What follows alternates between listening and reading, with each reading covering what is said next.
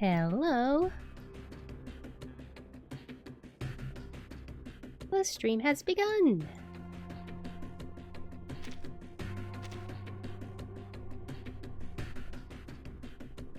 Hi, hi, hi. Decaf, thank you for the lurk. Okay. Oh, I totally forgot to upload my VOD from yesterday. A VOD of yesterday's stream. Oops. My bad.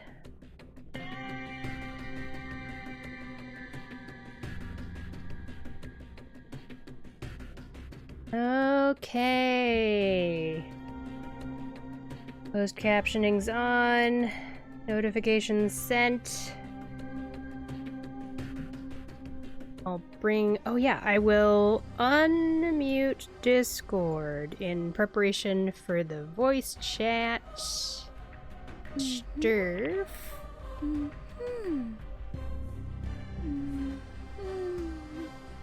Leave it right there for now. I wasn't sleeping.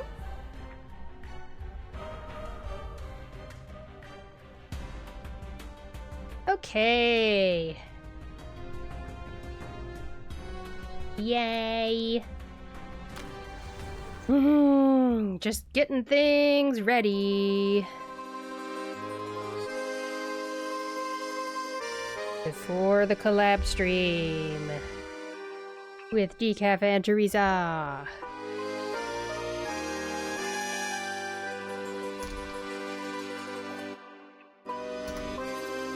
Alright, I'll let them know that I'm good to go whenever.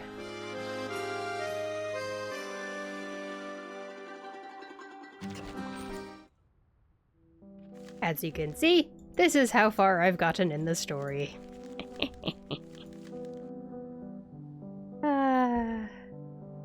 What if I tried to get a little bit further? It looks like we finally meet Marsha in this part here. I don't know. I'd rather not risk starting a part and then we get started right away. In which case, let's just listen to Marsha's voice lines in the character menu and get used to how she speaks. The suitcase of yours. You carried it through the fires of war, yet inside it is a place of joy and comfort. That fact alone fills me with wonder. Raindrops falling on my armor remind me of my training. The prioress would tap our pauldrons with her spindly fingers and say, Ritter zu sein heißt, jederzeit standhaft und pflichtbewusst zu bleiben. I wonder if the Foundation's search and rescue teams might collaborate with the order I once served. I'd be happy to act as a bridge between them. I should like that more people come to appreciate true knighthood, that we help and protect far more than we fight and kill. Thanks to my training, I've learned to embrace silence and appreciate the slow passage of time. And no, it's not wasted. Quiet contemplation is a necessary step toward gaining peace of mind. Your poised, gentle footsteps are music to my ears. As a medic, you know what footsteps can signify. When they come fast and heavy, they often carry death on a stretcher. A pleasant morning like this is perfect for outdoor activities. Would you care to join me for some falconry or horseback riding? Maybe we could have some fun training critters together. Oh, no need for surprise. I do have a life outside of the demands of knightly discipline. Her voice is so cute.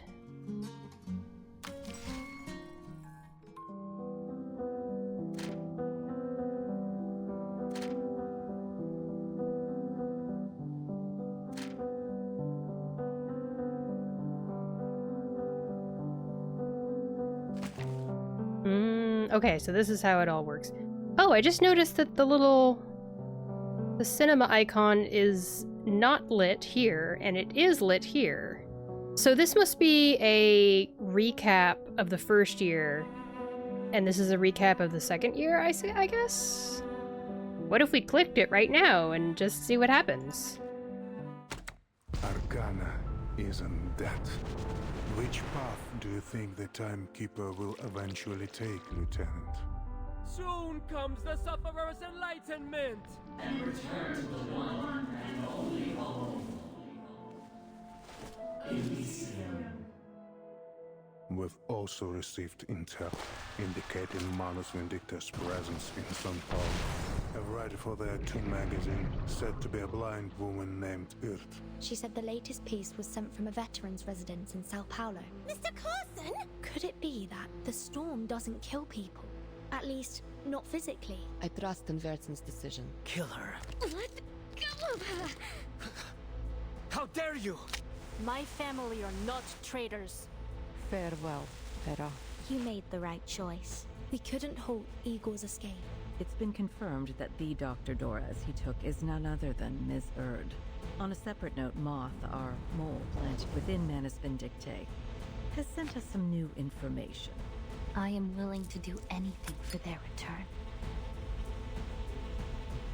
Doras, was I mistaken? I've never seen two people so alike. Its full name is the Panopticon of There is Kamala. no truer home to literature If things are playing than a out just prison. like my novel, then maybe Aleph is in fact still here. The Eye of Babylon. Are you the one controlling the Panopticon with the die? The one hiding Miss Doras' whereabouts? Why do you resist receiving its answer? Let's put a stop to this, Aleph. What exactly did the Manus promise Dr. Doras? A chance for her to remember her duty. She was leaving. She was headed to Antarctica. There you'll find Manus Vindictae's largest stronghold and the site of their ritual. Like some kind of sacrifice. That's why I need to get it to the Timekeeper. Should the worst happen, at least we can minimize the damage. Who would ask a common moth its name? Maybe I'll see just a little bit more. Nautica! Come back! What have I forgotten? It seems you've already made up your mind. I have. Hold them off while Lorid works on the record. No, this can't be my calling. Return us to the blank era, where Arcanists reign as masters of all. Return us to paradise. Mom! Is this worth more than your life? I believe it is. And seek the answer you must seek. So even if in the end, the path I walk leads me nowhere, I will pursue the unknown, no matter where it takes me. We did it! It's the storm. The flood transformed into it. The ritual has been halted, just as it was in 1999. We shall once again, Burton. In a world that is rightfully ours. Right. Sorry, I'm gonna try to mess with my microphone for a second.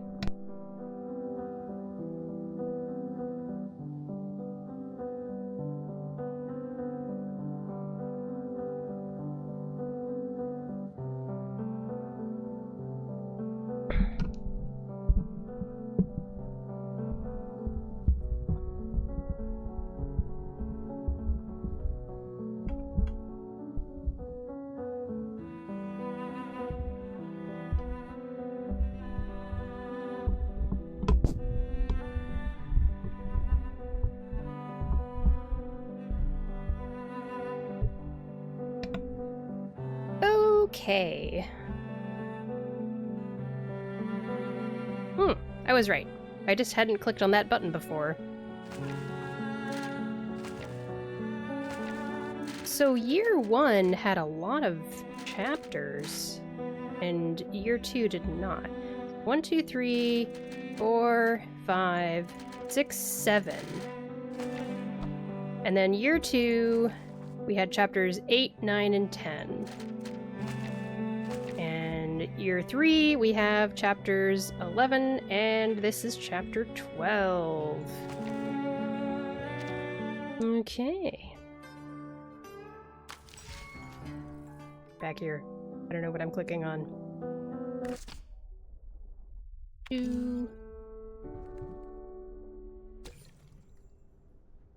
Maybe I should have clicked on the story. I don't know.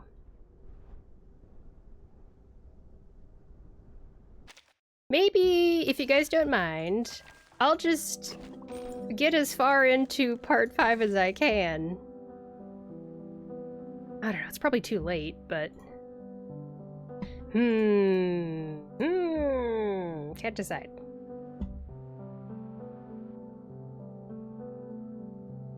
I'll just go in with the expectation that I'll probably have to cut it short partway through.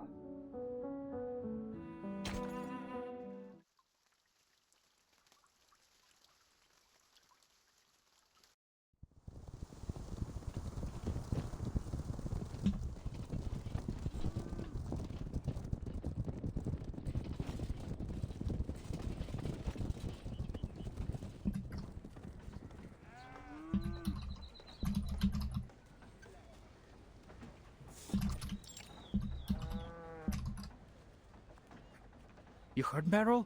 A Foundation big shot's coming to the village. That's a first.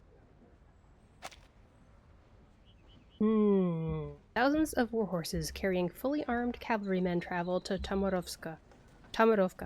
Their heavy hooves pounding the dirt road into packed earth. The cavalry corps' reconnaissance team reaches the village first. The villagers are on alert, eyeing the soldiers from their door.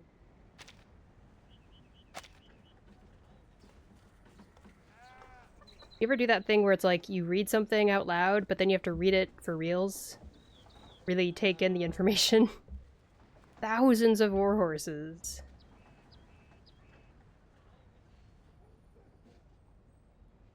Dang.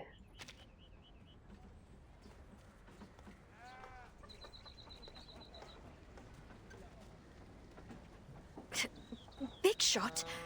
Who?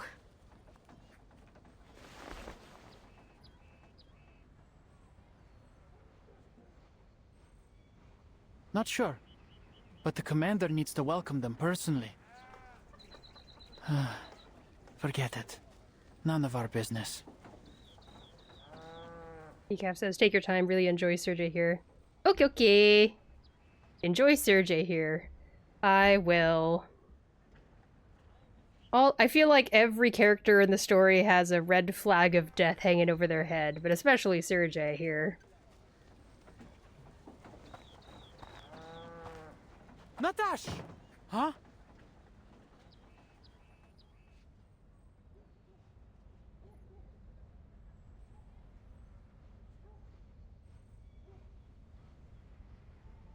I didn't read it aloud.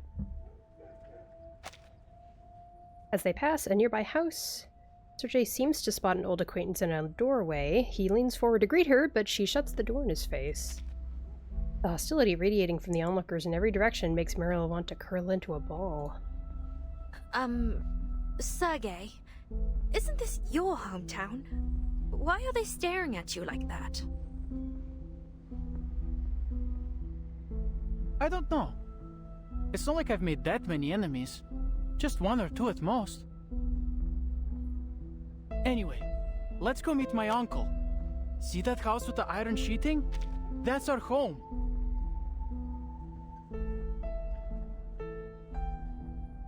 Give me a moment. I'm gonna mute some. I don't have notifications coming up constantly.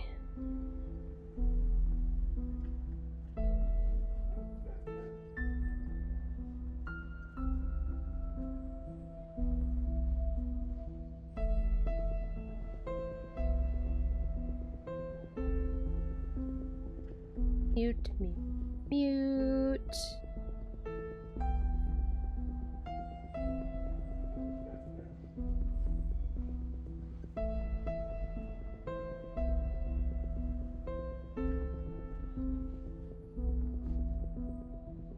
Oh.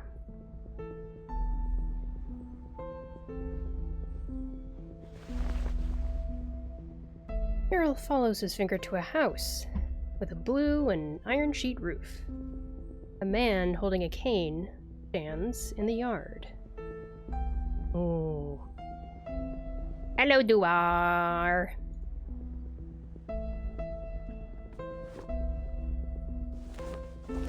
Sergei takes off his hat and excitedly waves it in the air. Dядя Pietro!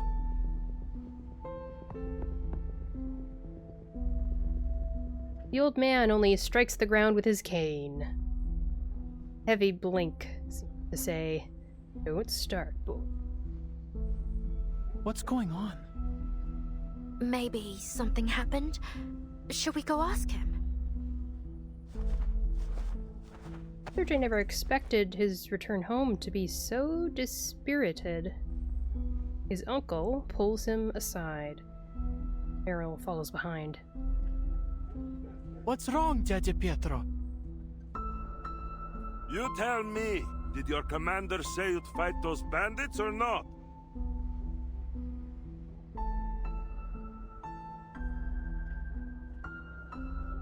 Of course. When?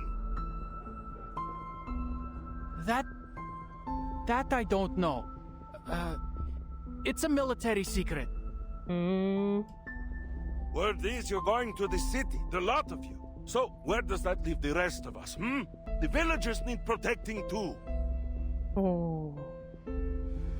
Word has got out. The young man can't think of an answer. He can only stand in awkward silence. The uncle sighs, grips his nephew's shoulder hard, with a slim yet powerful hand. All right, Seryosa, I understand. Everything's packed and ready to go. Come, we're leaving to your cousins in Petrovka. You want Sergei to desert?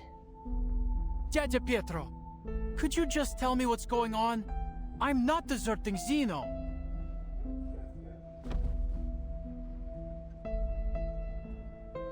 Sergei shakes off his uncle's hand.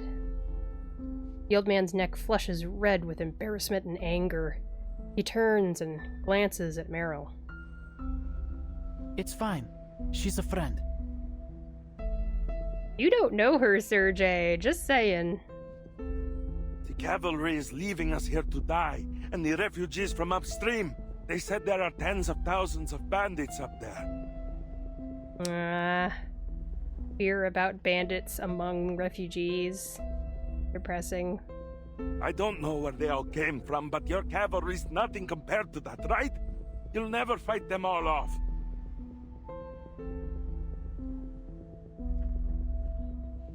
Oh.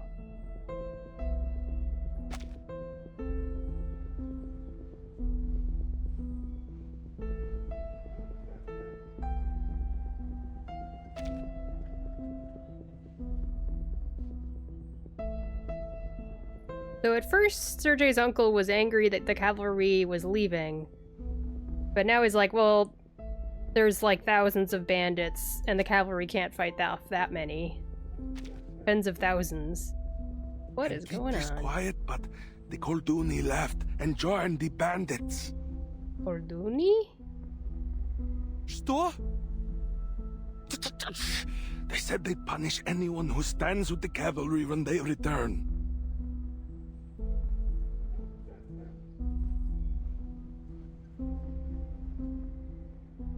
He watches the cavalry corps soldiers passing by the village entrance. If you can't fight them off, they'll burn the village to ashes. So, are you coming with us? Yes or no?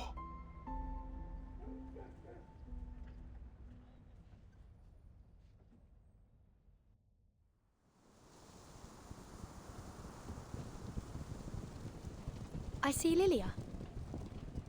Here we go. A small group of reinforcements makes a slow advance across the grassland.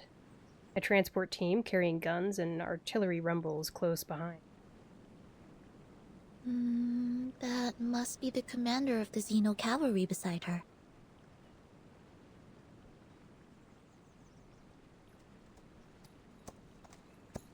The cavalry corps officers awaiting them ride out to the head of the team, guide them to their destination. Before the commander can reach them, an old friend steps forward to greet the timekeeper. Capitan, why did the Foundation send you here? Isn't exactly the safest place in the world right now. I applied for it. There's something I need to find in Belgrade. Don't give me that look, Lilia. Madam Z approved it. All right, what Z says goes. I'm glad to see you safe and sound, Miss Lilia. Your message had us worried. Huh. The Foundation seriously needs to update their communication devices. At least make them bulletproof.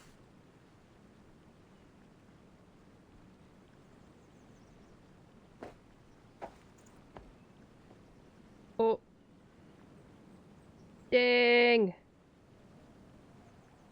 There's a new Jenny Nicholson video that just dropped. Oh, I'm hyped. I'm gonna watch that tonight. I'm such a frickin' fan of Jenny Nicholson, the YouTuber. Her rate of making new YouTube videos has slowed down its pace. So whenever she posts a video, it's just like a huge event. But I picked up my phone because I wanted to mute it. So now I'm going to mute it.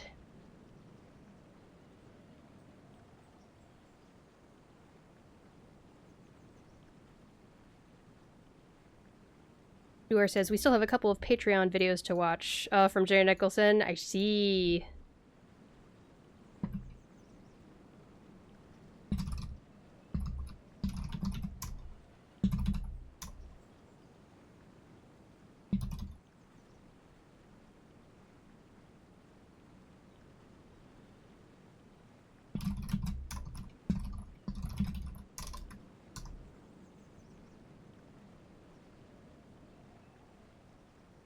Timekeeper. Commander Ivan, it's a pleasure to meet you. If you could, a brief walkthrough of the situation in Belgrade and the surrounding areas would be most helpful. Of course. But tell me, where did that company behind you spring from? I received no word in our communications.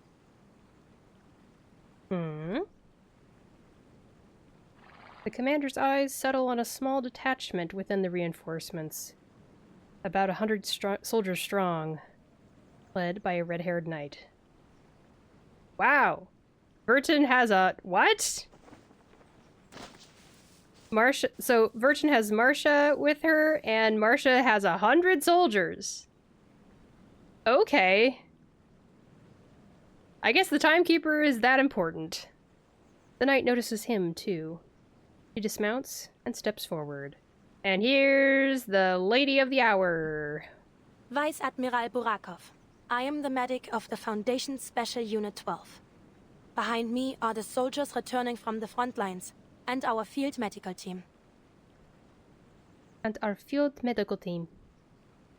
I am the medic of the Foundation's Special Unit 12.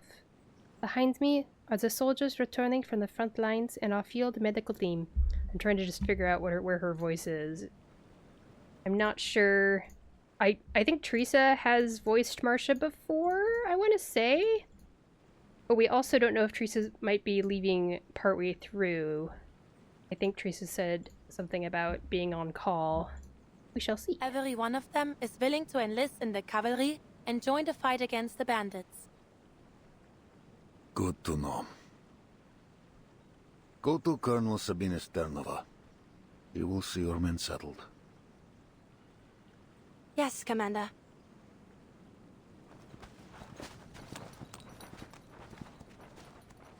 The knight leads the special unit away. Follow me, if you will, Timekeeper.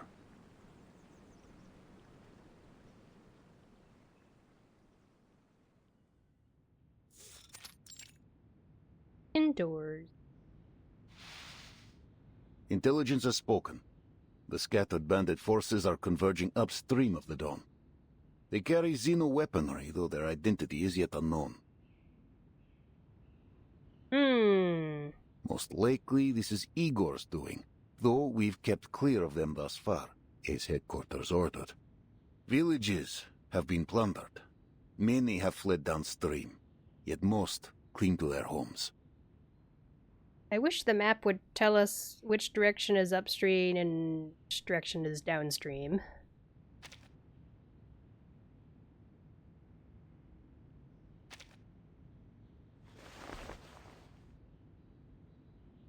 The commander lifts his eyes from the map, still deep in thought. Zeno has ordered the cavalry station in Belgrade until your mission is complete. We ride at dawn.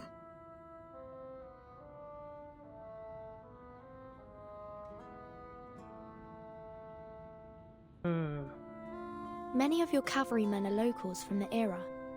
What do they think of Igor?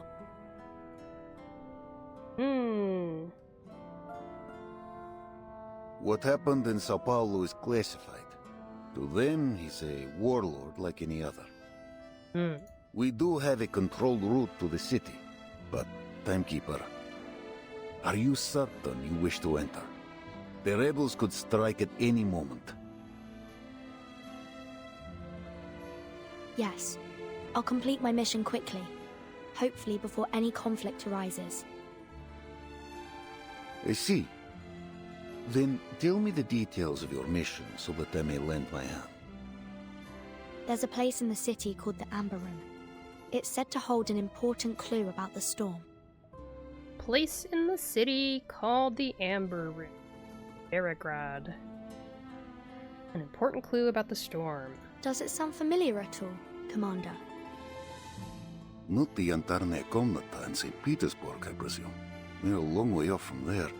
Oh, there's an Amber Room in St. Petersburg? Huh. Then no. Can't say it does.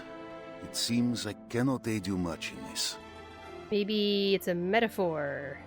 Or a clue, like, what is the Amber Room in St. Petersburg? Like, what's its role in St. They can try to find something similar in Belgrade? Belgrade? The commander pauses, then asks the question that's been gnawing at him since the Timekeeper's arrival. Timekeeper, may I ask, besides your storm investigation, are you also here to deal with the Golden Famine?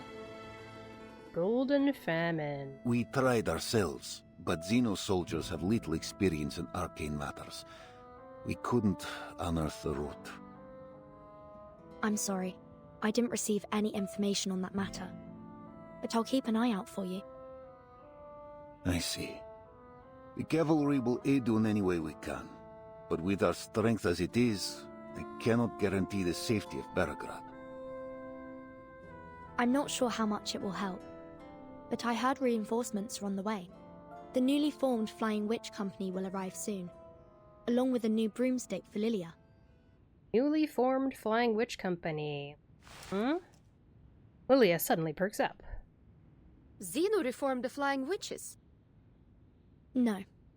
This unit belongs to the Foundation. Lilia, committee member Irenai asks if you'll serve as its temporary captain. What do you say? Hey!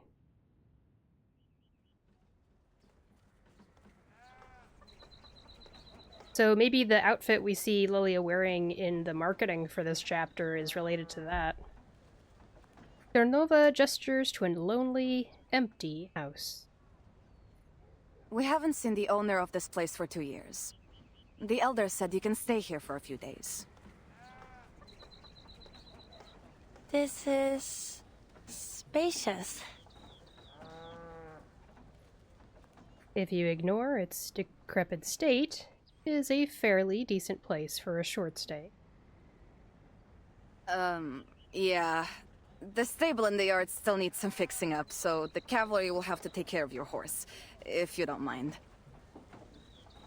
That would be kind of you. Thank you very much. It's no big deal. What's one more horse to feed? Ternova hands the key to Marsha and leads her horse away. Just as Marsha is about to slip the key inside the lock, a rustling sound catches her attention. Is that a rat? Hey! Finally! A rat mention while I'm on stream! Rat mention. Rat mention. Rat Mansion! Rat Mansion!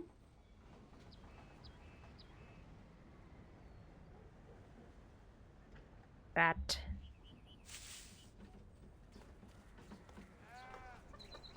Not the sound a rat would make. Decaf, you're not in your stream. That won't work.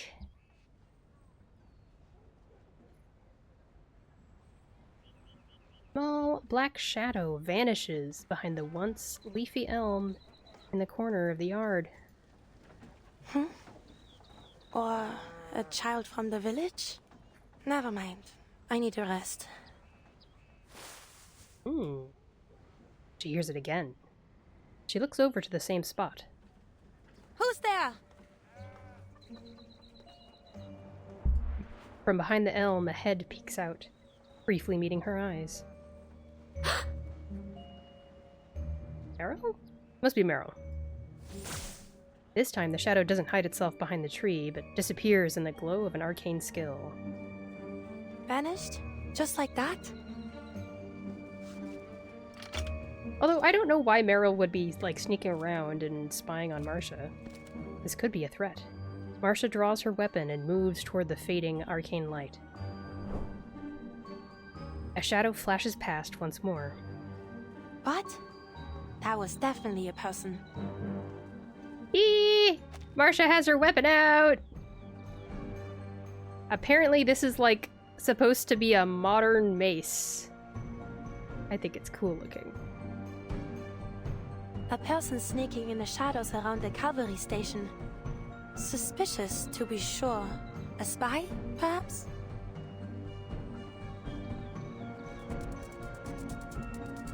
Strange sound. Its direction is exposed again. Turning, Marsha stares intently. Ooh. Are my eyes playing tricks on me? Is that a fiddler crab? On the dawn step? What? Decaf is ready to heal with blunt force. The knight runs towards the dubious fiddler crab at astonishing speed. Her heavy armor doesn't seem to slow her down in the slightest. In its desperation, her opponent flees sideways toward the outskirts of the village. But there is no escape. The knight is closing in on the crab. Really is a crab. Oh, right, there's like a fight here. Program activated.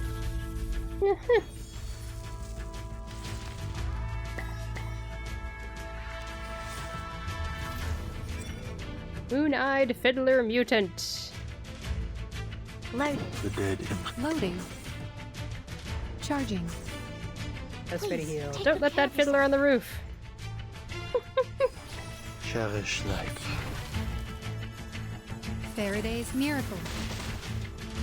Mononex says, why don't we get the continuation of the patch 2.3 London Dawning combat theme with this battle? Hello Mononex, welcome! Hope you're having an okay day. And, continuation of the London Dawning combat theme? I'm trying to remember what that one sounded like. Gotcha! Oh! We get a little cutscene kind of thing. Mononex, another fellow Reverse 1999 streamer. Check them out if you have not yet. It was playing the pre-battle version of it before. Oh! Yeah.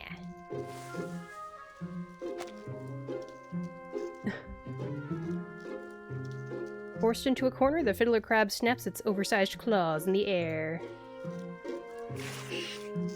Enough, shapeshifter. This is absurd.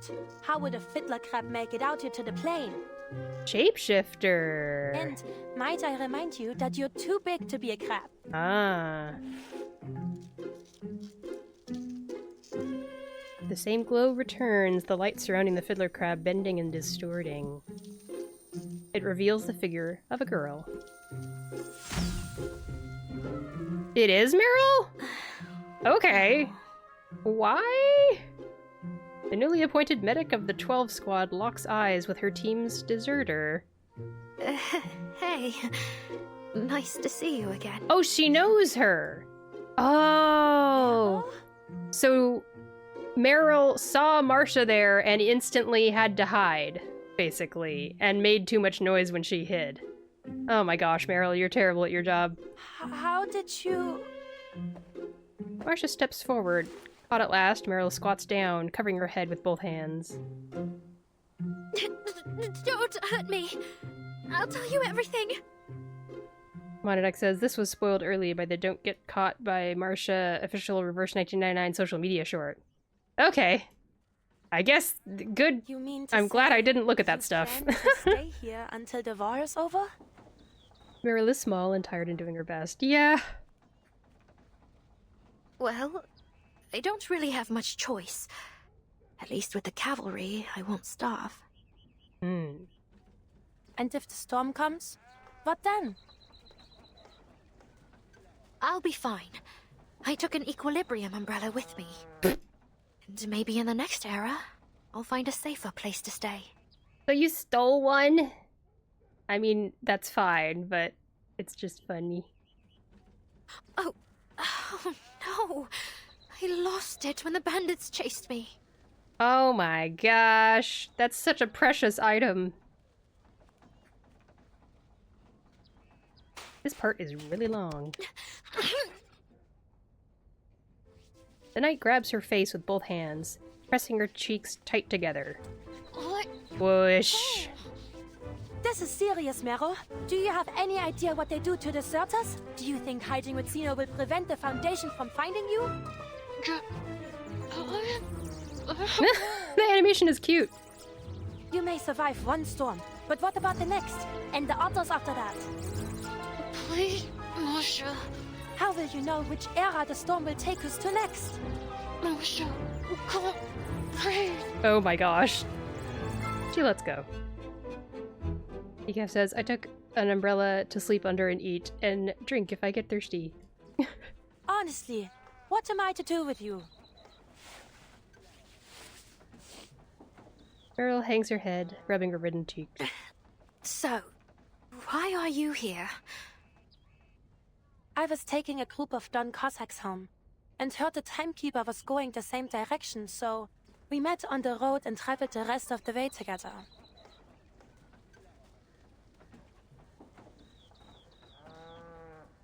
Oh, they just met on the road, okay. Now that I have arrived, Creas has requested I stay by the timekeeper's side until she completes her mission. Then I'll return with her. You're not going to bring me back to Creas, are you? Marsha leans against a worn pillar, looking deeply downcast. If only I could. But with Creas comes the Foundation. Either way, I'll be sure to bring you back. Running around alone out here is far more dangerous than anything the Foundation could do. Monadic says someone added art to this particular cutscene on a YouTube video by showing the commonly depicted art of Marsha pinching Meryl's face. It's a cute scene.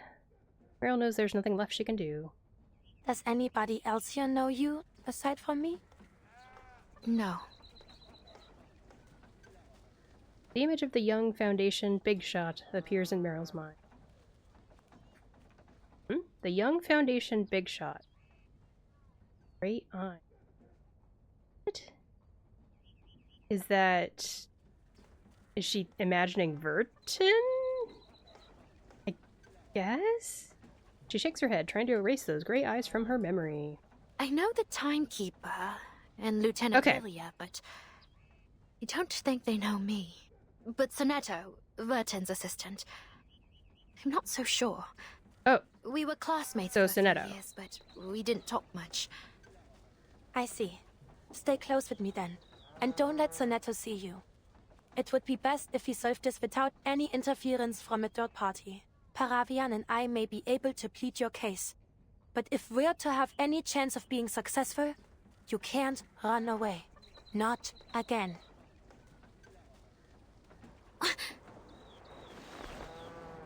A sharp noise breaks the silence, startling the still nervy Meryl. She jerks her head up, but sees only a few swirling trails of condensation lingering in the sky. What is that? Marsha looks up too, but she shows no sign of alarm. It's the Foundation's flight unit. They're here. Uh-huh. So Meryl knew Sonetto, Matilda, Vesper Jr. Verdant, and likely August in childhood from SPDM. August? Oh.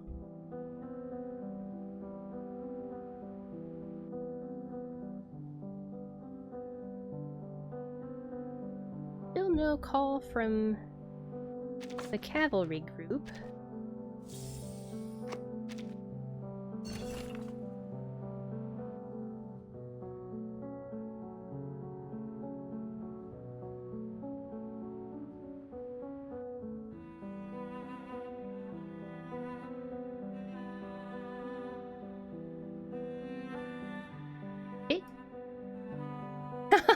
Decaf stream is watching my stream. Hello. Then what's Theresa up to? Chatting. Oh, they're in the shared chat already. Did I miss the call? No, there's no call happening. Okay, okay.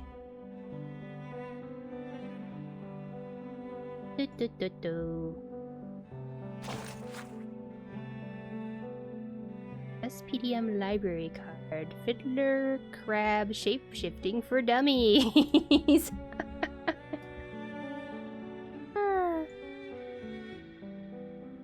Borrowing record. Sonetto returned after 2 hours 36 minutes. This returned after 1 week. Cyril Aman returned the following day at the same time. Abandoned practice, claiming to hear the sound of tsunamis in their nightmares. Who is keeping these notes? Lark von Stewart returned after 5 days, 6 hours. Meryl returned after 2 days, 3 hours.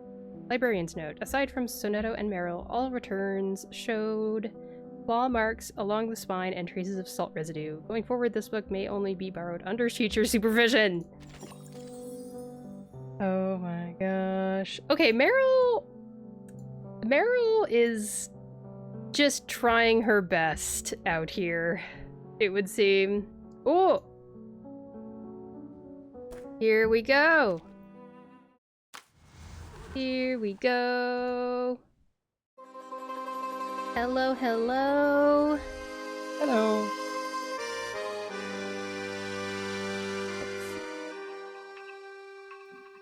Not sure what volume to have Decaf at. I have Discord unmuted. Testing, testing. Am I in the yellow or am I in the red? Hello. Paimon, coming in! Paimon, coming in! I Is this can't level okay? hear Can you hear Decaf me? for some reason. What is Oh, that? there you go. Hello. You can't hear me? Hello, Really? Decaf. I can hear you, Decaf. Oh, Oh. wait. Oh, I know what to do. Let me mute myself so I don't confuse the people in the call. Oh, don't worry. And you can't hear me. Okay. Oh no. Decaf, I'm so sorry. Also, Decaf, fuck you. You are tall. Give me your height. Give me something. Give me your height. Give me your height. 5'9". No. I mean, give me your height. Like, give me those. Let me be you that want tall. to be shorter? I wish. I'm not that tall. Here we go. I'm small. I wish I was that tall. Give me your height. I will steal it. Oh, like comparatively, so we're both short. Gotcha. Now I can hear you guys. Yeah. So I'm 5'9" and I'm short, and you're even shorter than that. Gotcha. Yes. There you go. I see. Short king and you know. Shiny, welcome. Where is Shiny's? Oh, and so sorry guys. I changed the setup. I need to get Shiny's little like sprite. Just a second. Oh, okay.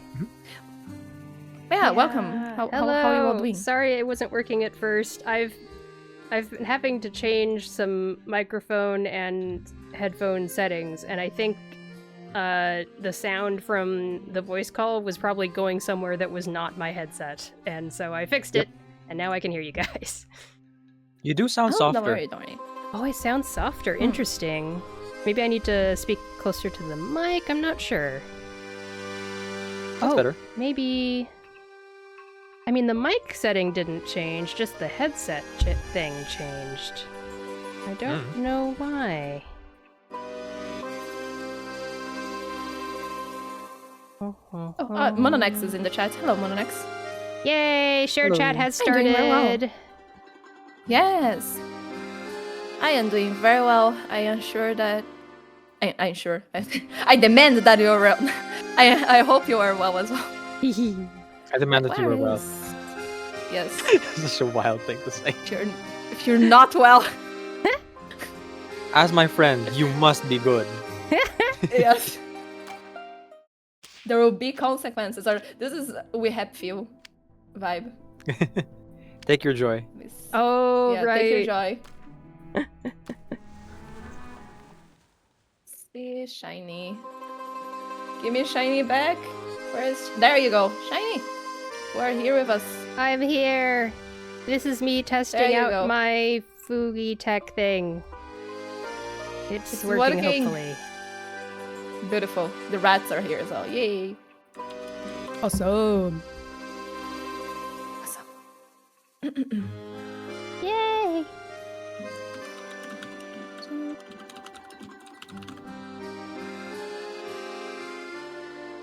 Throw shiny into the folder with everybody.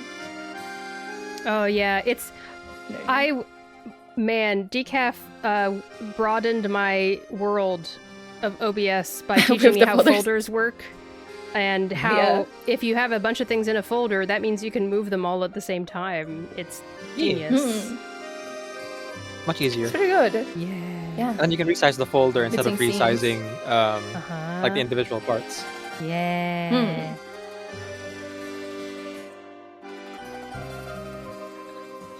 Oh, wrong one. Okay. Sorry, just gonna do an ADHD thing real quick. No worries. While you're Don't worry, take your time. We require smiles daily, helps to hide your side that's crazy.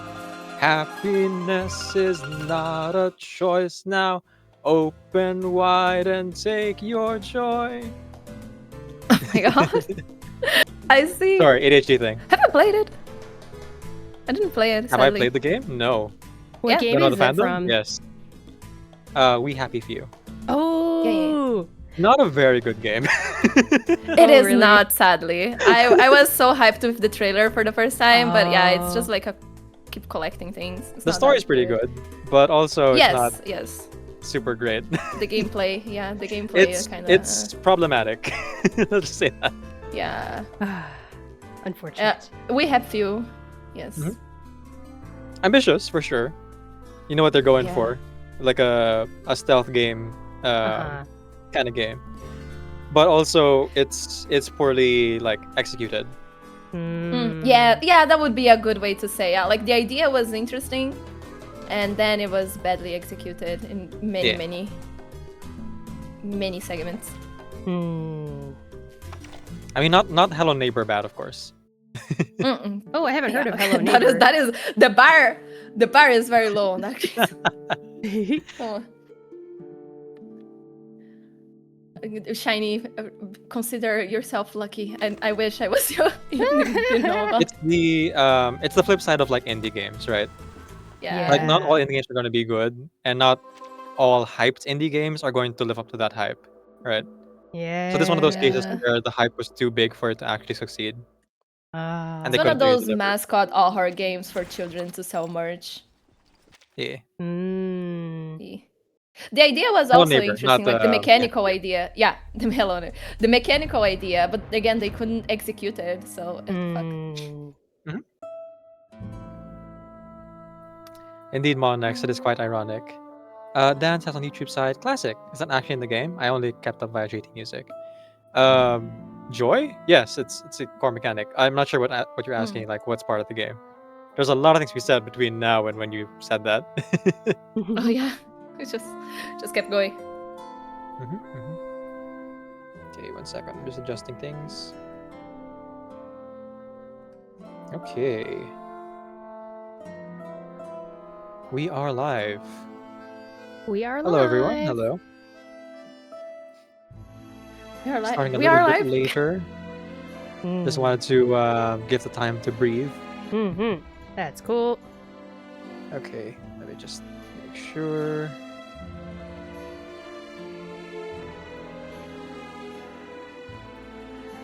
Okay. You want Happy Few about that gameplay? They should have just made like a short. The problem is that I don't know if they would execute a short well either because of the story. But it's what it is. Lifehack says, "Oh hi, Sepchat. You're too late. Lifehacks. Yeah, you're too late. You're We so are late. be talking like for half an hour. Yeah, sure.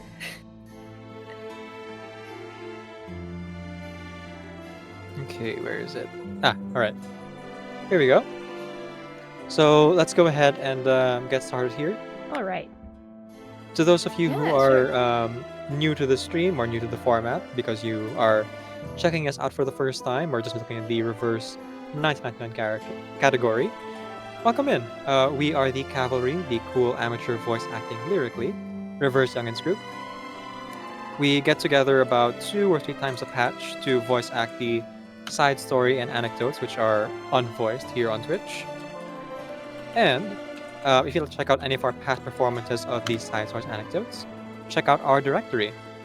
That's tinyurl.com/cavalry directory if you'd like to see any of the past performances or the YouTube playlist, where you can find all of our performances there. Today we're going to be voice acting Marsha's side story. And we know very little about it, although Wise has given me a little bit of a heads up. According to Wise, there are 2 characters that appear, and very few aside from those, which is very interesting. Now, when it comes to the side story, we distribute roles semi-blind, unless the chat tells us like which characters show up specifically. We don't really know, and so in this case, it's very much the same. Although I will go ahead and take dibs on narrator today. It's been a while since I did narrator. Mm-hmm. And words. Actually, I did narrator last anecdote, didn't I? Well, it's fine. I'll do it today again anyway. Voice acting. Is there anything I'm missing? Oh, right. Introductions. Oh, yeah. Oh, yeah. Those are good. Sorry. It has been like a little bit since I did this, so do forgive me.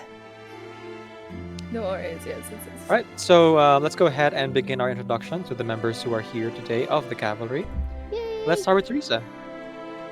Yeah, sure. Alright, so hello everybody. Name is Night Hunter Theresa here on Twitch. You can find myself by the same name on YouTube where I post VODs. I mostly stream Reverse 99 and Arcanites. And you can call me any variation of the name. Sorry. Can you repeat everything said from the beginning? Because you got rated. Oh, I see. Oh, freaking it. Okay, got it. Oh my god. Hello. How are you doing? Welcome. Hi, Raiders. There you go. Hey, Raiders indeed. How was the stream? Welcome. There you go. Oh, another Reverse 99 player. How was the stream? What you were doing? Were you doing the main story? Were you doing a character side story? Where you at? Who you is? Where you at? Yeah. Are you?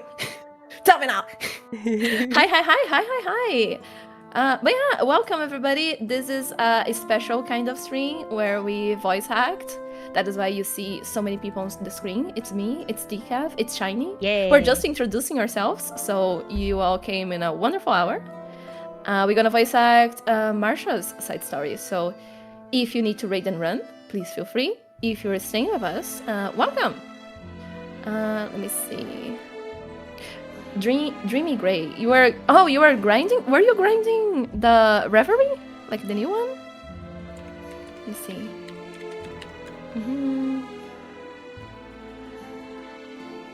Wait a second.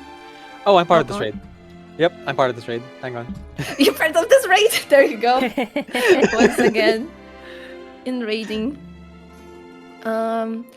Dreamy Grey, you did like bioworking for 5 hours. And then was too dead to even do any story. Honestly, yeah, 5 hours, it's a bit. No, just a straight up leveling Marsha. Oh, in that case, no, it was worth it. Totally worth it. It's 5 hours for Marsha. Fishing, I would do even more. Don't worry.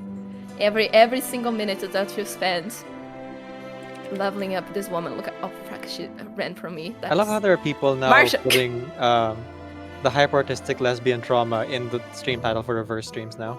The implements of that one video. Right. As one should, right? Let me see. It's true though.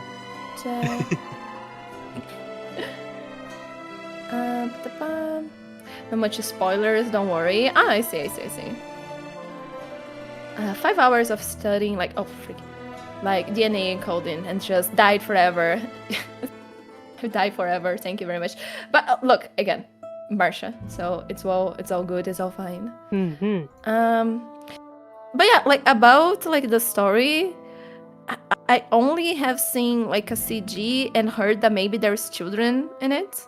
But I don't know like about what characters are in there at all, save for Marsha and narrator. Okay. Let me see. We love Marsha and this household. We love Marsha, Sentinel, Saint Marsha, Cajon. Where's Cajon on the story? But yeah, we love all of them. Yes. Let me see. I think that is it. Like Decaf, you said for me like to do the introduction again because of the soundbite, right? Yeah. Yeah. Okay, wonderful. Let me go back to it. But yeah, as I said, we're going to introduce ourselves. So to everybody who is new here, welcome. Name is Night Hunter Theresa, both here on Twitch and on YouTube, where I just repost the VODs. I play Reverse 99, I stream Reverse 99, and Arcanites. So if you're interested in either of those, I do a little bit of art as well. Everything that you see here, it was made by me. And you can find me on Discord as well, on the Discord server. Feel free to call me by any variation of those names, and my pronouns are she and her. And yeah, Shiny, who are you? You time to be interrogated. Hello! Oh my gosh, I'm pulling up to the table with the light shining down on my head. Hello, my name is ShinyBot. You can call me ShinyBot or Shiny. My pronouns are she, her. I love to stream Reverse 1999, as well as other games like Mahjong Soul, which is just a gacha game that lets you play Mahjong, and that's all that goes on there, because the gacha is just there for the aesthetics, what do they call it? The cosmetics. And I also play non-gacha games like Digimon, Story, Time Stranger, and recently, after a short boycott of streaming Umumusume Pretty Derby, I got back into streaming that this week.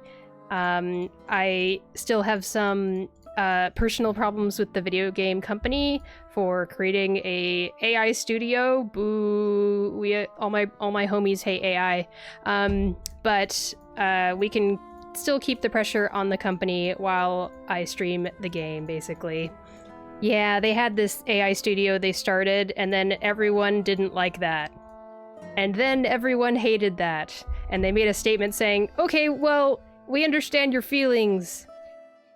We promise to let you know if we're going to use AI, if we do. And it's like, what? That's not... The problem is not letting us know. Anyway, that's a whole conversation.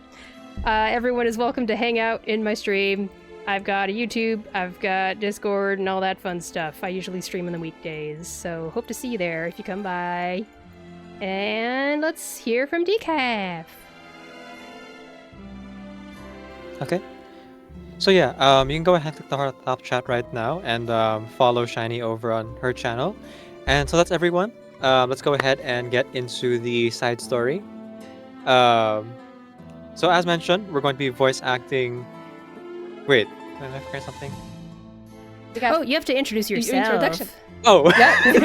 Who are you, Decaf? You're not escaping the Well, The interrogation. I think I already Come back did, here right? under the light. Like, Under the light. about 8 hours ago when I started my stream, I already did my introduction. Everyone knows who I am, yeah? We have We the have memory of raiders finishes. here. We don't remember things. Oh, right, yeah, we don't raiders. remember things like 1 hour again. Okay, so my name is Decaf and Theresa. I'm a video game streamer here on Twitch who primarily plays RPG games. I am also a hobby voice actor and singer, so you can do one or both of those things in the stream. I usually play this game, Reverse 999, as well as Date Everything, Persona 3 Reload, AI The Somnium Files, Monster Hunter, a lot of games like Under the Sun, and I try to complete games I take more seriously, while be a bit more casual with games I play cooperatively or collaboratively. Recently, I've also put a pause on the karaoke streams, as we don't really have a lot of people requesting karaoke. So I've actually been converting those into music video streams instead, where I work on the music videos for YouTube. One of which will be coming out on my birthday, April 9. Oh, sorry. It'll be coming out on April 9. Sorry, my birthday's on September. If you'd like to check out the music video, it features Shiny on the violin, as well as several artists who are official content creators of Reverse 1999, along with myself. Yes, I am an official content creator for the game Reverse 1999. Hence, you can follow me on my YouTube and my TikTok for non-official but like recognized content by the developers. Yeah. So I'll be posting all of that on YouTube and TikTok, and there's the directory. Yes. So as I mentioned, we're going to be voice acting Marsha's side story today, and we usually approach these like semi-blind. Where's the music video? Oh, it's coming out. It's coming out. It's Chill, coming. chill. It's been in the works for a long time. Yeah, we were Yeah, so running a here fundraiser is up until Decaf's last YouTube month, thingy. and then I'm waiting for the artists and the other musicians to like do their recordings. Follow Decaf if you're interested. Yeah. Yeah. If you want to check out the other Reverse 999 music videos or my music videos in general, you can go ahead and check out my YouTube channel. I mostly do a cappella because I can't play an instrument. Yes, okay. Again, back to the side story. Okay. There you go. We're going to be playing through Marsha's side story here. And when it comes to the side story and the anecdotes, we get together every 2 or 3 times a patch to do this. But we don't usually know which characters we're going to play. So I have a little notepad here with the characters we're sure of. So we have Marsha and we have the narrator, and that's pretty much all we know at this point. Yep. Decaf keeps the casting list updated throughout the stream, so check Decaf's list if you want to, or check Decaf's stream if you want to see what all the casting is. Catch me outside the Denny's at 3 a.m. For a fist fight? Ooh, Weiss Just has a friendly, some info. talk in the parking lot. Weiss asked, you want to name the characters that are in it? Yeah, go ahead. And what are I don't Decaf's care about pronouns? spoilers, and Shiny has said that Shiny doesn't mind at this point. Yep. And Theresa's already finished, I think. No, I'm not. But I don't mind either. Yeah, name the characters, Weiss. Go for it. Yeah. And someone's asking what Decaf's pronouns were. I don't know if you mentioned. Oh, my preferred pronouns are they, them, but it's fine if people call me he, him. All right. Because I know that some people get confused. All right. I wonder what characters Weiss is typing out as we speak. I'm guessing maybe Meryl. Getting shows info. up? No, not Meryl. Get an intel. Oh, okay. Razor. Kraus. Adelheid Kraus. Adelheid. Adelheid. Okay, I Who's remember Adelheid? now. Okay, I got juice spot. Can I say? Oh, sure. I heard that like it is a Oh, I know who Adelheid is. Yeah. like a friend of Marsha from the knight thingy that she had, like a knight from the same circle. Okay. I mean, it's probably okay if we like get to know them here. Only 4 characters? Seriously? Damn. And then Dang. random NPCs that are like mother and villager, probably. Well, if Razor and Krios are in here, I should probably take both of those. Okay, okay. And I probably should do the narrator today then. Okay, who do wants to do narrator. Marsha and who wants to do narrator? I can do narrator if Theresa can do Marsha? I don't... Do you want to do Marsha, Shiny? I don't know if I can do a good voice for Marsha. So I was wondering if Marsha, if either of us had already voiced her or not. I guess she doesn't show up previously? Nope. Okay. Sentinel side story was also a prequel. She's suffering alone. So Sentinel had no interaction with Marsha in her side story. Oh. Yeah. I can give it a whirl on Marsha if you want to take narrator. I was checking out the voice lines ahead of time. I can give it a try. Mm-hmm. I feel good for me.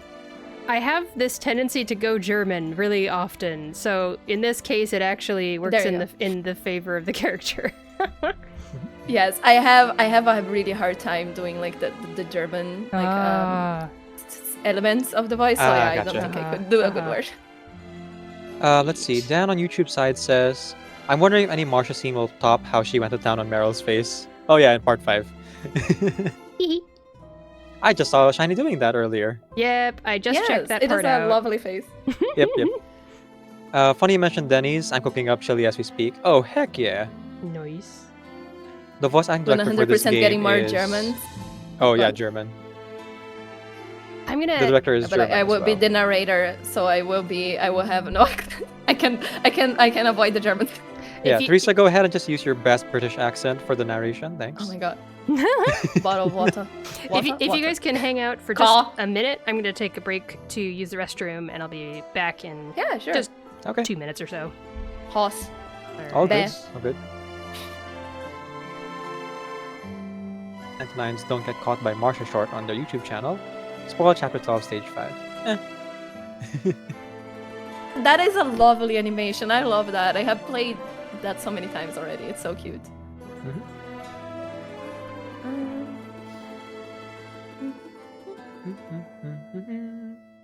Out of context. Love it, yeah. I feel like that's the reason why I'm not necessarily like looking for the trailers, but it's okay if I see it. Because the trailers and things like give away some stuff. It does. I was so mad with the chapter 8 trailer, but like I hadn't caught up yet, so I suppose it was my fault. But like they open with what happens with Archon. I was like, oh okay. Alright. I guess I have a spoiler on that then. Yeah. Okay, I vaguely remember how Krios sounds. I'm pretty sure Krios has like a British accent as well. Remember how he sounds. I don't remember how Razor sounds though. It's been a long while since I heard Razor. Oh my god, I was kind of like, who is Razor? But now I remember. Oh my god, Samwise. I think he had like Razor. one scene voiced in the main story. Prisoner in the Cave. It was one scene only, and then he appears on Samwise mostly. I forgot about Bro's Razor. I'm so sad. I can't believe. Oh, hello. Welcome back. Hi back. That was fast. Sorry, I started like a whole chapter. Let me just like take 20 minutes to read through this. Not kidding.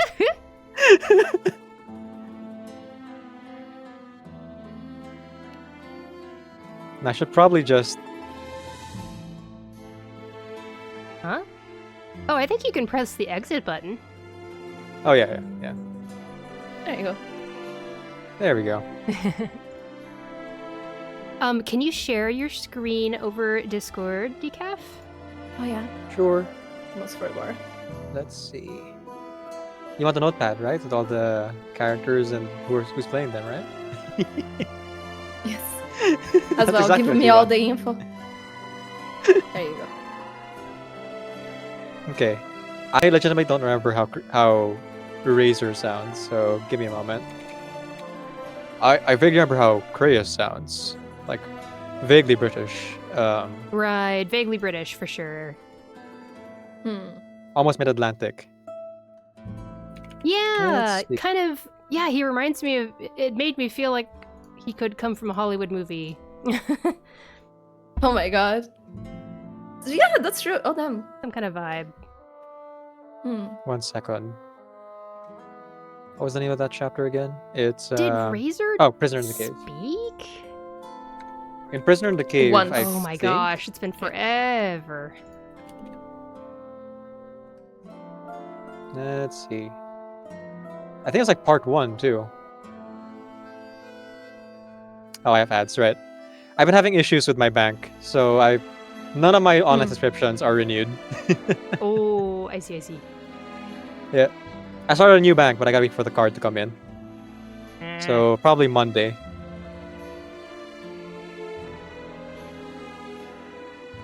Okay. Regulus yelling into Miss Radio's face. It's not what I need. I can't remember like which part had the Gorgon in it.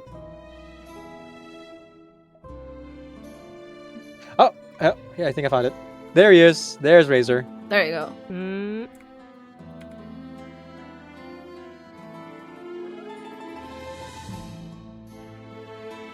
He had like 5 lines. It's enough. It's enough material. Okay. Keep going. American accent. There you go. He That's feels how I like differentiate. superhero-ish for me. That's how I'll differentiate Razor from Kratos. Yeah. American and vaguely British. Perfect. And deep voiced for Kratos. Oh, Razor. No. Razor's kind of deepish? Yeah.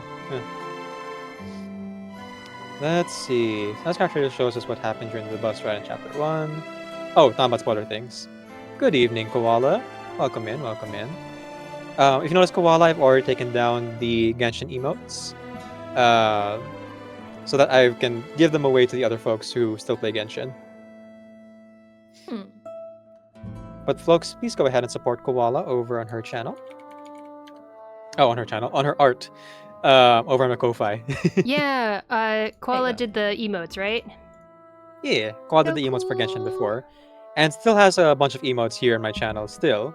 Just not as many. Like this one. So good. So good. There you go. It is. I love it. Perfectly creepy. I hope someone else can use them. I do too. I'm just talking with other streamers now on how we would distribute them. The intro scene's really cool. Okay. So, we decided on our basic roles so far. Oh, Dan is offering tips for German speaking, if you would like it. Ooh, let me see. On the YouTube side. Oh, on the YouTube side. I would love any tips, sure. Maybe I should start sharing my pop-out chat for YouTube. Go ahead and you can put the tips into the YouTube chat, and I'll go to Decaf's stream. There's a on link. my side. I placed the. There's a link. I placed the link for pop-out chat. Sadly, unlike Twitch, it doesn't like share between streams, so I would have to do that every time. But it's not like a huge thing. So there you go.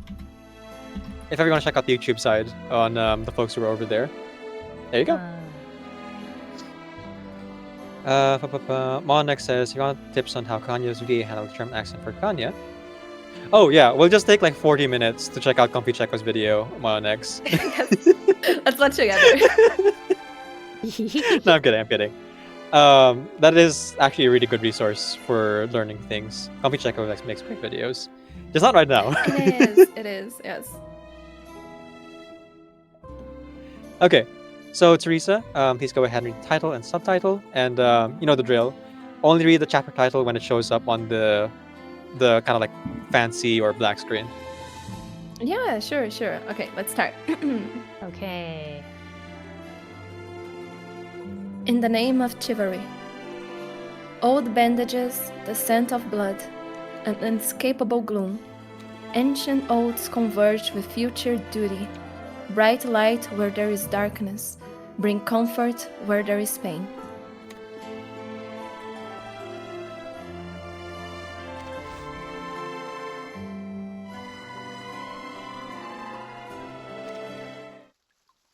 Stage 1.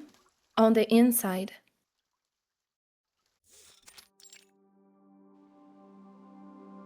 Ich, Marsha, lege feierlich diesen Eid vor meinen Brüdern des Orden ab.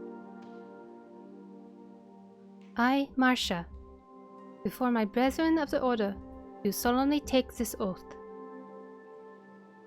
Ich gelobe Treue und Gehorsam, allen Besitz zu entsagen, für meine Brüder zu sorgen und den Orden niemals zu verlassen. I vow loyalty and obedience, to renounce all possessions, to care for my brethren, and never to forsake the order. Ich gelobe, den Hochlandorden in Ehren zu halten, ihn treu zu verteidigen und meine Pflichten mit unerschütterlicher Hingabe zu erfüllen. I vow to hold the Hochland Order in reverence, to defend it faithfully, and to fulfill my duties with unwavering devotion. Ich gelobe, diesen Eid ohne Trug zu wahren, den Gesetzen der Tugend zu folgen und den Rat meiner Brüder zu ehren. I vow to keep this oath without deceit, to heed the statutes of virtue, and to honor the counsel of my brethren. Bis zum Tage meines Todes. Until the day of my death.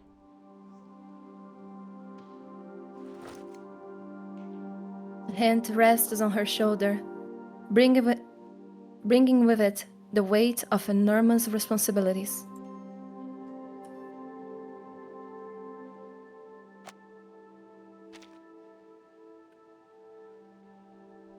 Oh, Grandmaster, do you, Decaf, do you want to pick this one or? Sure, why not?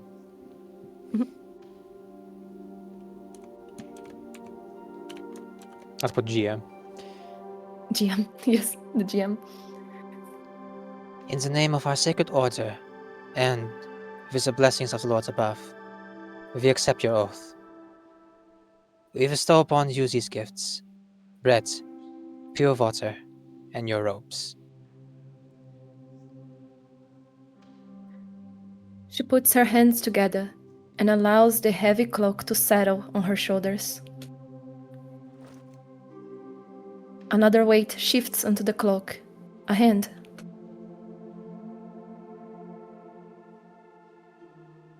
I think this is her friend, maybe?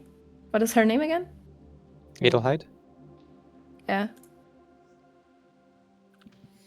Yeah, Theresa, you got this. Yeah, I could do I could do this one. From today onwards, you walk the path of a knight. Oh, shit. It is more of a burden than an honor, Marsha. You learn that it is as much a burden as an honor, Marsha. I understand.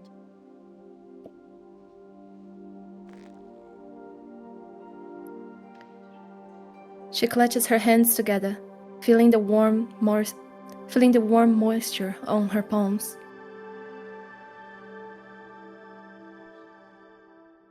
That's blood. Also, new background. That's blood, but also new background. That is a very well-made background. Mm-hmm. The previous one. It kind of looked like the church in the Assassin's Creed collab. Yeah, it reminded me of that one. Oh yeah. Oh my god. Maybe they reused it. I don't remember. Okay. They might have altered it slightly. Yeah. Okay. The knight folds her hands once more. A rare peace settles over the safe zone, yet it does little to soothe the dead and the dying. Hear my prayer. Brothers and sisters, you have proven your courage this day. Do not fear the darkness. I shall pray for you. May you rest in peace and in the light. She finishes her prayer and opens her eyes, composing herself once more. Since their long retreat, they have been forced to tend to the heavily wounded on the move. But for every soldier they save, another succumbs to infection.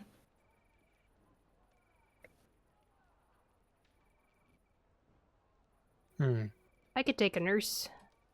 Since there's only 3 of us. Sure. So, yeah. You're already playing a nurse.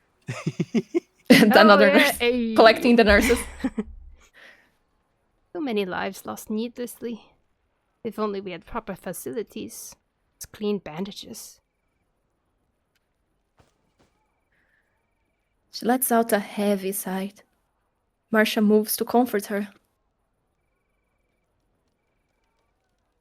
We've done all that we could, Marguerite. There's no need. Every life is precious, but it is not in our hands to decide who lives and who dies.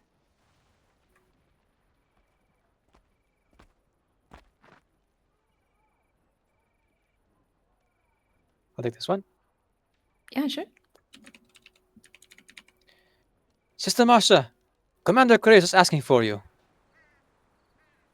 I'm on my way.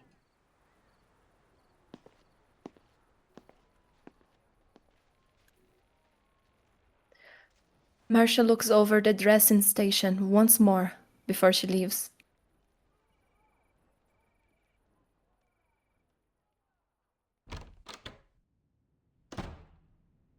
Commander Kreas.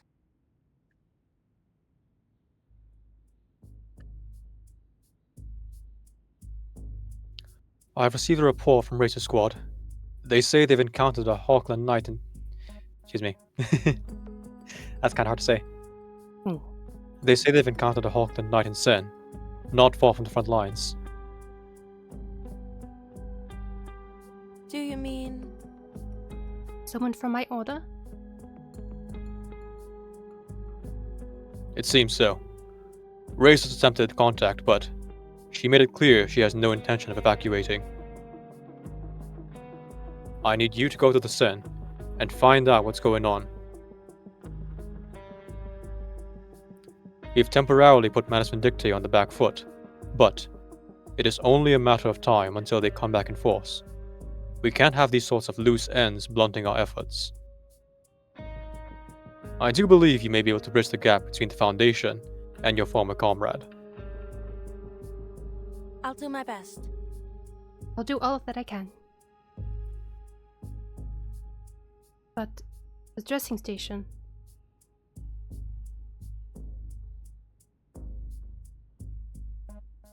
We are moving as many of the wounded as we can to the Rio tomorrow. To real hospitals. They'll see proper care. There's a train to Sen in 2 hours. You are to leave as soon as possible. Understood, sir.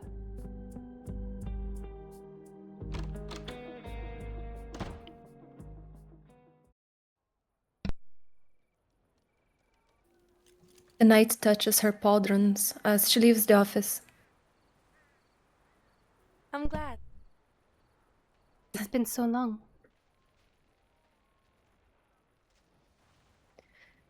She feels a wave of relief, but soon it's tinged with anxiety.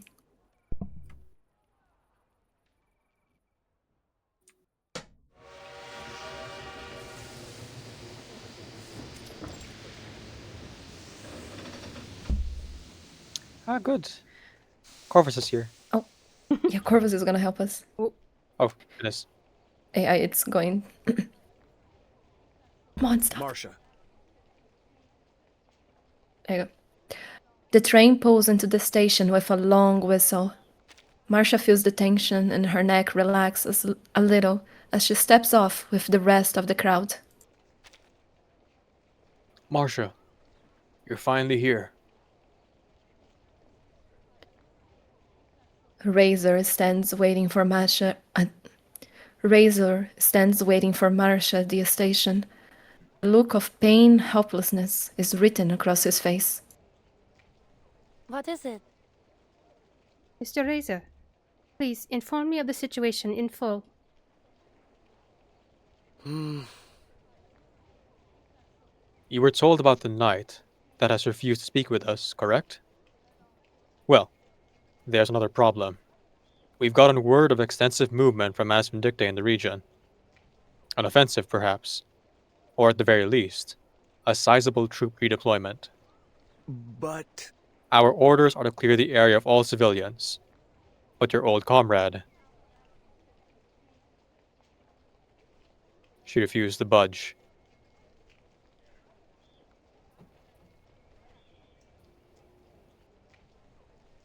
He shakes his head begrudgingly.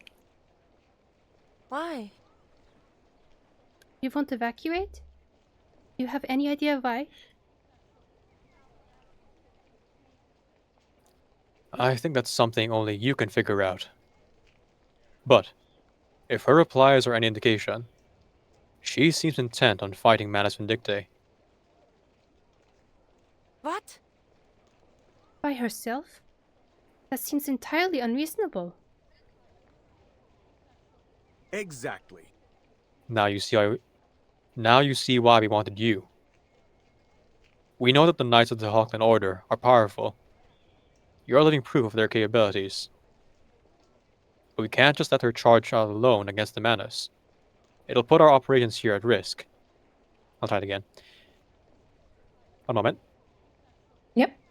I'm really trying to do an American accent. It's like, I gotta open my mouth for this one. I gotta. Specific. But we can't just let her charge out alone against the Manus. It'll put our operations here at risk. And we don't want unnecessary bloodshed. Our vows are a sacred commitment. Little wonder she would want to fight.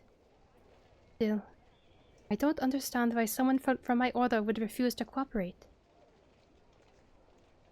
What happened? There must be some reason she is being so stubborn. I wonder what she is after.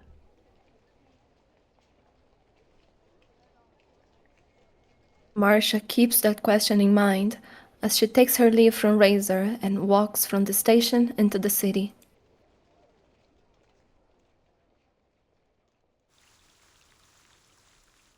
Hey, that's rare. There you go. Yes, good opening. Wonderful voice, Marsha. Let's go. Yay! Marsha, wait. Wonderful voice, Good job, Shiny. Marsha. I'm Voice is that shiny. convincing. Yeah, good job, Marsha. Yes. Good job, Marsha. That's rare for a part 1 to be this short. Yeah, you know. Yes. Yeah, that was well. So it's looking like we have. Let's see. Say 1, 2, 3, 4, 5, 6, 7, 8 chapters. Okay. First 8 stages. as usual essays. Nice. Catching up with chat here. Down on the YouTube side says, remember Marsha's order? She mentioned it a few times.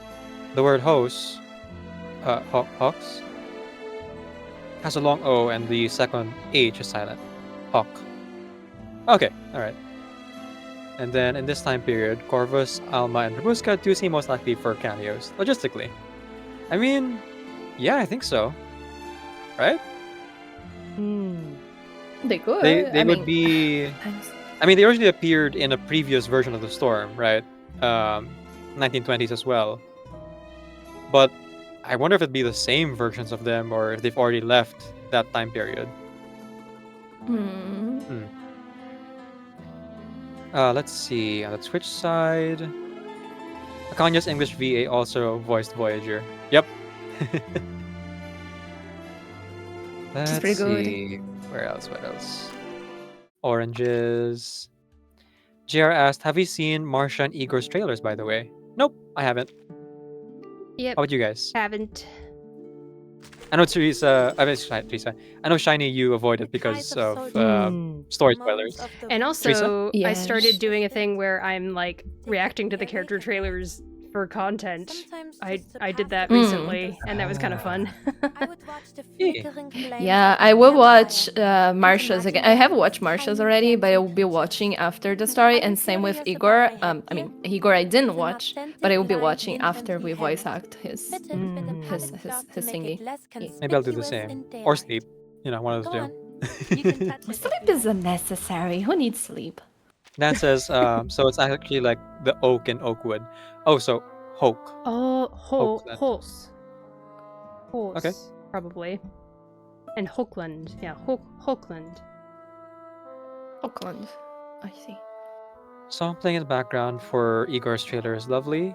And apparently Sen is somewhere around Germany. Somewhere there. Somewhere. Marsha the Goat, it's always 8 though. They got a new writer for the 3.x main stories. The Blue Pog team expands. Yeah. Very good then, very good. yeah, I will send message to Nubasu because Nubasu redeemed some stuff like back there, but I didn't find the opening to say thank you. So thank you for the coffee and water, Nubasu. Everyone, drink something. I will drink something too. I'll drink some apple juice. And shrimp I have as mojito well. right. I have a mojito right here. I can drink mojito. There you Nah, go. shall we go for water? Oh, okay. Dan in YouTube chat says it's Hois. And it got, I think the HOE part got caught by an auto mod probably. Oh my hose. Which is strange to me. Hois. Okay. The order of the hose. Hoseland. Ho is positive. Oh, it's positive, yeah. I see. Yeah, YouTube is a lot stricter compared to Twitch for sure. I mean, that will be in the live chat replay for all of time. So just let you know, Dan, that's on your permanent record. There you go. Twitch chat goes away. YouTube chat, not so much. Unless, of course, the Twitch chat is on screen like mine is. Yeah. In which case, I do have to like edit out some Twitch chats when they get a bit too racy. Oh yeah, wait, Vice. That's true. I saw people talk about the gameplay of this, and I saw people saying, "I hate, oh no, hate the gameplay for like the mini games of this." But people did say, like, I heard way more people complain about Sentinels, and Sentinels wasn't that bad. I suppose it's because people are playing on cell phones. Yeah, so maybe might be different on PC. The click and drag like translation doesn't always translate between ports. I was having trouble with the preview for this patch, where it was like, pull the drawer open and get the puzzle piece, and I'm like, I'm pulling as hard as I can. That was horrible. That was horrible. It didn't work on PC at all, even. Yeah. I was just like, the solution was to like click to a different screen and then come back. Yeah, okay, exactly. We did the exact same thing. Yeah. Like scratching a card, like. I was like, am I not solving this puzzle? Is there a puzzle to this? No, it's just like, it's one slide motion, but it only works if you click to a different screen, come back. Yeah. Oh, JR says you can use WASD. Oh, thank you, JR. That's very helpful. There you go. Yeah, I probably shouldn't use the joystick with my mouse. All right. With that, let us go back into the story, shall we? Okay. Yeah, let's go.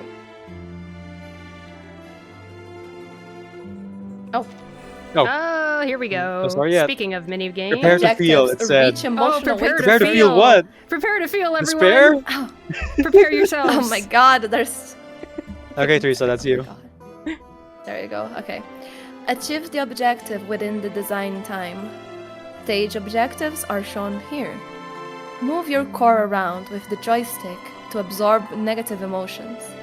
You can use the abilities at certain intervals. Emotional weight is shown in numbers. Height weight emotions can absorb low weight ones. Oh, it's one of those like eating. Itch.io. Yeah, it's one of those like it's just we eat like oh my God, this is horrible. Is this the fruit minigame where the fruit are falling from the top and then the bigger fruit can? Nope, it's This is that one multiplayer web game one where you eat like a bunch have of smaller circles. Yeah. Okay. Yeah. But I suppose this is Marsha's just eating everybody's like bad emotions, which is her arcane skill. Like I mean, talking about spoilers, because we are in like spoiler territory here. This is the beginning of the Amazing Digital Circus latest episode. Yes. And that's all the context I will give to that. Starts here. There you go. I watched the Amazing Digital Circus when it came out this morning. Well, yeah, this morning for me. Yeah, people were talking about that in my chat, and I was like, I haven't even tried it yet. Yeah, try it. Good vitamin C. Try it. Okay, I am done here with the thingy. Is everybody done? Speaking of vitamin C, chat, here's an orange. Oh no. Enter you string, and the first thing I see is the orange message pinned up in the chat. Yeah. Listen. Decaf's trying to get someone killed in the story. You're trying to summon it into existence. You mustn't forget, guys. Don't forget me, my lord. Someone's gonna die. My lords, don't forget me. Dan says, prepare to feel Yuri 1999. Are we all done? Yes, I'm done. Okay. I'm all done. Let's go. I guess you all actually finished kind of early, and then we just got started yapping a little bit. I took just a little bit longer because I was not paying attention to the instructions, probably. But I got it. Instructions unclear, stuck in a hole. Stuck in a hole. Part 2. Where we stand now.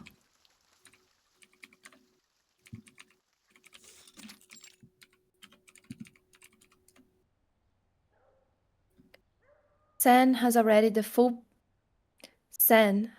seen the full brunt of arcane warfare, their after effects turning the streets into a twisted mockery of their former existence. But the Foundation succeeded in getting most of the population out before the fighting got too close, leaving the area like a strange, lifeless moonscape.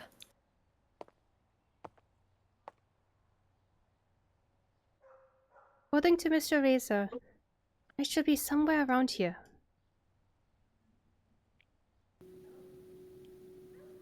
Marsha stands at the crossroads, taking stock of her surroundings.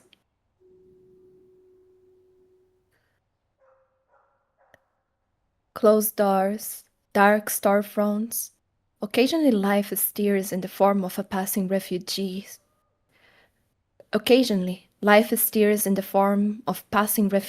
Trudging their most treasured possessions towards the evacuation point.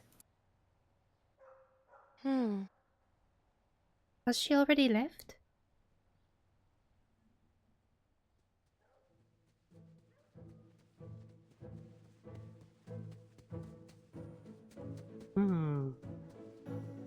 How does this would even sound? Just generic woman, no eyes. No eyes. Yes. No eyes. Yeah, generic NPC. Same woman NPC they used 2.7. Oh, okay. Return. Theresa, you or me? I can do it, but like, what is anyone has any idea of this word? Oh, Stas. Stas. I don't know. Stas? Okay, gotcha. I think that's as good a guess as any. Yeah. Stas, wait.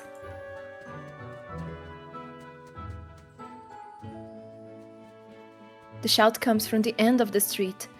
Marsha turns alert and ready for danger. Bang. Sorry, that's Mulder. No, yes, it does. Wrong. It does sound it.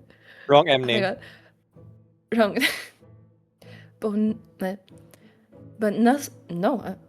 But no sooner does she turns than a tiny form slams into her leg. Okay, Oh, it's the child from Kiperina's story. Oh. Yeah, he's alive. Kinda. In another world. Yep. Or a doppelganger. You can tell because this one has eyes. Yes. Watch it, lady. Don't you know there's a No, that's French. Watch it, lady. Don't you know there's a war coming? The boy tumbles out into the street, along with his felt hat and everything he's holding.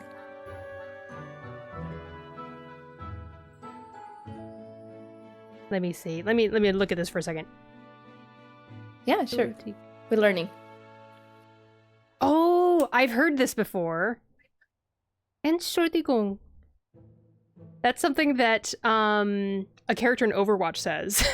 There's a character in Overwatch. Oh, there you go. Overwatch is education. You know, there's all these voice lines you can use. You can program your character to say, and if they're from a different country, they'll like say it in their home language. There you go. I think this there's probably... a reason why the exchange. Sorry, go ahead. I think this is the character I'm thinking of is like speaks Swiss German. I want to say, if I had to guess. I see.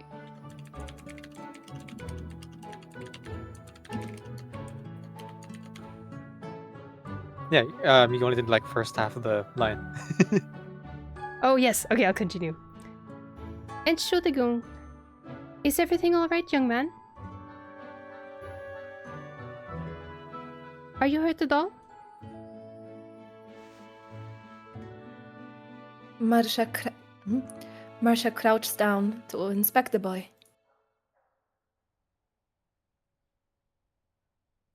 Leave me alone. Mama's going to catch me. The boy gathers his things in a rush. Hold on.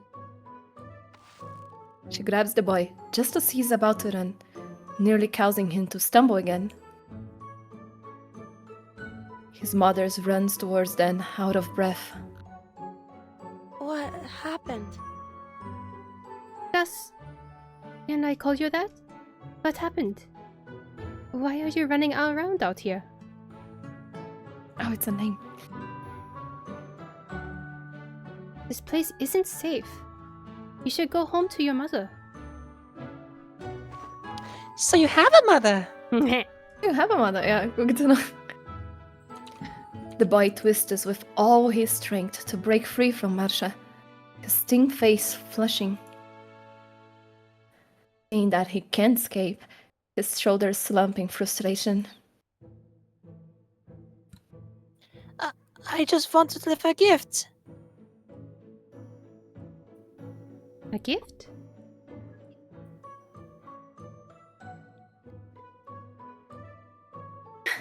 You little brat! The boy's mother at last catches up, puffing with both exasperation and exhaustion, and gives his head a smack.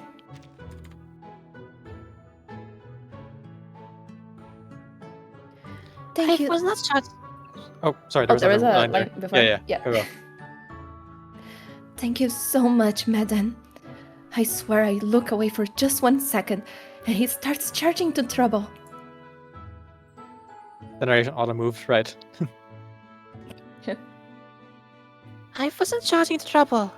I had to deliver my gift. You always tell me to keep my words. Well, that is what I'm doing. There is no time for that. What if we miss the evacuation train?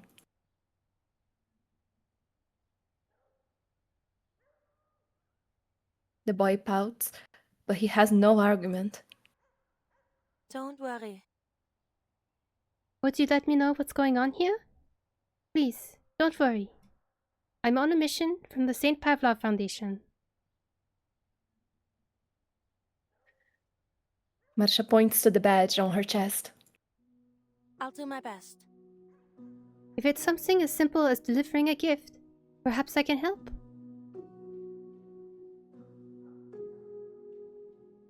Really? The boy wrings himself free and offers Marsha the item he had been carrying.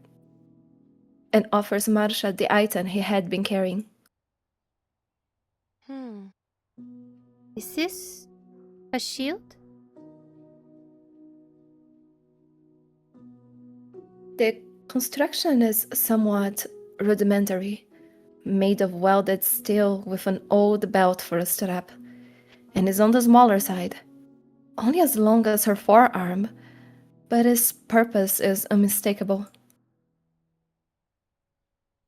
Red paint twists into a shape across the rough surface.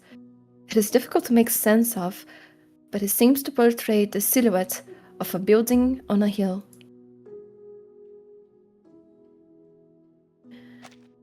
My little Stas had a bad fever.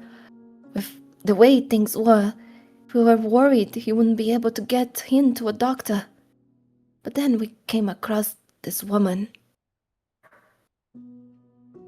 Oh, she was wearing armor just like yours. The woman points towards Marsha's pauldrons, a bit surprised. She healed the Stas, and to repay her kindness, he wanted to give her a shield to match her armor. My husband? He helped Pin make it from an old bucket. With the evacuation order and all the packing, we haven't had time to give it to her. I put it away for later. But then Stars happened to find it, and since then, have had a moment of peace. Do you mean? Sigil on the shield. Is it meant to be a castle on the hill?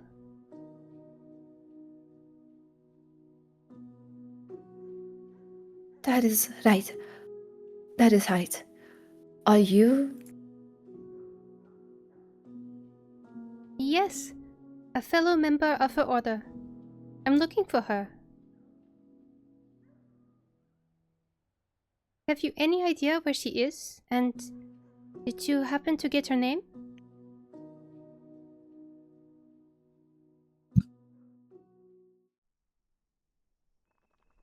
Oh. Within an old, tidy house, a cattle begins to roar and cry with steam. A woman in knightly armor sits on a wooden chair, cleaning her helmet with care. It bears the scratches and scuffs of untold numbers of battles. Yet, it has clearly been meticulously maintained. A knock at the door breaks the rhythm of her work. Who is it? Oh, sorry. I was like, who should voice this one? Oh, that is the one from the beginning, yeah. Right. Okay. Yep. It's the friend. Yeah. Oh, do I say it again? Yes, please. Yeah. Who is it? Mr. Edelheid? Are you in there? The sound is soft and faint, filtered by the door, but Edelheid feels her heart skip. Adelheid. Oh, it sounds like she said Adelheid. Ah. So I'll say that instead of Adelheid. Okay. Adelheid. Okay, thank you. It's me, Marsha. Oh, the woman. Let's go. Ooh. Oh, the woman. Yay. I love her design. Yes, I would speak. With the wrinkles and everything. Mm-hmm. Yes. Finally, some hag present, like real, like representation, not just Willow one. being depressed. Look, and it is the rules Willow's of the what, internet. like 27 above or 29? True. That's true. But rules 25 up, it be what be. Mm-hmm. Damn, that's so cool. I love the design.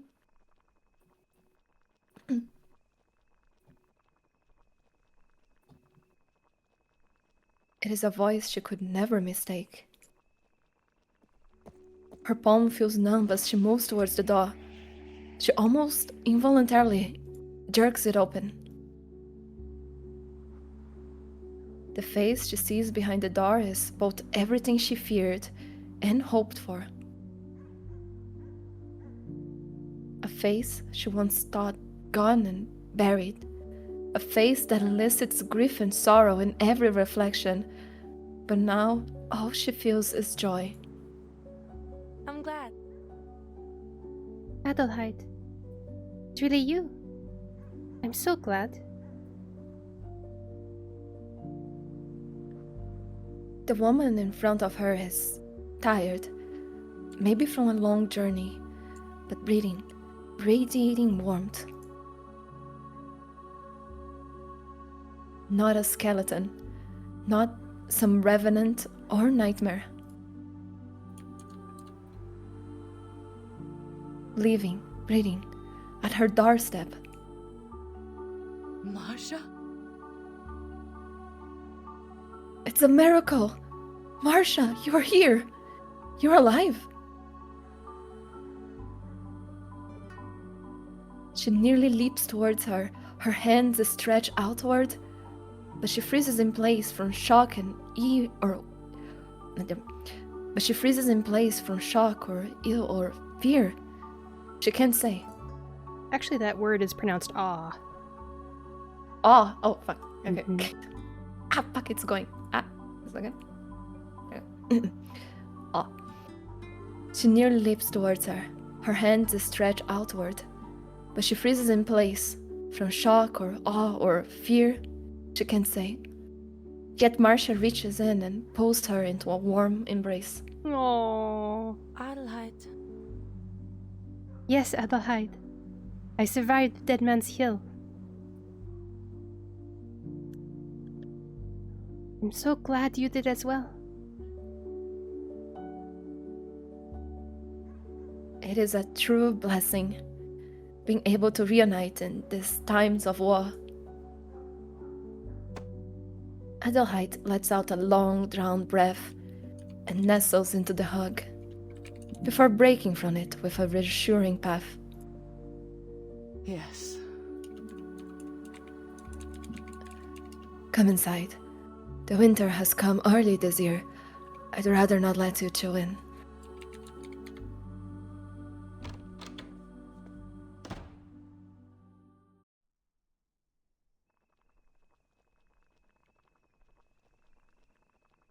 I have something for you.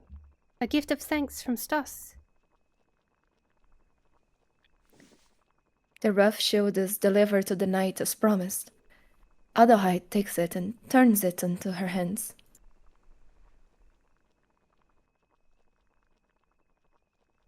I'll have to give him a proper thank you, should we have a chance to meet again. His family has done a great service. They helped me find this place. However... But, Marsha, I must know, how did you manage to survive? The question is asked alongside an offered cup of tea. The curling steam masks the betrayal at her heart of her answer.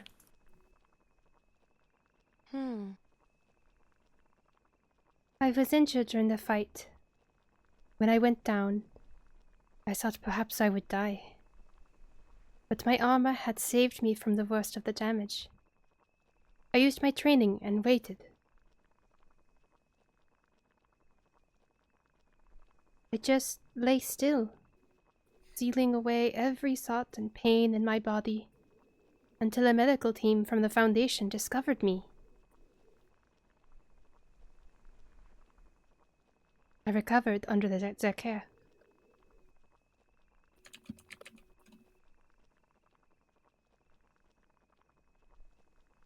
But your armor...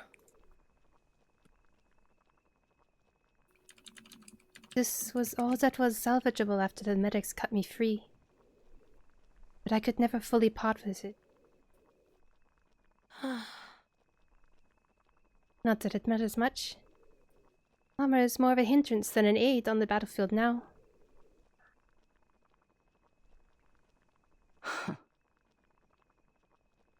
We have always clung to our traditions, perhaps even after they were no longer of use. She studies Marsha as she speaks, taking note of her uniform beneath the pauldrons. No longer a knight, but not a soldier either, a nurse's frock. And on this new uniform, an unexpected badge, one she immediately recognizes with a stir of aversion. Why? Adelheid, why are you out here alone? Where are the other members of our order?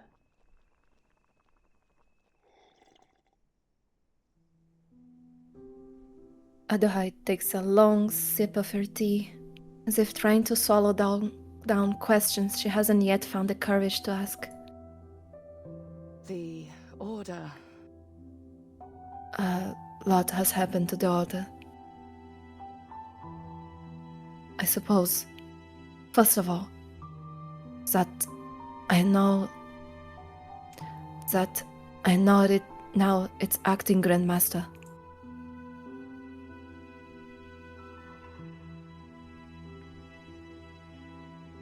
In the event of the Grandmaster's death, The role is passed to the knight with the highest seniority until a new leader is confirmed. Neither needs to remind the other of this plain fact. What? What happened to Master Ehrman?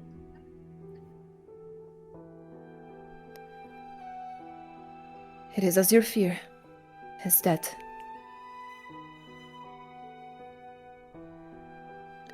Marsha can't help but draw a sharp breath.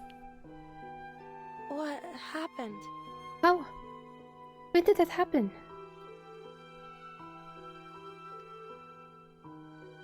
Less than a month ago.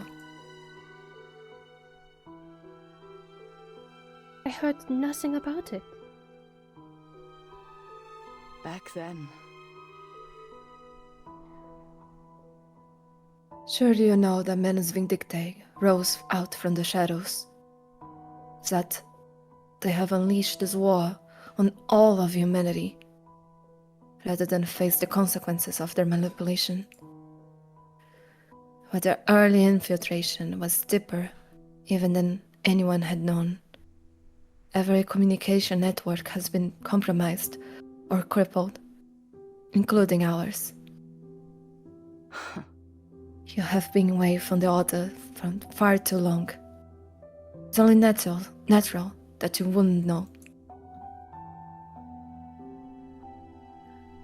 Marsha tightens her grip on the cup. There is a needle-like accusation in her words. Master Hammond had led for more than a decade. Though as a young novice and later knight, she had little direct contact with him. But she knew, as all young knights of the Order did, that Hammond was a model of chivalry, brave, loyal, strict, and maybe a little too rigid, but a man worth looking up to. How did he die? The idea that a man of such virtue and wisdom was gone, that he had fallen in some god-forsaken battlefield, twisted in her heart.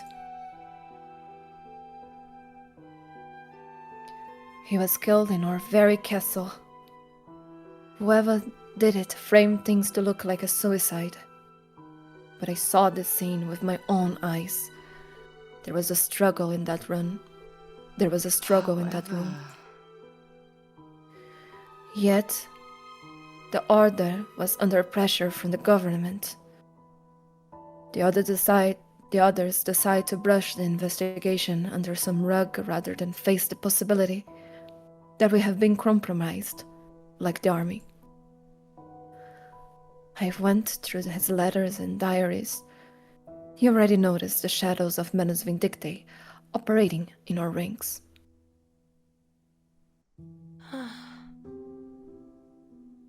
Master Ehrman was loyal to his oaths and to us. He must have been attempting to expose them.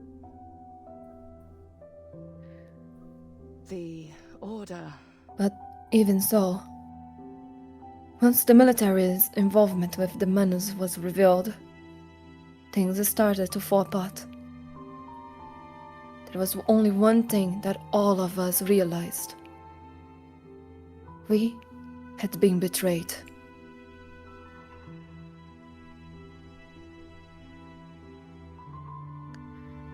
With the armistice coming, we withdrew from fighting to determine what to do next.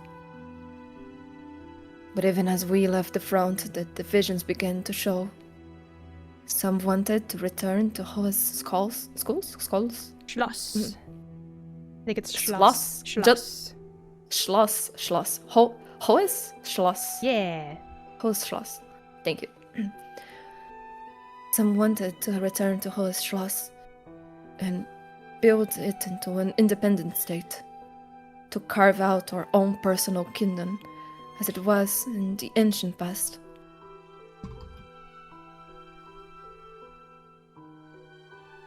I disagree. But they learned nothing from the war? How were mounted knights supposed to rule in a time of machine guns and tanks? Yes, I think they understood the futility. Maybe they even realized how foolish they were being. But when all else falls apart, people often turn to nostalgia and tradition. They faced into the bleak future and chose to believe in They faced into the bleak future and chose to believe in an idyllic past. But there is a greater tragedy. Manus Vindictae had beaten the main force home. They ransacked the castle, killed its defenders, and left it in ruins.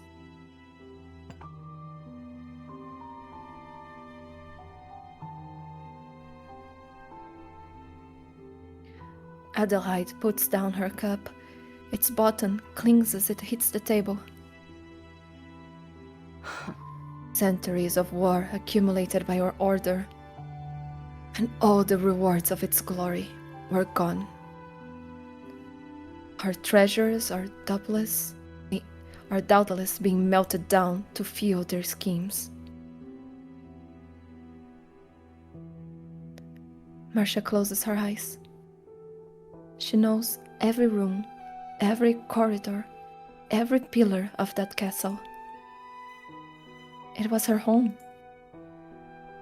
She imagines all those familiar things being torn down, stripped, sold for parts, and melted into scrap. A firestorm of anger and humiliation wells up inside her, but years of training kick in, and she calms herself with her arcane skill.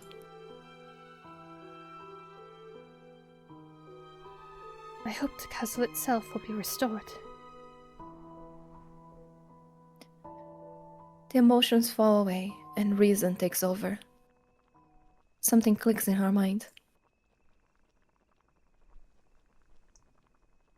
Is that why you haven't left this place? Adelheid lips curve. Marsha. Axel, then you have come to me on behalf of the Foundation.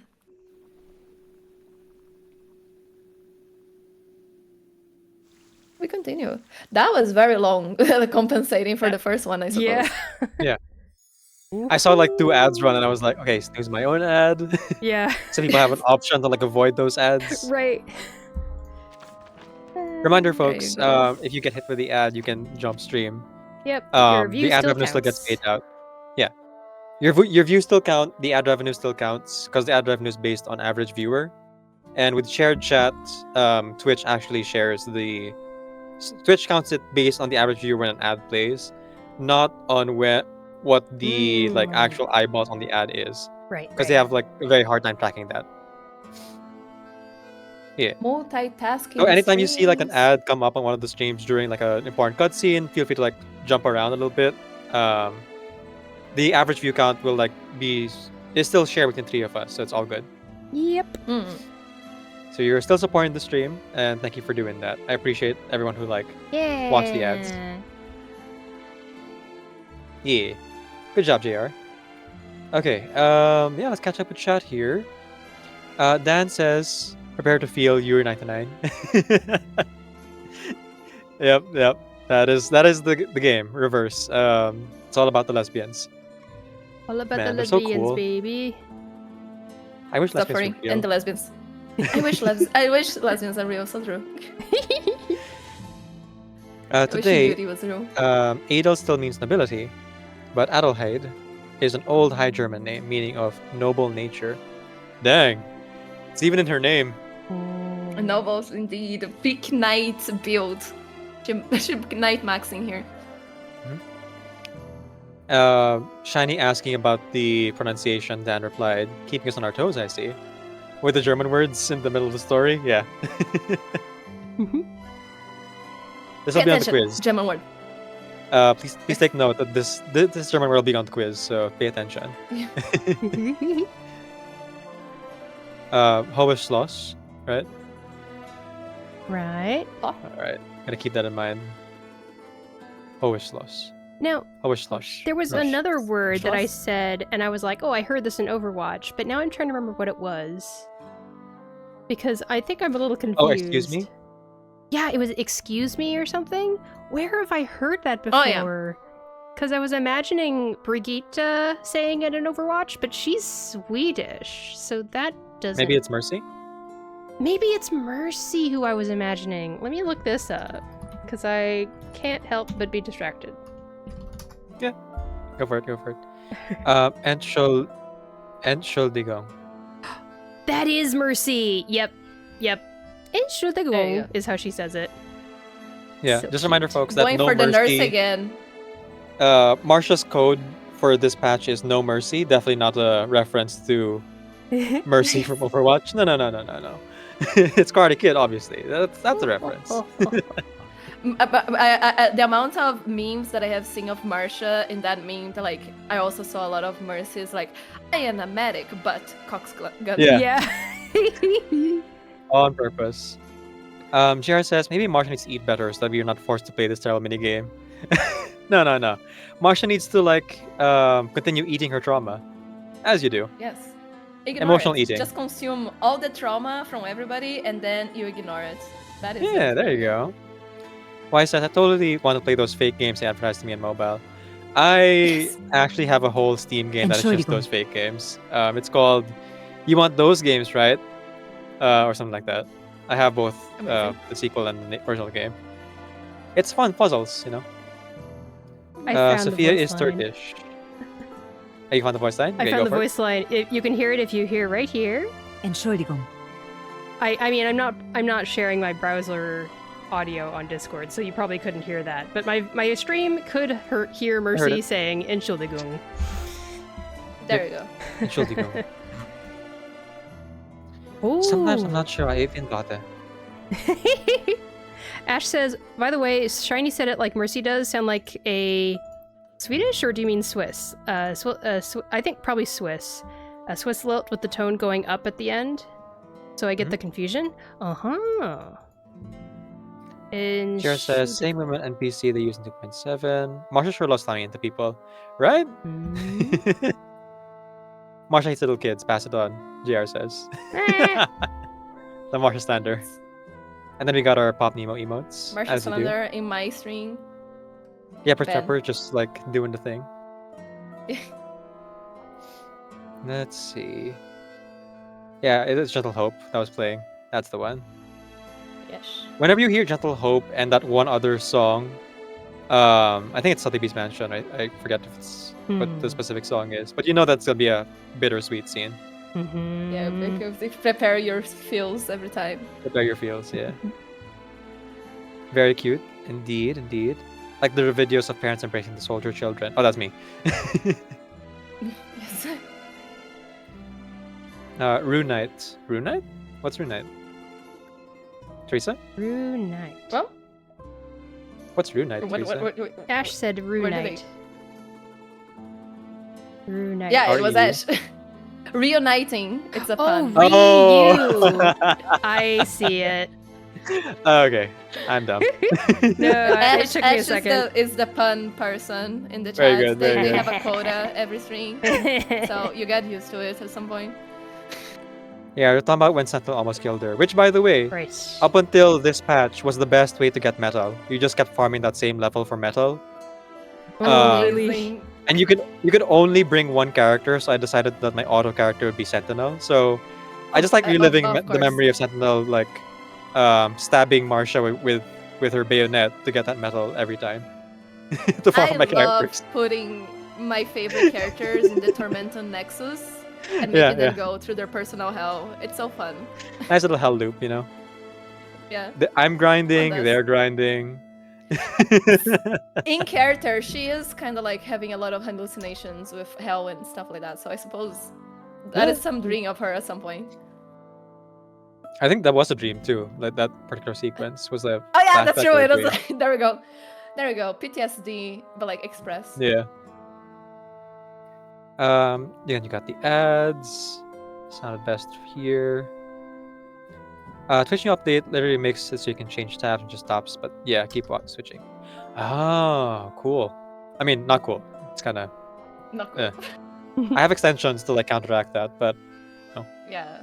I have the Twitch radio mode. You generally saw a post on Red Note from a woman saying reverse made them realize women can love each other. Hey, there you go. The world is healing. There you go. The amount of people that discover gay people because of media, it is so huge. So yeah, makes sense. I mean, a lot of people also discover that they're gay from social media. That's kind of part of the culture now. I discovered that I was gay with social media and fan art in social media. So yeah, I didn't discover that I was gay. I discovered that gay people existed. Okay. Because I didn't know it was a thing yet. So there you go. The vocabulary for it, basically. Right. Yeah. No, I didn't know. I didn't want to marry, and then I saw art, and I was like, oh, these two characters are so cool. And then I saw it was two women. I was like, two women can marry? Yeah. Now I want to marry as well. Yeah, I was like, okay. You can do Yeah, that. gay people. I didn't know that. Yeah.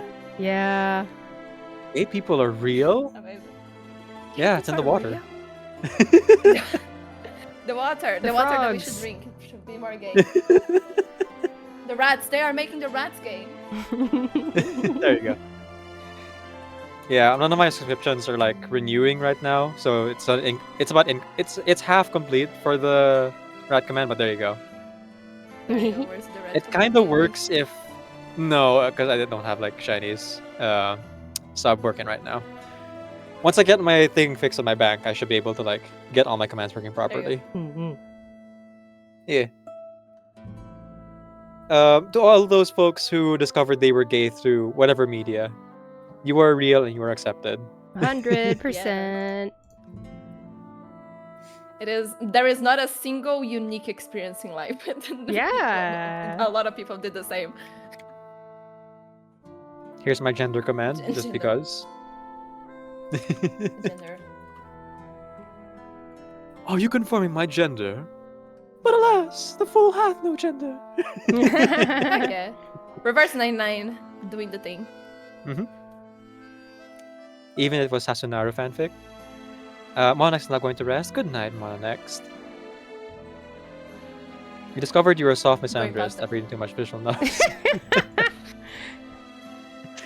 Just a little bit.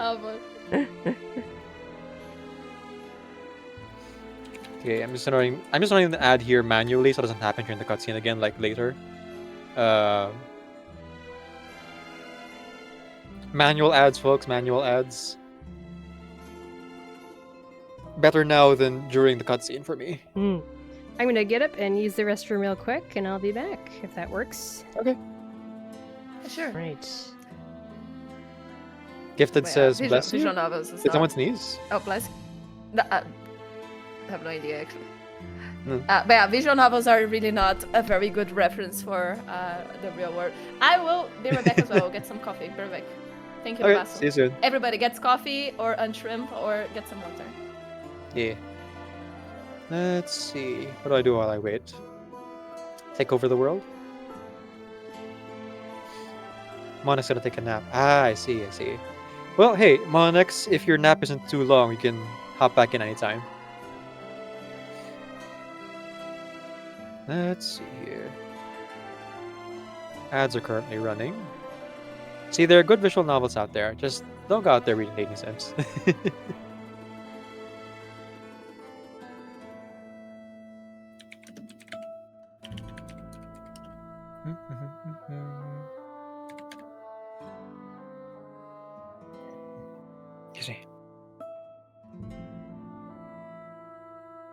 You should have picked mercy. You should have picked any kind of support. We ended up losing, and it's all your fault. You should learn how this game works. You should have been helping. Oh wow, that was fast. There you go. Yeah, I was. Was the just coffee like getting next some to you? No, it was on the kitchen. But like. Your kitchen is next to you? Yes. Do you have a one? The coffee is already made. Yeah, you would just like on the. I have no idea what's the name of the thing where you put coffee. But yeah, Do you just have like a one-room apartment or something? No, it's just normal house. Come on, don't bully me. Is it on the 3rd floor or the 4th floor of your house? On the 6th floor. Ah, of course. Of course. Your normal house. Yeah. Right past the the butler's house in the garden, right? Exactly. As all of us have. But like, I was okay. Actually, I took a little longer than I would because my mom wanted me to see one thing in the refrigerator. We had we had margarine and like butter that was kind of like almost margarine that we bought, and then there was butter that was like almost ending, and then there is a different type of margarine that my father bought because he wanted to taste it, but he didn't like. And then like, okay, the butter is ending, like it's almost finished. I went out and I bought butter. My father went out and he also bought butter. And my mom was out and she also bought butter. And she's like, open the fridge. I opened a whole like shelf section. It's only butter and margarine. It's only butter. Oops, all butter. Hope you guys like cookies, I guess. Yeah, I gotta bake something or cookies or something. Yeah. I can't believe it's so much butter. There is a lot of butter. Butter. Yeah, Theresa ended up buying butter, and so did both of her parents separately. Yeah. Yes. But then that was a miscommunication there. Dan says, I think Mercy is Swiss, right? They speak German, French, Italian, and Romanish, depending on region. Yeah. Extra buttery mashed potatoes this week. Ooh. Buttery. Num num num. See, I always put too much milk in my mashed potatoes, so I just like leave it to other people. I keep reducing the milk, but then it becomes lumpy, so I haven't quite figured it out. Yeah. Gotta get the mathematics. Like, yep. Gotta pull out the notebook. Clearly, I've added like 50%. 50%. 50% potato. That's not the milk, it's the potato. Oh yeah, I was like, okay. Like, okay, about 3 judge, milliliters sure, of potato and 1 kilogram of milk, you know. Amazing, yes. Let's get this show on the road. I'm ready to go if you guys are. Yes, I am ready as well. Let's go. Nice. All the chat is fine, I think. Oh, Decaf's going? Decaf's going. Ah! I didn't hear Decaf respond. Oh, yeah. Oh, sorry. Part 3. The first lesson. Oh,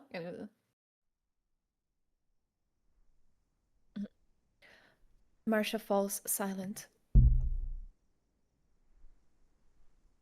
She looks at Adelheid, and she looks at Adelheid, and Adelheid looks back, measuring her.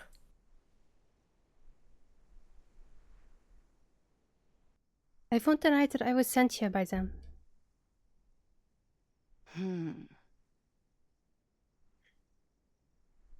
Then, at the very least, you have not sacrificed your honesty along with the rest of your sacred vows. I would never lie to or deceive another of our order. Least of all you. But there's no contradiction between my mission and my loyalty to you. Adelheid, you raised me. The order gave me a home and a purpose. I will always care for you and the safety of our people.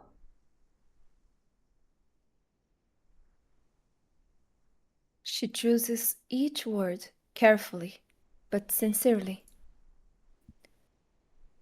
Her mentor holds a long silence, leaving only the sound of the windows rattling in the wind. At last, she breaks the quiet with intention. In 2 days, a convoy from Manus Vindictae will pass through Riova? That seems right. Rioja. Ow. In 2 days, a convoy from Manus Vindictae will pass through Riova, carrying all that they have stolen from us. As acting Grandmaster, I cannot allow them to escape with their plunder. Not after falling to prevent the raid in the first place. Failing. Not after failing to prevent the raid in the first place. I will not allow this opportunity to pass untaken.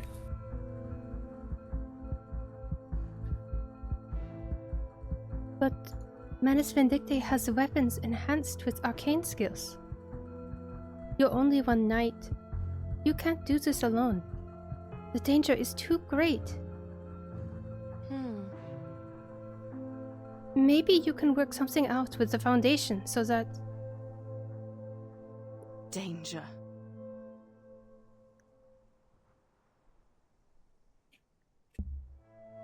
Adelheid repeats the word under her breath like a rebuke.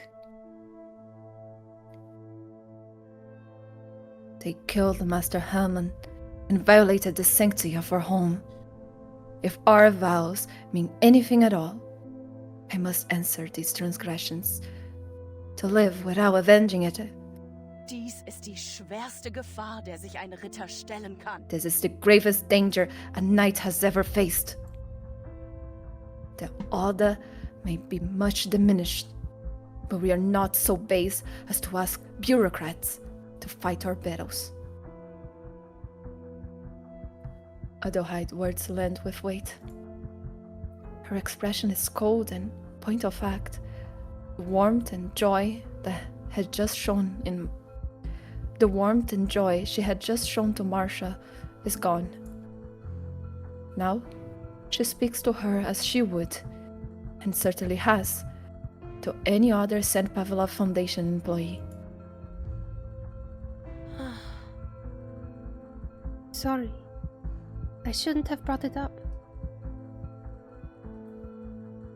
The pale sunlight outside the window cuts deep shadows across Adelheid's face. But then, Marsha notices something in that cold detachment and pulls her friend's closed fist into her hands.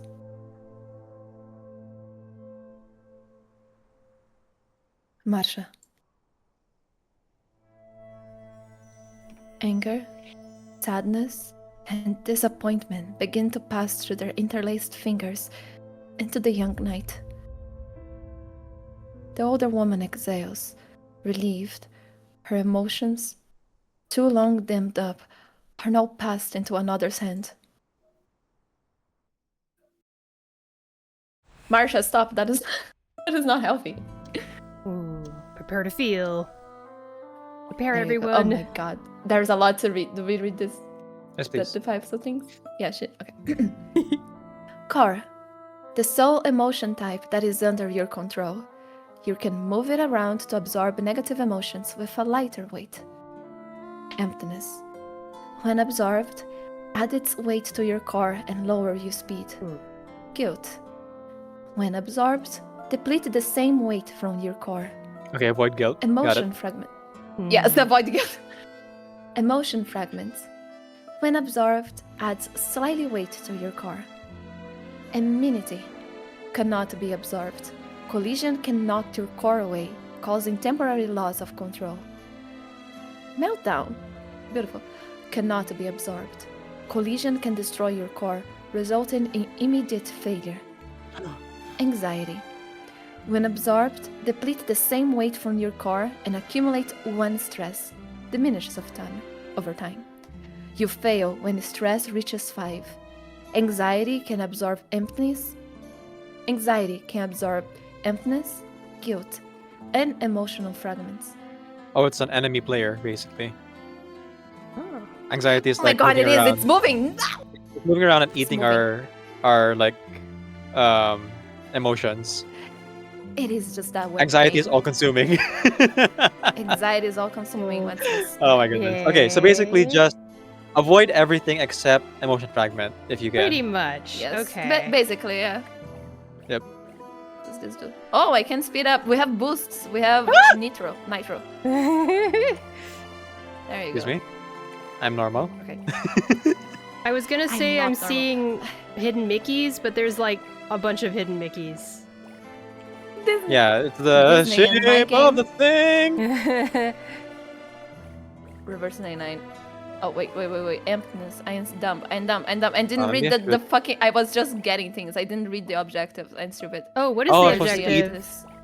We have to eat Yes, the just getting empty. The emptiness? the emptiness. You have to eat, Yes. We have to eat the emptiness Where is somehow. it? Where's the I emptiness? am not going to win. I don't know what the I am not emptiness going looks to like. win. Oh, the red pink ones? They are red, yes. What? There you go, there's one here. We have to get... Oh my god, big enough to get I have to them. get like 130 or something. 300. There's 300. There's a a move. There's a dash move. Okay, that helps. There is, yes. There's a dash 7 seconds. We are not Stay getting away. this. There's a dash. Wait, Yeah, I it's not didn't enough. pay We need attention to the 300. Okay, I can absorb emptiness instructions. now. Come to me.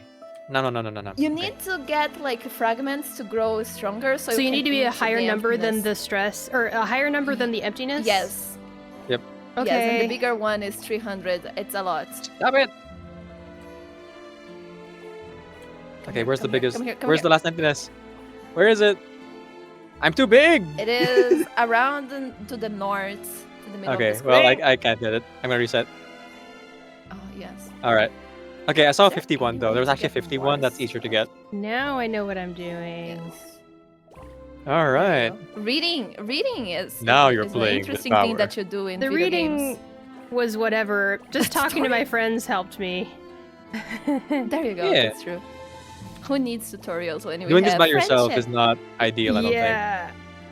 think. There's the third one. You. 30. No! Oh, I got it.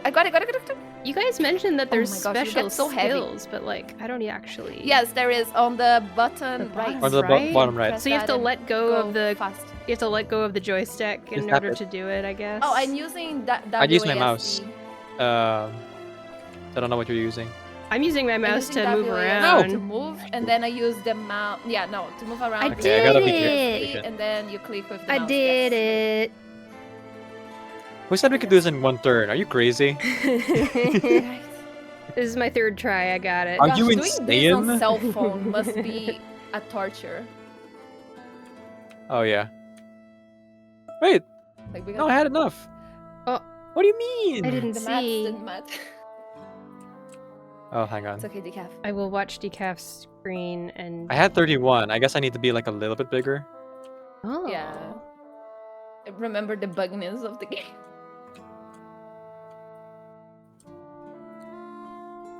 Get in my belly. Get in my belly. Feeling I'm so like slow. a carnivore. Yeah, whatever. Okay, that should be enough. I Where's see. the other emptiness? Emptiness, I'm looking for you. I must consume you and my anxiety. Consume. Take Where's the all the emptiness? bad emotions of your friends and consume it and like pass to the next person. Come Not really. along no and emptiness. we will watch Takes for Decaf herself. and cheer Decaf on. I can't find the other emptiness. Where'd it go? So Go, this is what go. Marsha does when she uses her arcane skill, plays there it mobile is. game. Yes, this is Marsha's like the inside of her mind, yes. Okay, we just gotta avoid the anxiety. You got this. Or the Avoid the yeah. anxiety, just like real life. Yep. Yay! There you go. All right. There you That go. was fun. That was fun. There we did it. That was fun. Okay. You've borne too heavy a burden, Adelheid. You've borne this weight too long, Adelheid. We are sworn to carry each other's burdens. You may doubt me, but I have not forgotten my vows. Those words made us sisters. I will never forsake that bond.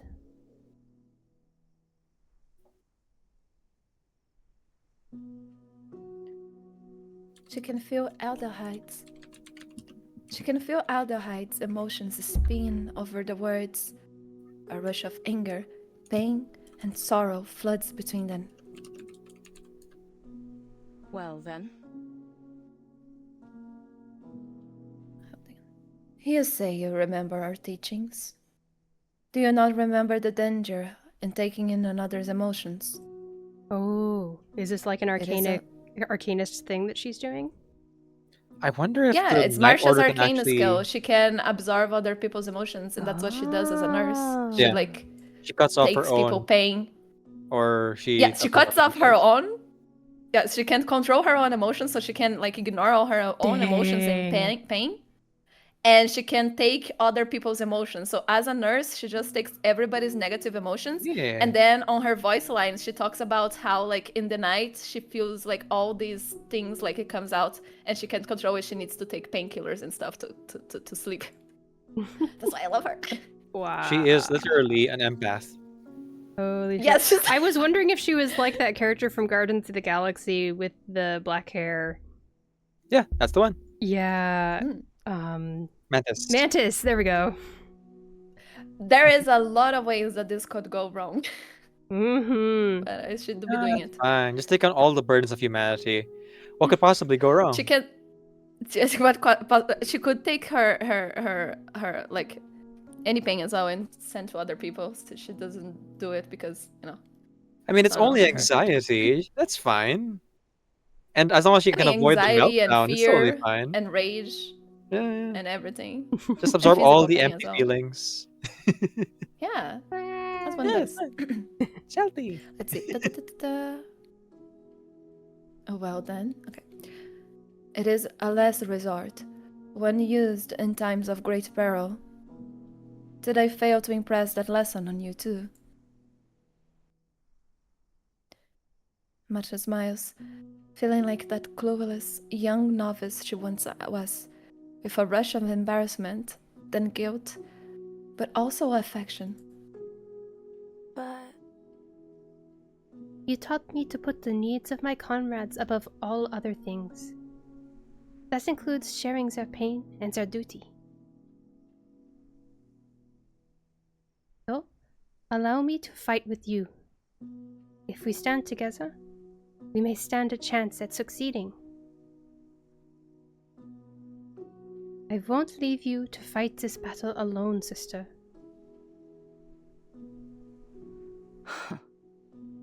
I don't presume to think I could tell you no. You have never listened to a word I have said. Marsha looks up to her mentor, feeling a hot flush of pride pass through her. We leave at dawn.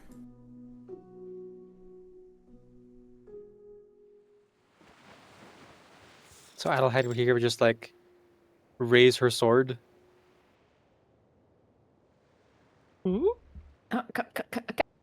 What?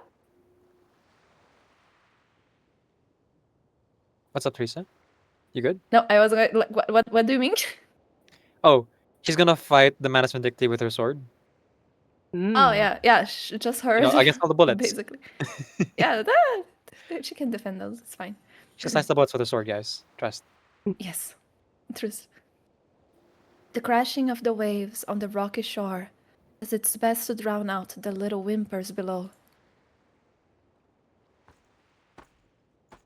Marsha. I knew I'd find you here, Marsha. The young girl looks up. Her face is streaked with tears. Oh, it's a flashback. What's going on? It was the other novices again, wasn't it? Marsha wipes her tears with her sleeve, but the spray of seawater has left her robes too damp to dry her face. What should I do, Master? Adelheid lowers herself to the rocky precipice, along with her. What do you think you should do, Sister Marsha? I tried to leave them alone and just do what I'm told, but... I'm afraid not. No.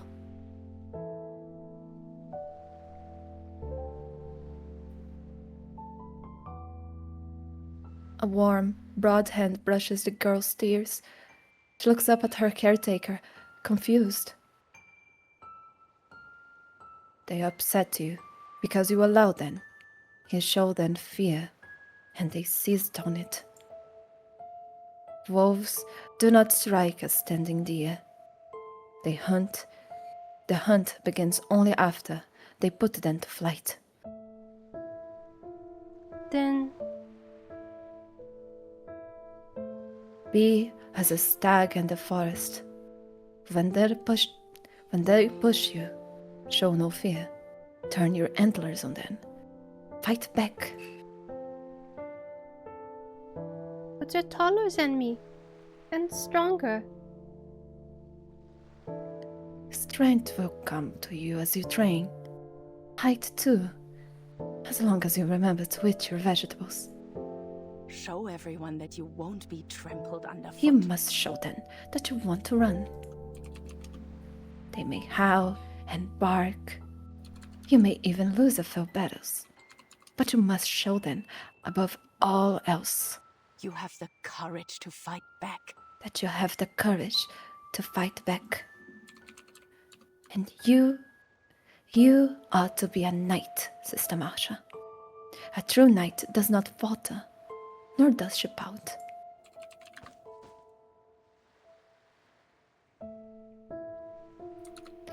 Adelheid offers a reassuring pat on the young girl's shoulder. I know. I want to become a true knight, brave and strong. She says the words with both innocence and ambition. The waves crash against the rock. The waves crash against the rock again. No! The waves crash against the rocks again, like the drumming of a coming battle. Marsha opens her eyes.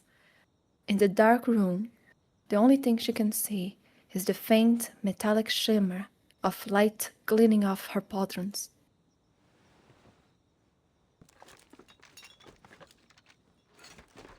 Good. I don't need to wake you. By the window, Adelheid is already packing. Stas' shield is fastened to her waist. Marsha lets out a long breath. Please wait, Adelheid. I'll be ready in a minute. Soon, Marsha shoulders her first aid crate and heads out with Adelheid. So we can check with shards as well. Okay, compare. All right. Also, I'm here chilling and I am being bullied for free in the chat. What is this? You're Marsha.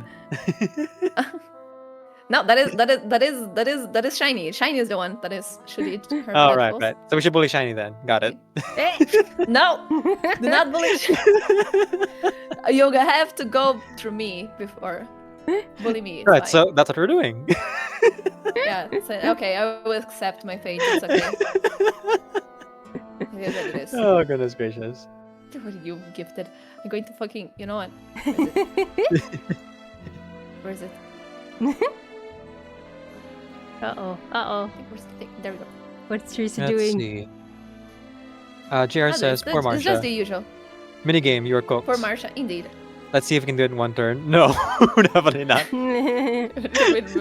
We've died like 3 times at least. I didn't realize you were supposed to take the emptiness in until after I died the first time. Yep. Oh no, actually, maybe through the first one. Yeah. That's what Marsha does when she uses arcane skills. She plays mobile games. Just like takes out her phone. Yes. What if it's like... Why says... okay, sorry. What if it's like in Minority Report when Tom Cruise's character has the, the floating holograph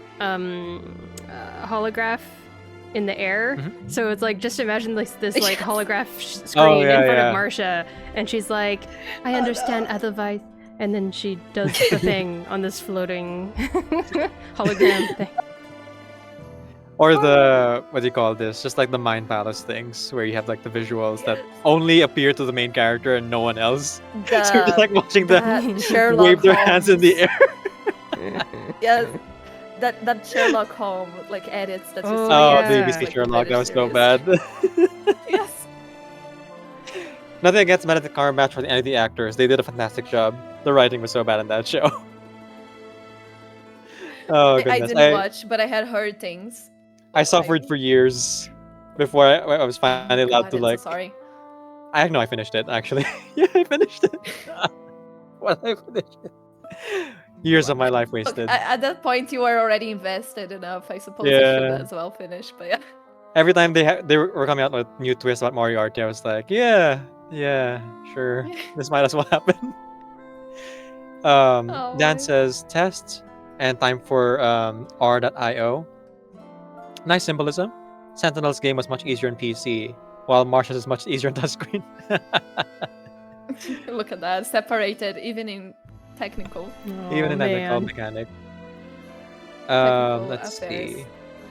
Oh, Wise asked me to define what is fun. A challenge to overcome that is fair. That's fun to me.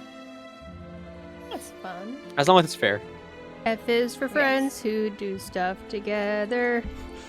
U is for you. F is for me.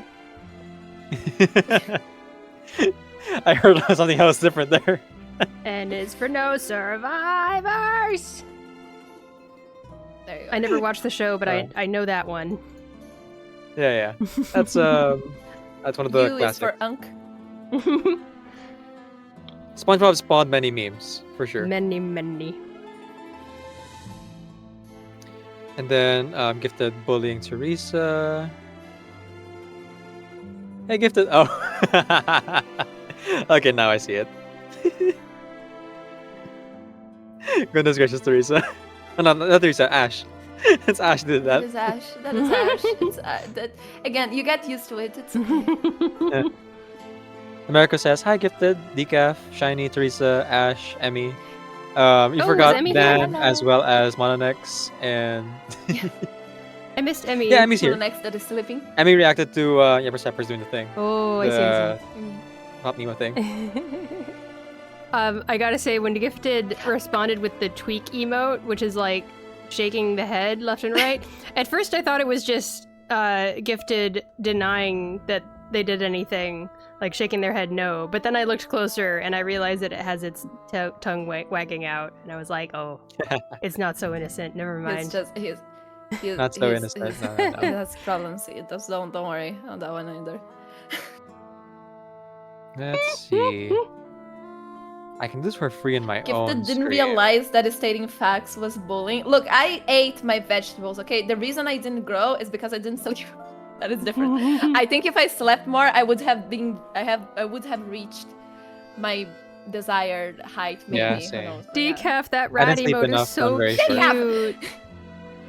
Oh my god. Oh my god, that's so cute. That's such a cutie. Amazing. It's a baby. That's Starry That is Ari's so rat emotes. Ah, yes. I need every rat emote ever. Collection. She does stream. That's how I have her emotes. Nice. I tried looking up Rayowa on Google and I could not find much. The Rejowa from the story. The closest I can find is Rayo Poland, which means I'm probably not pronouncing it correctly because us Americans are terrible at pronouncing Polish names because we've been... I'm just gonna guess Rayova. That seems the closest. I like how all of Europe is just one giant landmass with no water. What? What? Unlike Asia, which is mostly islands. Oh, I guess Southeast Asia, yeah. Oh, and Yeah. and a lot of East Asia. Sorry, I should clarify what I mean by that. No. There is no lakes or rivers. The only on part Europe. of hey, That come is on. not matter. Let's be real. The only part of Asia that matters is Southeast Asia, obviously. So Right. it tracks. I'm clearly Chinese, guys, or Japanese or Korean. One of the three The Asian friend that countries. is Chinese. The fucking me. Oh my god. You take one look at me and you know this guy's Chinese. So true. I need the special glasses. No need for that one. No, I mean sometimes I'll be mistaken for Hawaiian. Every now and again. Weirdly enough. There's no Ash, you are seeing things. It's like the next level of the voices, it's hallucinations. There is no water in Europe. That's right, Ash. It's not real. Sorry. Sorry to tell you that. Wrong word choice, I think. Yes, the coffee probably kept Teresa short too, Gifted said. Gosh, I can't have a moment of peace in this place. Alright, let's go ahead and jump into part 4 here before I take our long break. Okay. Ash, just never mind that I live in just about the wettest country. 50% below sea level. Okay. Here we sea go. level, Here we but go. not rivers. Yeah. Part 4. The second lesson.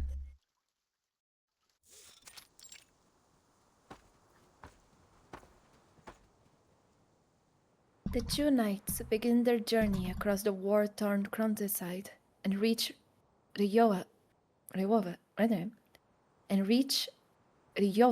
by nightfall.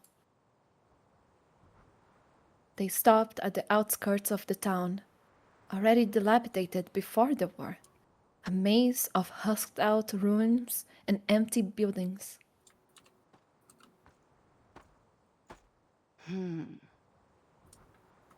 Their convoy should pass through here by this time tomorrow. Their convoy should pass through here by this time tomorrow. The roads narrow here before passing through the town center. It will force them to slow and move in a single file. This is where we launch our attack. Adelheid surveys their surroundings and point out the only path leading through the town. The houses here are all abandoned. Most left in a hurry. There should still be some things left behind. We can borrow this house for the night.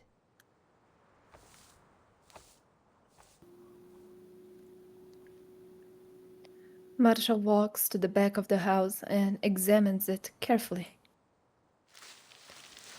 Under the weaves, strings of dried nettle. Metal. Oh my god. Nettle? Yarrow? Yeah, like kettle. Like tea kettle, but with an N. Yeah. Oh, I see. Nettle? Yeah. And yarrow? Yarrow. Okay. Yarrow. Okay. Under the weaves, strings of dried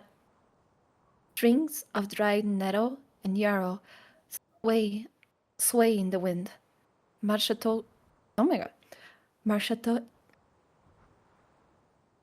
touches them, sweeping the dust away. I can hardly believe it. How's your foundation giving you leave to come along with me?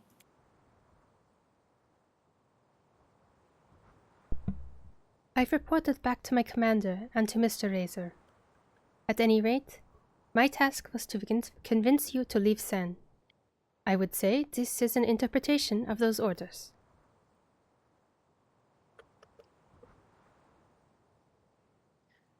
She doesn't respond. The brisk wind passing through the old town rises to fill the void. Marsha, I am truly glad to survive.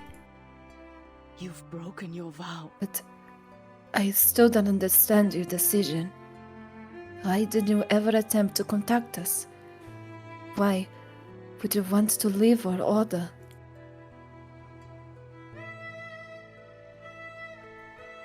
I shall never forsake the order, nor shall I hold felt to another. Marsha had made the solemn oaths the day she became a knight. So this one is feel. Feel. And then so fealty. Oh. Fealty. There we go. Okay, thanks. I shall never forsake the order, nor shall I hold fealty to another.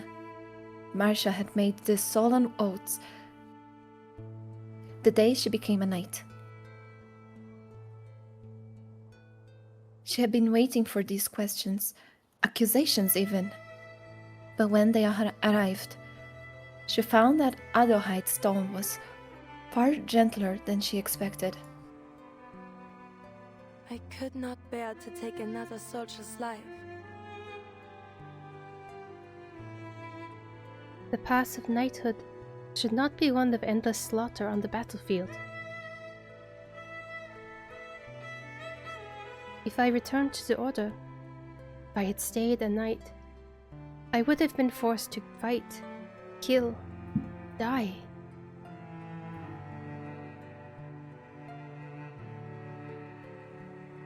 Absolutely loyalty to the Order. Absolutely loyalty to the Order and unquestioning obedience to its authority. That was the demand made on all those who swore its oath. And one of the few she ever doubted.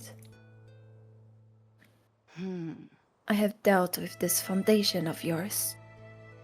I admit their intentions seem noble, and they have done some good. Yet, I also know they have been recruiting soldiers and amassing military strength. I'm afraid not. Your foundation will soon command an army, moving between countries and acting according to their own authority. An organization with no oversight and no accountability. In many ways, they are as dangerous as Manus Vindictae.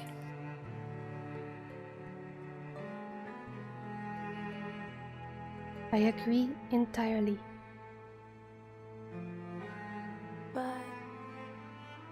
But I have chosen to put my faith in them, in what my eyes have seen of their work. And with the Foundation, I'm free to do the work that I believe in, to save lives, not end them. I can do so much more good with them than I ever could before. Her mentor shakes her head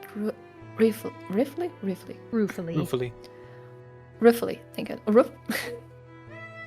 Her mentor shakes her head ruefully. I cannot approve that. What have you done is without precedent in our Order. I understand.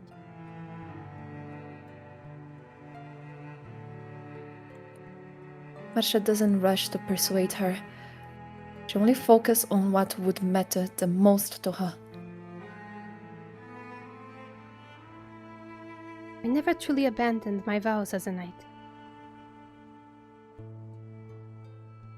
And I worry for the sake of the Order. Adelheid. What are you going to do, Master? The woman pauses, composing her thoughts and vision for the future. After I reclaim the treasure, after I reclaim the treasure relics and return them, I will begin a search for all our scattered knights. I don't know what comes after that. I will allow our future to unwind as it will. Though I am certain it does not include setting up our own feudal state out of an old castle. Marsha notices the confusion in Adelheid's words. Grandmaster, may I share my thoughts with you? Yes. I want to rebuild the Hochland Order as a humanitarian medical relief organization. That way, our knights can be freed from further bloodshed and return to the Order's greater purpose.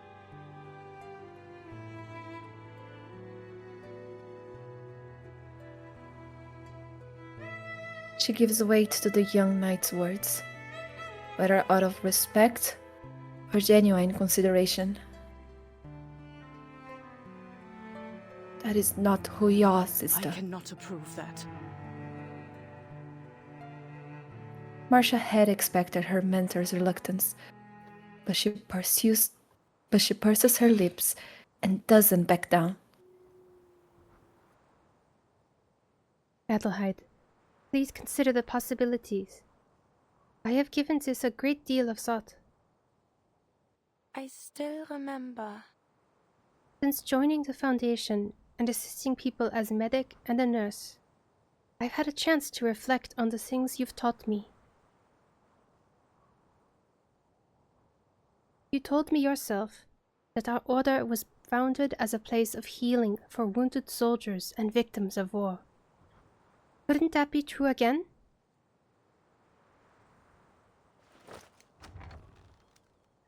Adelheid goes blank. That familiar look of forcefully suppressed emotions crosses her face. Then, she simply turns and walks into a nearby house. It is late. We need to rest. Marsha remains outside the door and lifts her gaze. Low clouds drift overhead like the palm of a giant, ready to close in, offering no escape.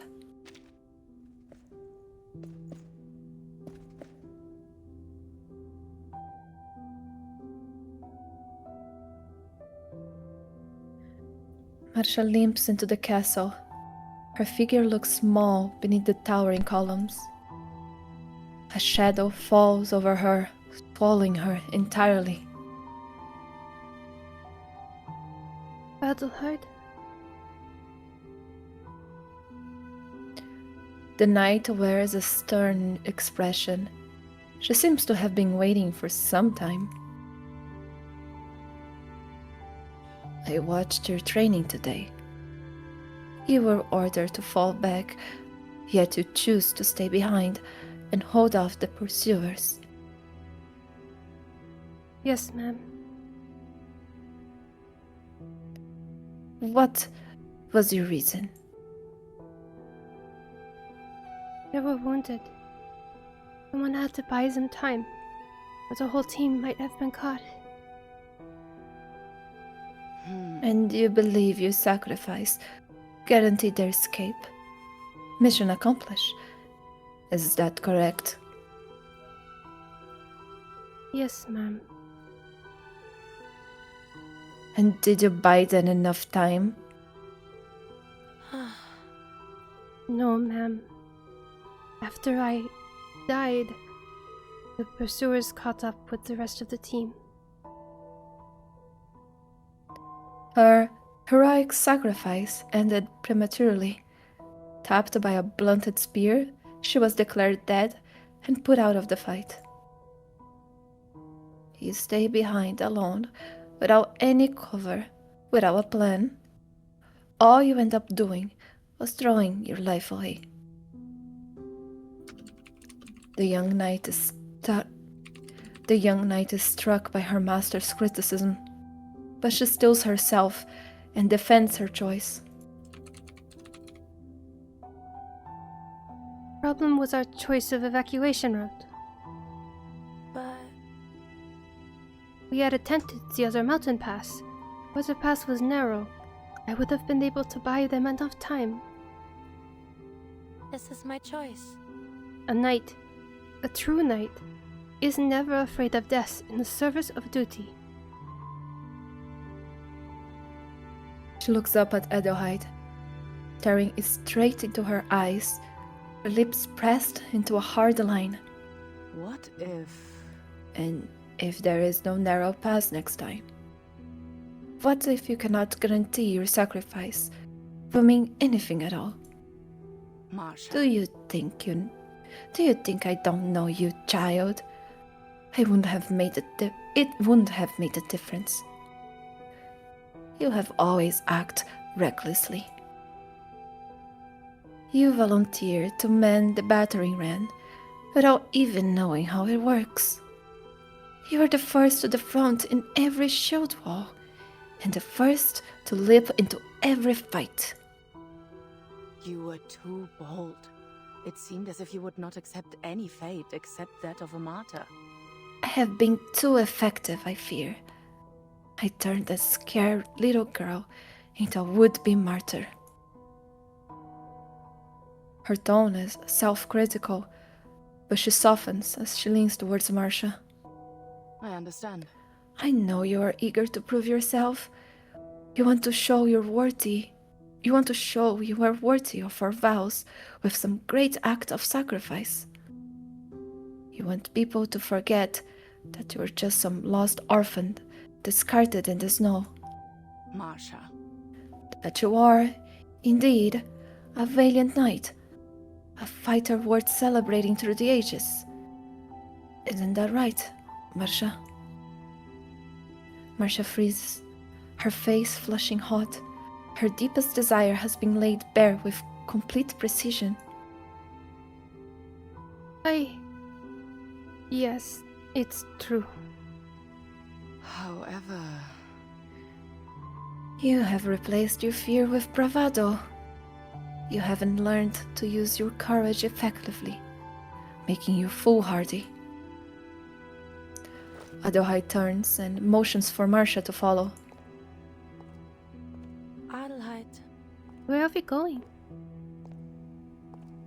Their footsteps echo through the empty hallway, time seeming to slip away in the rhythm echoes. A new lesson. Something just as important as bravery. Yes? Cherish your life. Recklessness doesn't just waste your courage, it puts your comrades in danger as well. Marsha, do you know why the Hochland Order was founded? I still remember. You've told me before. It was created to tend to wounded soldiers. I think it's time I teach you its history in detail. Adelheid stops and opens the library door behind them.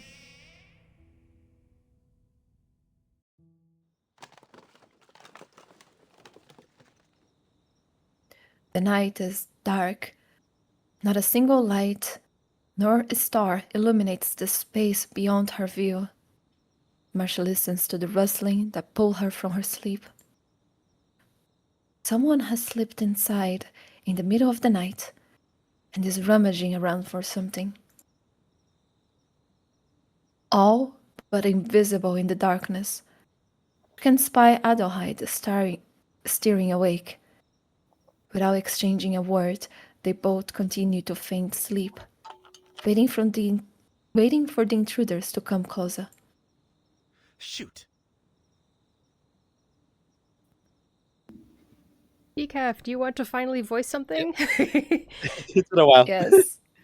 Yes. Also, I wanted to talk about that. Like, I don't know, we rarely does that, but maybe like since Adelheid has such a huge thing, maybe Decaf could do the narrator.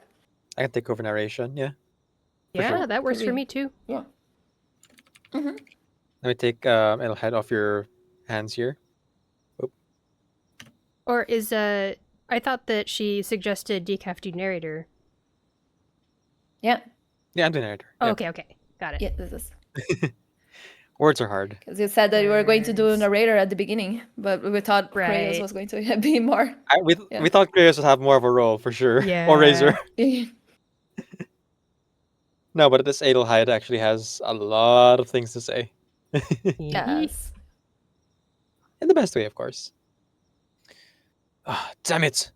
Nothing here. Shh. Don't fix him up.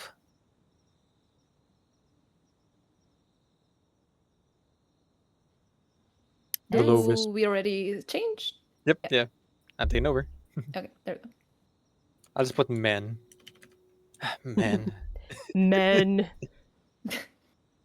Random man into my house? Mm-hmm. The low whispers come from two men. They creep toward the cabinet above the knights' heads. Maybe that's what they're after. If it's not here, we have to get back.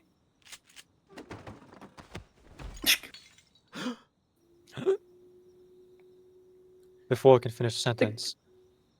Oh, what's up? No, I was going to say the sound of the gun, like out of nowhere. Oh yeah. Maybe that's what Edelheid is actually going to be using. Marsha again. I am a medic, but shoots the two guys. Before he can finish the sentence, the frightened man suddenly realizes he can't move. His body is pinned to the floor. He turns his head with difficulty, only to see a gun pressed against his partner's head. Wait! We are only looking for medicine. We didn't mean any harm. The red-haired woman tightens her grip on his wrist. Medicine? Who are you?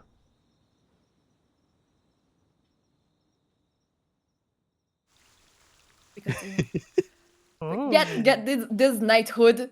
Pulls a fucking rifle. In the knighthood, we're from the hood. We fucking eat. Then I'm gonna fucking get some. Just pull like a bullet. I vow, with God on my side and this gun that I found, that I protect my order. Men. In my reverse Anna Yuri Weiss says.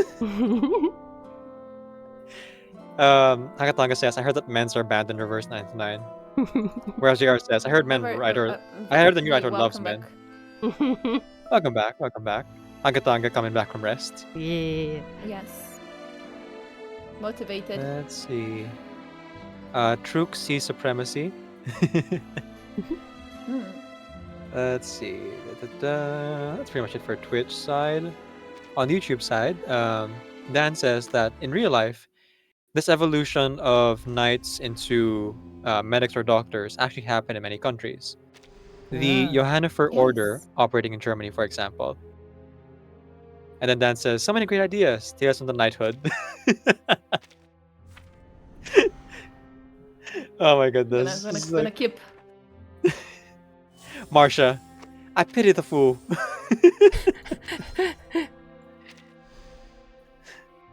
Oh, goodness gracious. Folks, it's now halfway through the story, and we are halfway through the collab here. So we're going to go ahead and take a long break. We'll be back in 25 minutes. Theresa or Shiny might be back a little bit earlier, depending on how things go. But I need to go cook, eat, and also feed 7 dogs. So I'm going to be gone for the full 25 minutes. 7 doggos. Yeah. Doggy nose. Marsha, over my gargoyle wife. My God. Adel just has like a shotgun or something, like full on like Halloween style. What's her name? Nora something.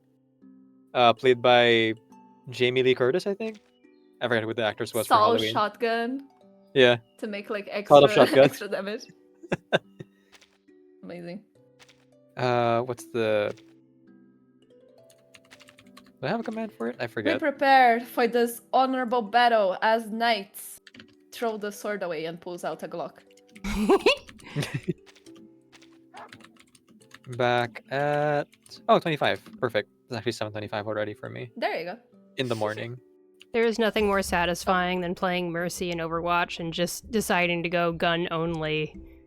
And just in a match that doesn't matter. I promise I never did that in ranked. I promise. I swear.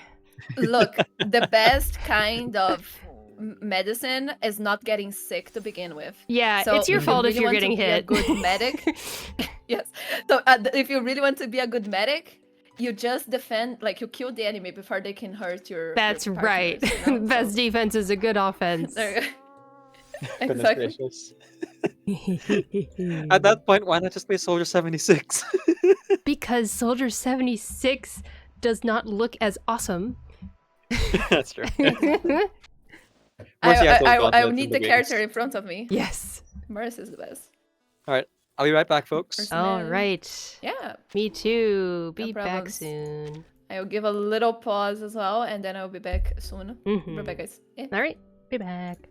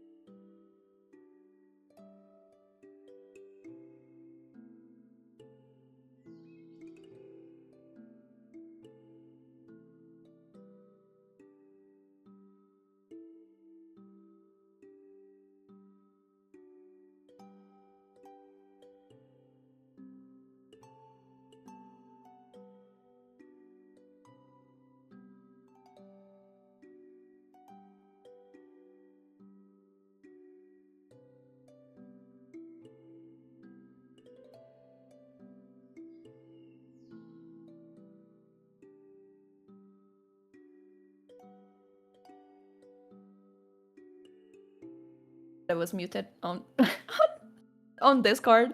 So Decaf and I mean, I don't know actually if they can hear me anyway.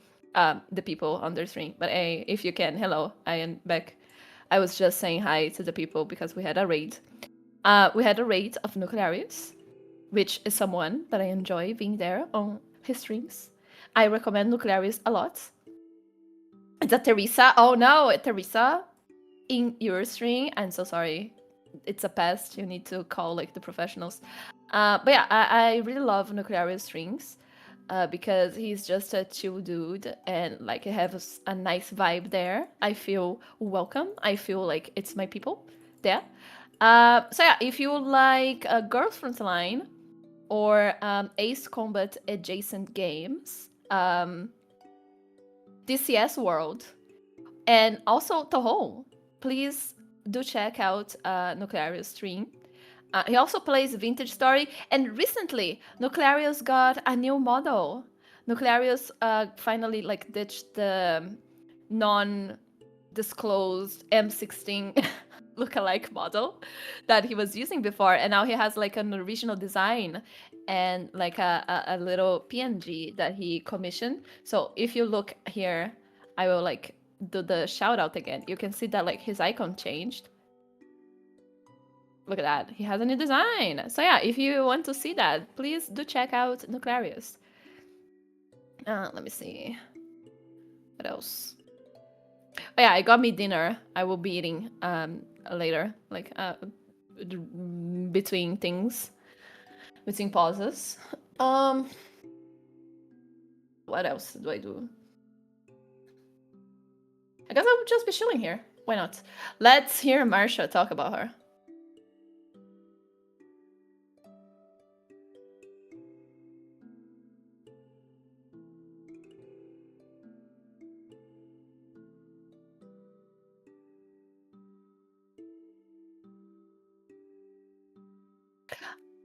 I would just go through Marsha's and Sentinel's voice lines.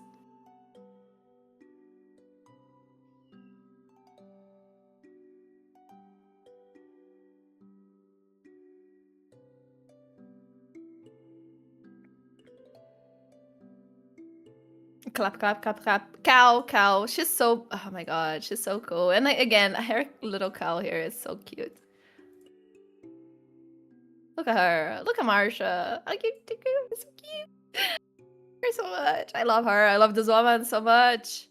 I'm so happy to finally be reading, like, officially her story. Because again, I do know about things here and there because of spoilers. But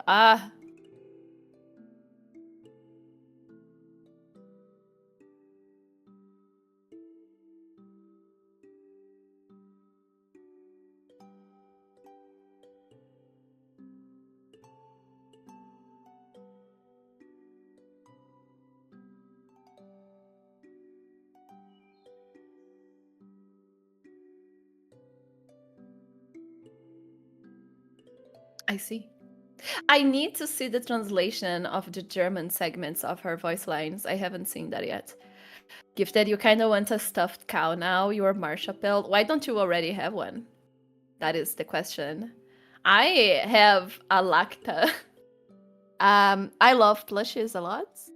I don't have all my plushes anymore because I was forced to get rid of it. I still remember my favorite dog plushie that is forever gone. It was like palm sized. It was so cute. It would like fit on your hands. Like it was a little I forgot the name of the race of the dog, but you know those dogs with like mustaches. It was one of those. It's gone.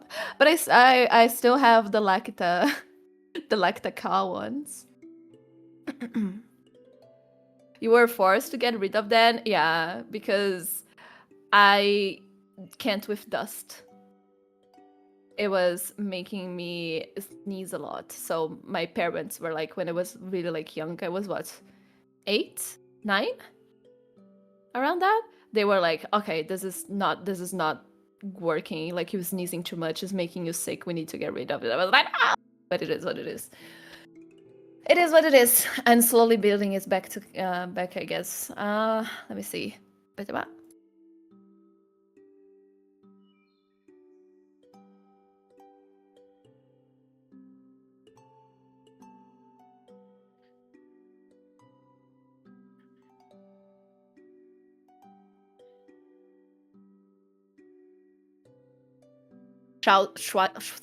Schwauzer. I have no idea how to pronounce it, but yeah, that one. Oh, then on YouTube chat. Oh, I see. Just a second. Let me open Decaf's YouTube chat. Just a second.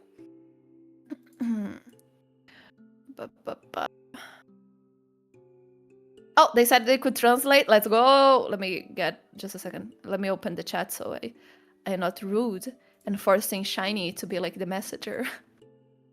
Decaf in video YouTube.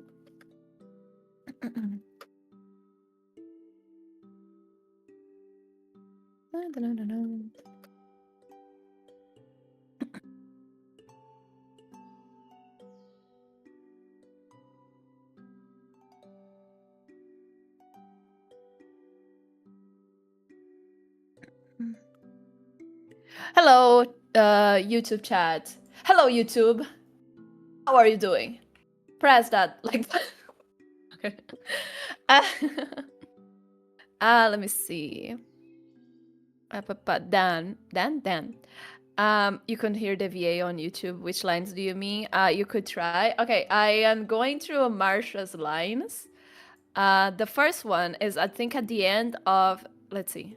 Which one was it? No, it was this one.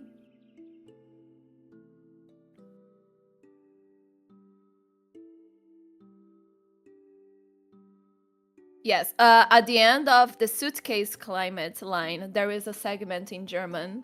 Do you know, like, what that one is?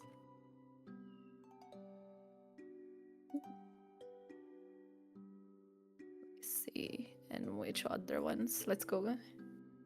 Not this one to see.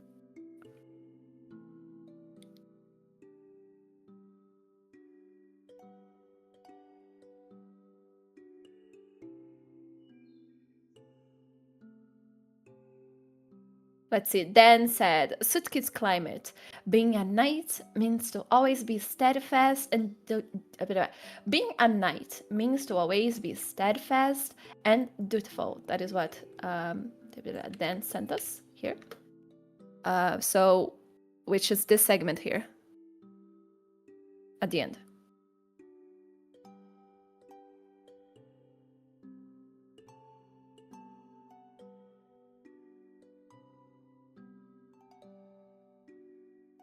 Huh. German is so special to me because, like, out of all the languages that I might have a passing interest in learning, it is the only language that I have zero contact with. Like, Spanish, similar to Portuguese. French, similar to Portuguese in some segments, like at least some words I can understand. English, everyday life. Russian, a lot of like the media that I consume is Russian. And also like a lot of words in Russian are borrowed from either some Latin related word, like language, or English. So either or, like advocate. I know that it's like advogado in Portuguese, or machina.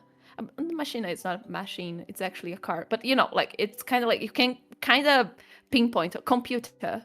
You know, you can kind of pinpoint. But German, I have zero reference. Like every word that I see of German is very like foreign to me. I'm back. Dan, come on, link. Oh, hello, Shiny. Welcome back. Welcome back. Thank you for making the bridge between us and the YouTube side. There you go. But yeah, Dan said that common linguistics joke is that the further back in time you go, the more English sounds like German. I saw a YouTuber that I really like. Yes, that I really like that talks about like Old English. And yeah, like Old English is kind of like it starts getting really out there. Also, it's so funny, Shani, but I can totally notice that you are typing on your phone frantically. I was like, I just want Theresa to try to speak German, and I desperately... I tried to speak German. I tried... Okay, I anecdote. Little story of mine. The only time in my life that I tried to learn German, it was like a long time ago when I was a teenager. And I tried to learn German because of Fate Stay Night and Rinto Sak. Like her magic spells. I was like, German is so cool. Let me learn so I can sound like Ring. And then I gave up because because again I couldn't reference a single word of it. Mm-hmm. Dan on YouTube says, even the grammar, what are case endings? Past English speakers used them too. Case endings, like case. What case, I wonder? Very curious. Yeah, I know nothing about German. Help. Yeah, we are confused non-German Oh, you know more speakers. German than me. I only know what German I know because my husband took 2 years of German in school, and that's it. There you go. That is a lot. But my problem with German is that the sounds are very hard for me to make. Oh, I've gotten used to that. It's one of those things that just takes practice, pretty much. Suppose so. Languages that are very flowy and round are the hardest for Portuguese natives to say. So like English is already kind of hard. Japanese and Russian is super easy. But then German falls on that, like that is very hard, more like flowy. And then the R, it's kind of like I have no idea how to do that. Honestly, I probably am not doing the R right. What I do whenever I try to pronounce another language is, okay, is it an American R or is it a Japanese R? Which of those is it closest to? I'll just try to do the one that's closest to it. Basically. I see. It makes sense. I mean, it's, as long as it's understandable, I think it's fine. Accents are we're never ditching our accents. We all anyway. try our best. Yeah. Yeah, the one thing that I really want to fix on my English is rhythm, because English is one of, like, it's at least from what I, like the languages that I studied, English has this special thing, you guys have this special thing about rhythm, stressing, strong and, like, going from strong and weak, strong and weak, strong in the rhythm of the phrases. Yeah, which is why you guys have, like, in poetry, like Shakespeare, that thing about, like, 5/5. Oh, yeah, iambic, yes. Basically, yeah. Yes, that thing. Like, you cannot do that in Portuguese and in a bunch of other languages because they don't have that. We don't have that. Like, the stress in Portuguese is always the same in every word. It's around the end. We try to stress the end. Not always, but it's usually at the end. So it's not about the phrase, it's just like the word itself. And one thing that I saw, it is about how non-native people try to stress all the words because they want to be well, like, understood. And it sounds very wrong for natives because of that, because you guys are used to de-stressing some parts depending on the construction of the phrase. So, like, for a longest time I couldn't get off, and, like, I still can't sometimes, but, like, off and took off and of course, you know, like, took off and of course, yeah, like the of course, it's really quickly, like, it's weak, like, when you say of course, it's like both the same stress. But when I say it, it's like it is lighter stress on the first part and harder stress on the second part. Yeah, like, that is hard for me to get. Like, I didn't even know about that. Now I know, but I still have a hard time being able to, like, of course, and, like, taking off. Yeah. Going off course. Going on. It's like the OF and OFF, like, the difference. I can't hear the difference sometimes as well. The consonant is kind of different. Yeah. Yes. Of course. But yeah, I find, like, it's so interesting studying poetry in different languages because you discover unique characteristics of each language. Yeah. It's very nice. Like, checking Russian poetry, I love, like, the elements of Russian, the grammar, And then English, that rhythm thing that I find very interesting as well. But it's kind of hard for me. And then Japanese, and sure, there's a lot like with haiku. And I was things, gonna but say, not like, clovers. poetry. I feel like I learned a little bit about Japanese poetry by watching the anime Chihaya Furu, if you've heard of that. It's about the 100 poems. It's called the Hyakuninshu, 100 poems by 100 poets. So it's 100 poems, each by a different poet from Japanese history, and they all use the same format, and it's used. They put each of the poems is put onto a whole bunch of cards, and you place the cards in front of you, and you try to remember the locations of all these poems in front of you, and then there's a reader in the room who reads the very beginning of the poem, and you're supposed to recognize which poem it is and be the first to hit the card that has the poem on it. And that's the sport called karuta. And it's interesting, like people, you can watch that anime and not have to know anything about Japanese poetry and still totally enjoy it. But I couldn't help diving in and getting all nitty-gritty with the poems, having studied the language already myself.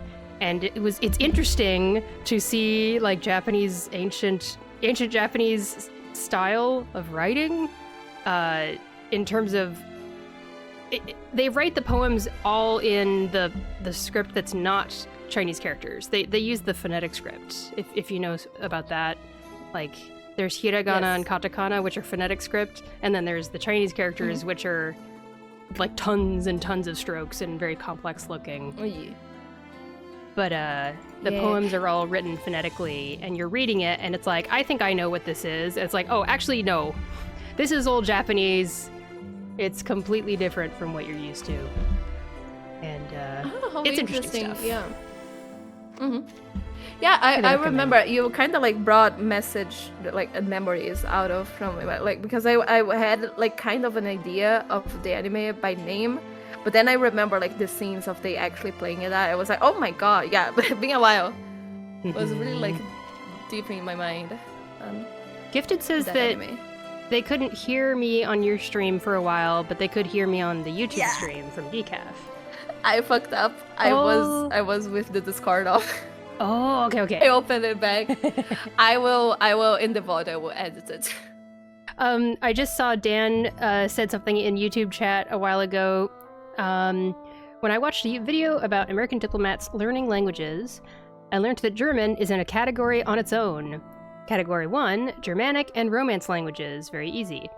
German alone is Category 2. So even though German is a Germanic language, it still gets its own category. Hello. It gets its own thing. Yes. Hello, Decaf. Welcome back. Folks couldn't hear Shiny? Oh, what's that? Folks couldn't hear you? Apparently, it was on Teresa's stream, but it's all fixed. Oh, Teresa muted Discord, probably. Yes, I had Discord muted. My bad. Good job. That's a crime. Some crimes cannot be forgiven. I will kill myself. Be right back. Okay. Sure. Okay. Did I miss anything? We were chatting about language. Ah. Pretty much. Good language, bad language. Weird language. Pronunciating things, and I was also geeking out about the Japanese anime Chihaya Furu, about Japanese poetry. Ah, yeah. Because Teresa mentioned that you can learn a lot about a language by studying its poetry. Mm-hmm. A lot of German poetry is depressing. Oh. I'm retired from the hell. Sorry, specifically older German poetry, which I guess is true for a lot of poetry. Yeah. The poems in the Japanese, the karuta anime that I watch, all those poems, they're like about love and missing your lover, and like it's all very like soap opera-y poetry. Please make more babies for the economy. Thank you. Telling the dream. To which the parents reply, least give us more tax breaks. If you want more people to children to care for us. actually like care for children, make it actually attractive and feasible to do with the cost of living. Right. That is too hard. No, they'd rather just tell people to have it and wing it.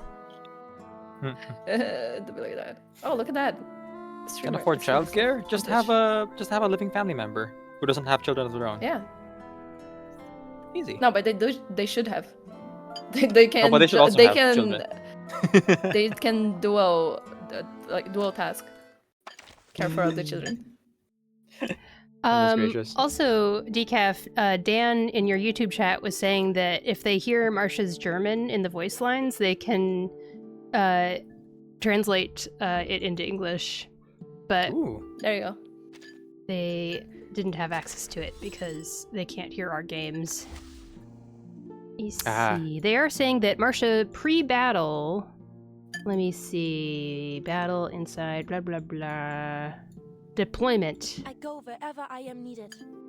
Oh. Unemployment. Where is my game? No, pre-battle. Ich werde meine Pflicht erfüllen. Ich werde meine Pflicht erfüllen. Ich werde meine Pflicht erfüllen. Ich werde meine Pflicht erfüllen. Erfüllen. I'm not pronouncing that last word very well. Marsha, select 3-star incantation. My vow reverberates till today. Reverberates till today. I wish the thing showed up on the screen for longer. Goes away very fast. Mein Eid halt bis heute nach. Oh, you mean my duty, select the 3-star subtitles at the incantation. My bottom. vow reverberates till today. Select 3 stars incantation. I'm actually surprised they didn't put English subtitles because they did put Chinese. Oh. Yeah. Nach. This nach. I mean, it's doable. I think I can do it. It is a as a linguistic person. It's a there we go. What is it? Wait. IPA. Yeah, the IPA. You know exactly what I mean. It's like it's a fricative that's happening in the glottal area. Maybe not as far back as glottal. Okay, what's the area before glottal? I've now so much time has passed since I got my degree. Linguistics, mouth areas. Let's see. What am I gonna get if I say mouth areas? You're gonna get the 5 locations done for flavor, probably. Oh, velum. I think it's a fricative velum. Velum fricative is nach. I see. Because you're doing friction in the area of your mouth. That's the velum. Nach. I see. I loved learning linguistics. Gosh, I wish everyone would get 101. Because it's so handy. If translating wasn't so fucked over everything, I would never have had problems like trying to find a career. I would be a translator so hard. Like translator/editor. It sounds like the best job ever. Just translating texts and learning different languages. I got into it for a little bit, and then I realized that I didn't actually want to translate things into English. I just wanted to understand the Japanese. That was the part that was the most interesting to me. But then the part of the translation that involves creating the English translation, I was like, oh, that's boring. That is not sparking any joy in me. I'm uninterested as soon as that happens. So I see. On my free time, I have been translating Brothers Karamazov from Russian to Portuguese to practice. And is it fun? I'm having a lot of fun. That's awesome. I'm having a lot of fun. But it's something that I kept putting off because I was like, it's useless, as in like getting a job and stuff. But then I was like, I'm doing this for myself. I'm doing it for the fun of the game. So like, it's fun because like, as when I write, I mean, even like on academics, like when I was having a team, my favorite part is always to edit the text and try to find like the perfect word to use in every segment. Okay. So translating is just like the same. It's like I have this Russian text or this English text. What are the perfect words in Portuguese that I can use or like other language to translate it? And I just have fun. Like it's as if it's a puzzle or something. That's neat. To solve. Yeah. I'm ready to start up side story. Yeah. Whenever everyone's ready. I am ready as well. How are we doing, Decaf? How's the food, Decaf? Oh. Decaf is a blank screen. Oh, sorry. I was eating. Oh, no. Okay, no worries, no worries. We'll wait for you then, no worries. But also, this conversation is really interesting. It's also an opportunity for me to eat something. Yes, please eat. Yeah. Just a little bit. Do consume. Nom nom nom nom nom. Just like Marsha is consuming all evil emotions. Yes, that is the lesson we should learn. Eat your emotions. Oh gosh. Do you have any Follow other vegetables? I people's will let emptiness you and know. anxieties. It's probably healthy. Yes. It's probably fulfilling. There's a lot. Dan on YouTube says, Marsha's select ultimate is I swore to protect and to help. That does sound like what she's saying, right? She says, do so something cool. and do something. I remember her saying that. And then Dan also says, gotta hiss like a cat to speak German. Winky face. Because of the nach. Yes. Gifted is asking Theresa Google- if you have any vegetables. I will let you guys know that I do eat healthy sometimes. That's not an answer to the question. I'm eating tomatoes, okay? Tomatoes! My dinner is rice, beans, tomatoes, beef. Oh, actually, that's so good. Eggs. Shushu, I have no idea what is that in English. I know that you guys call it like very strangely. Make sure Shushu you have some and, fruits so that you don't get scurvy. Fruits. I don't need to eat more fruits. I eat bananas a lot because they are good. Bananas with honey and some oats is like my go-to in the afternoon. Gifted says too little, too late. We have to give positive reinforcement when it comes, Gifted. We have to, whatever comes our way. Also, chayote. Oh, what is that? Chayote, yes. How do you it spell is, it? C-H... Chayote, like this. Oh. We eat this a lot here. I think you guys eat it as well. I think it sounds familiar. I just don't know about things. That happens to me too. Oh, it's a part of the gourd family. Okay. It is a fruit like tomato. I cannot accept it, but it is what it is. I guess biology. Yeah. See, I have a fruit. There it is. I have my fruit quota taken care of. I have tomatoes though. Yeah, I have fruit. That is it.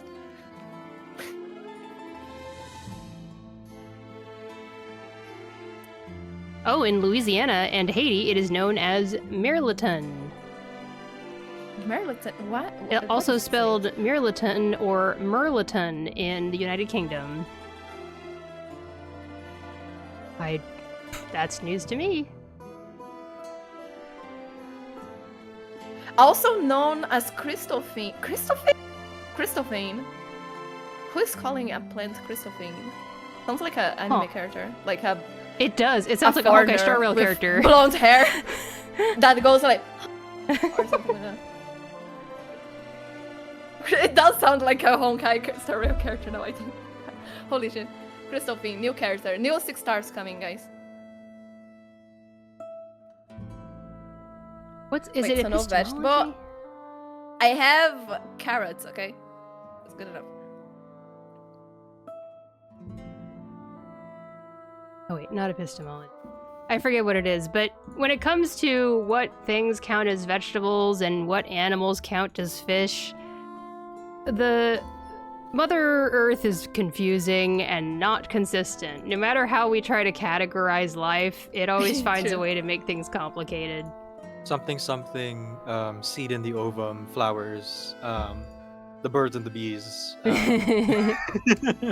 Perhaps, yes. There you go. But then I'm sure even if you go by that definition, nature will find a way to break that rule too. So what you're saying is, everything's a vegetable if you think about it hard enough. If you think about it hard enough. This feels like a Hank Green video. You can classify everything. You know, I've been thinking, and this is my opinion. This is my opinion, but oh. Like the Hank Greenisms. Sorry. Been watching for a few years. Oh, that was your impression of Hank Green. Okay, I was waiting for you to finish the sentence. No, I'm just like making the Hank Greenisms. Now, call me crazy. This is my opinion. Insert crazy. And then like 20 jump cuts between like 2 minutes of video. There you go. Excuse me. Eating? No, buying stuff from the shop. I had to take a little bit more time on my break because I ran to a family member and they asked me a bunch of questions. So I was like, yes, no I must be a human being and actually answer.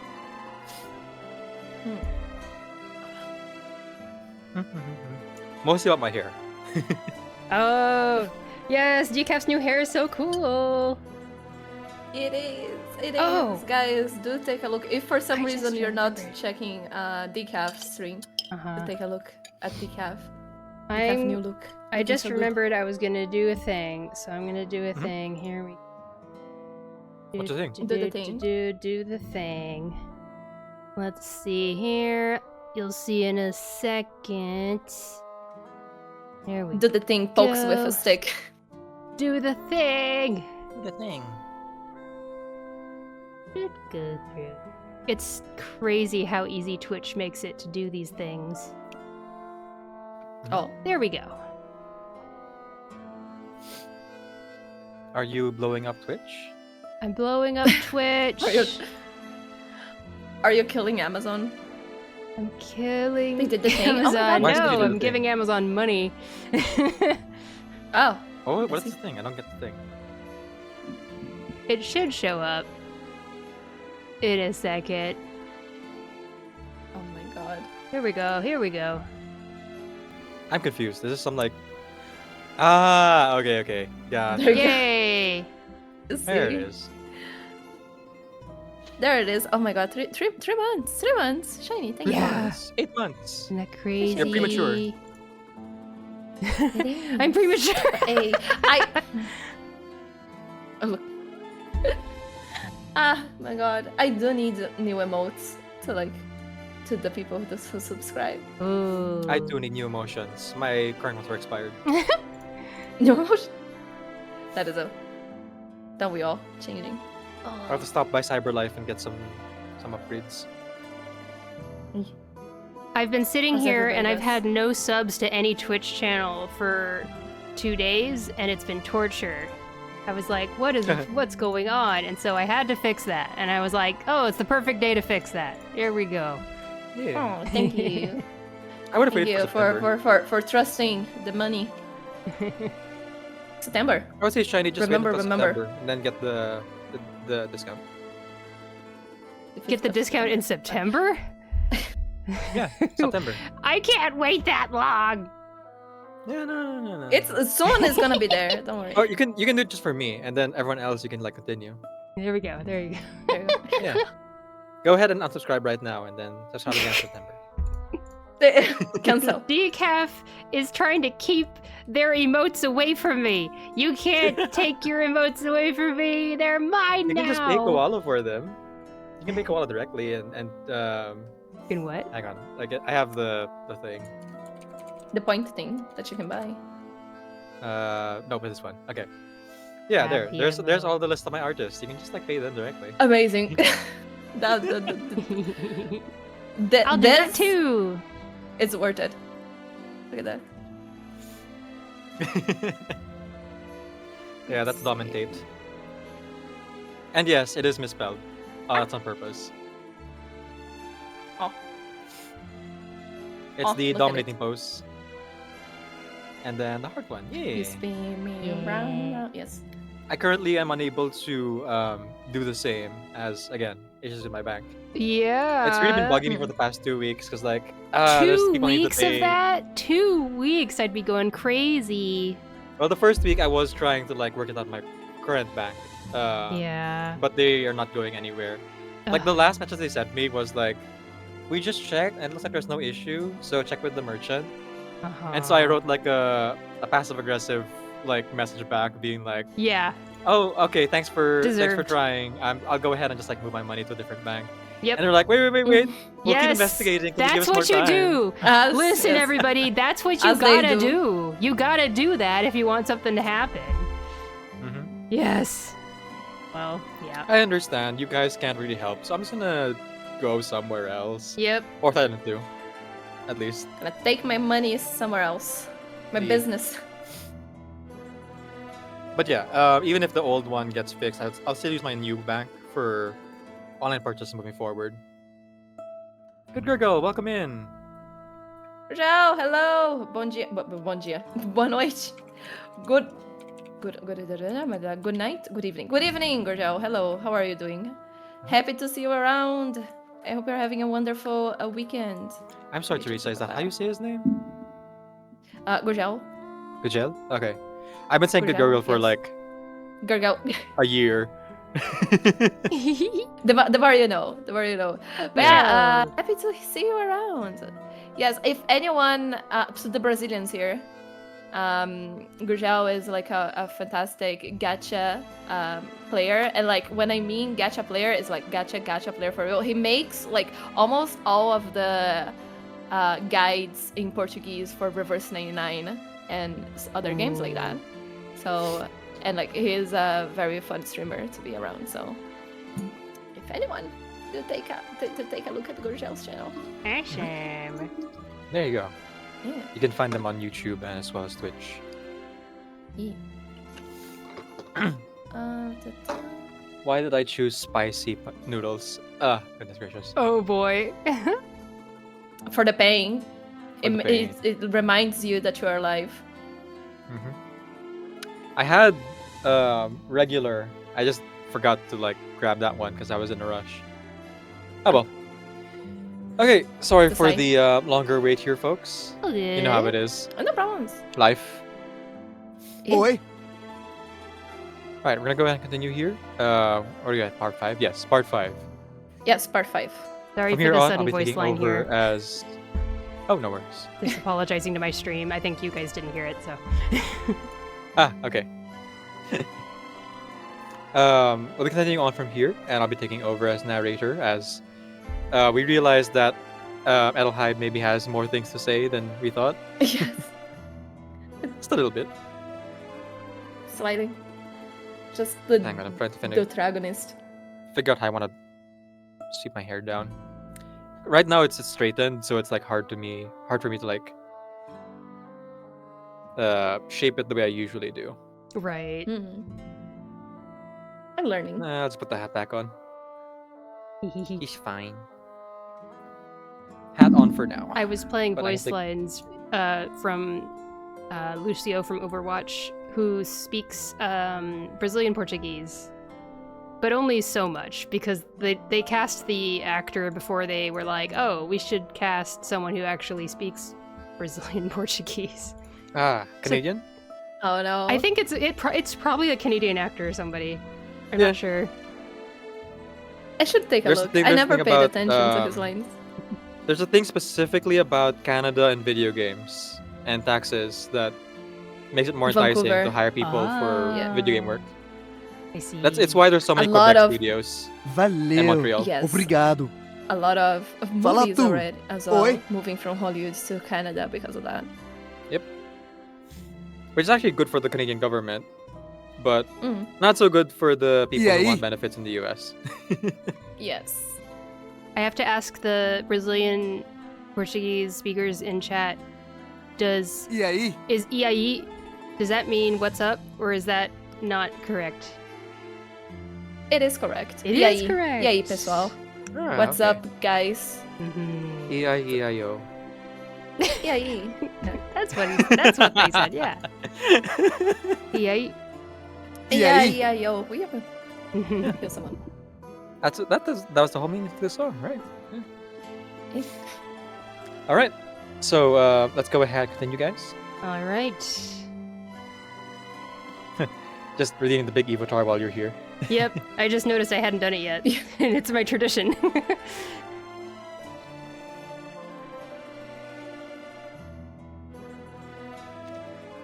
Part 5. Stage 5. Oh, yeah. As their shield. Fucking hell. Marsha presses a piece of gauze to the man's cheek. A cut from the rough wall she pushed him into. Adelheid holsters her pistol and folds her arms, listening to the other man. Ah, okay. The men have names. We have names. Mikhail. That's some random people that Marsha will kill, like, off screen. My name is Mikhail. And the man you're pinning against the wall is my comrade, Alexei. We're from nearby, Drovka. Are you soldiers? Yes. We were in Brest when the armistice was signed. At first, they sent us back to recover at the hospital in town. But things started to fall apart. We have been looking through these old buildings for medical supplies. Anything we could use to help the wounded here. We thought that maybe we could bring them back something before we got out of the We thought that maybe we could bring them back something before we got out of here. The hospital is really desperate for supplies. What happened? What happened to the hospital?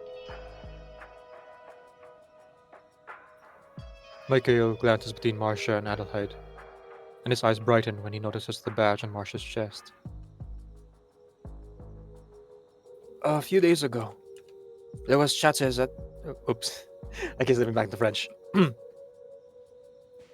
A few days ago, there was chatter that Madison Dictave was launching an attack. But no one took it seriously. We thought they were on the run.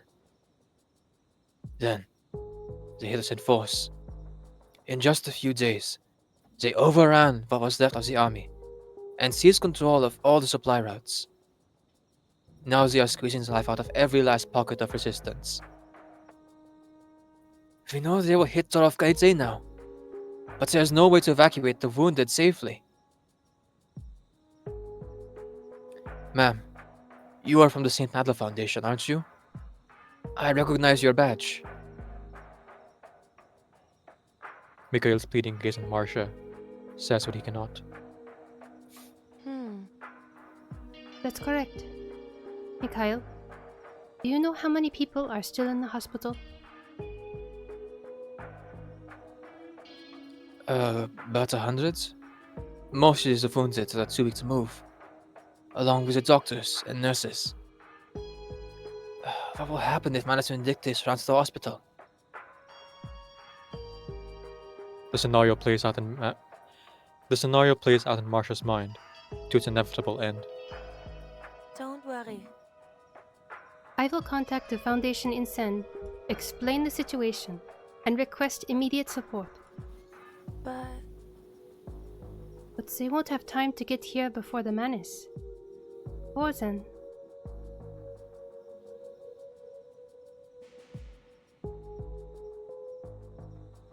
Marsha looks at Adelheid. Her head is dipped, heavy with thoughts of her own. Mikhail, I need to discuss this with my comrade. I'll do my best. Possible? I will join you at the hospital and do what I can to assist you until the Foundation arrives. Thank you. Behind them, Adelheid has opened the door and briskly stepped outside.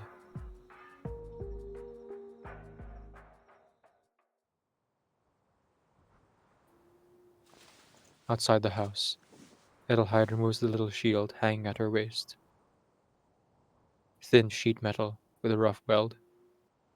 never properly polished.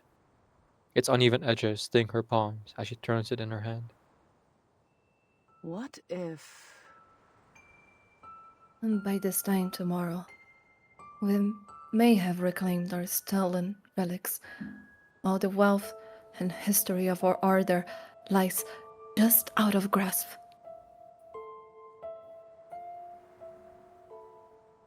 The thin morning light turns the distant horizon pale. But... By this time tomorrow, that hospital and all the people inside may be nothing more than a charred ruin. Adelheid. These people need our help. Adelheid frowns, yet her eyes can't help tracing the simple strokes painted across the shield. Stas had never seen their home. He had no idea what Ho's Schloss actually looked like. But through Adelheid's words, it seems he imagined it as an unyielding tower that stood tall atop a mountain for 1,000 years. A castle where generations of knights lived, fighting for justice in service of the weak and the needy. The place she had left before coming to Sen, where she had met a boy in need of help. The boy who painted this tall and noble tower.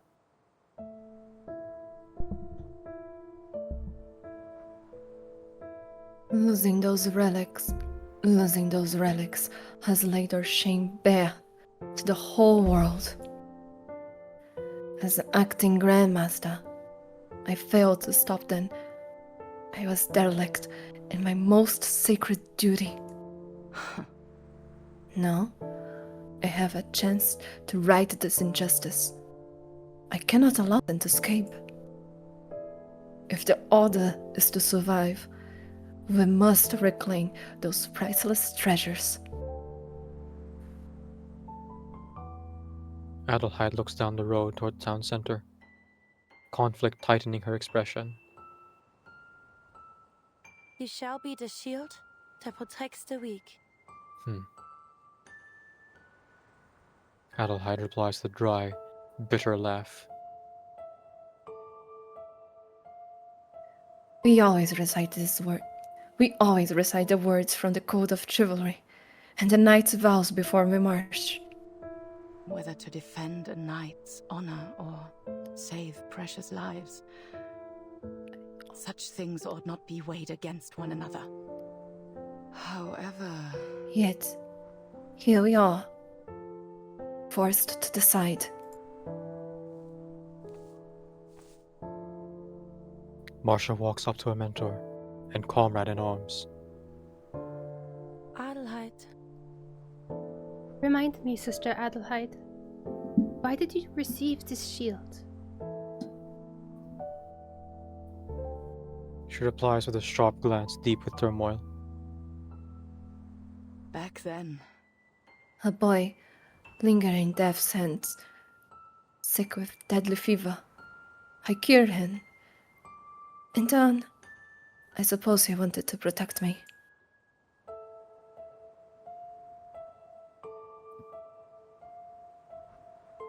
May not be the equal of our greatest relics, but it was given with noble intention.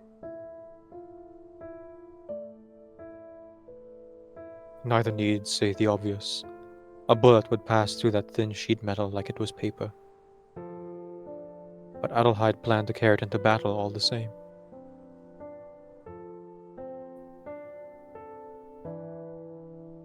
Our vows have always been in service to people like him, without expectation of reward. But...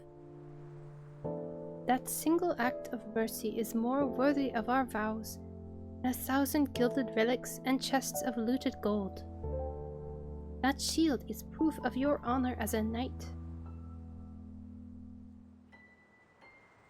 Don't see a dilemma at all. Marsha's voice is soft as rusting glass. She knows she's challenging everything her mentor has ever held dear, but she will not let it go unsaid.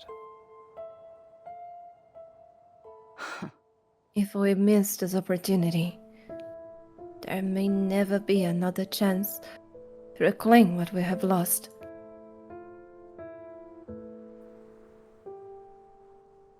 But the Order has a long way ahead. Long enough for us to restore its glory and fill that emptied castle once more. Let it begin with that rusty shield. Let it be the sign of what is to be a true knight. Marsha stands firm. She can sense her old master hesitating. All she needs is a gentle push. Yet for as mighty as it might herald a new beginning, that tower on her shield is also a reminder of the roots. You've changed. I remember when you were the one that couldn't wait to face the enemy, leaping to your death instead of falling back to care for the wounded. Marsha smiles softly. I just hope that the changes I have gone through will lead me to a brighter future. War changes us. Changes everything. In ways that cannot be undone. I must believe the changes I went through have a purpose.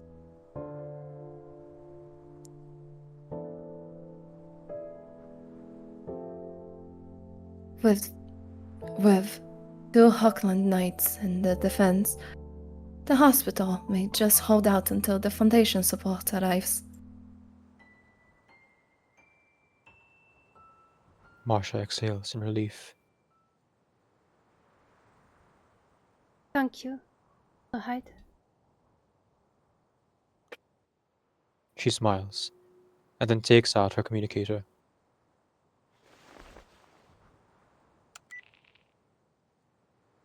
Miss Theresa, we have an emergency.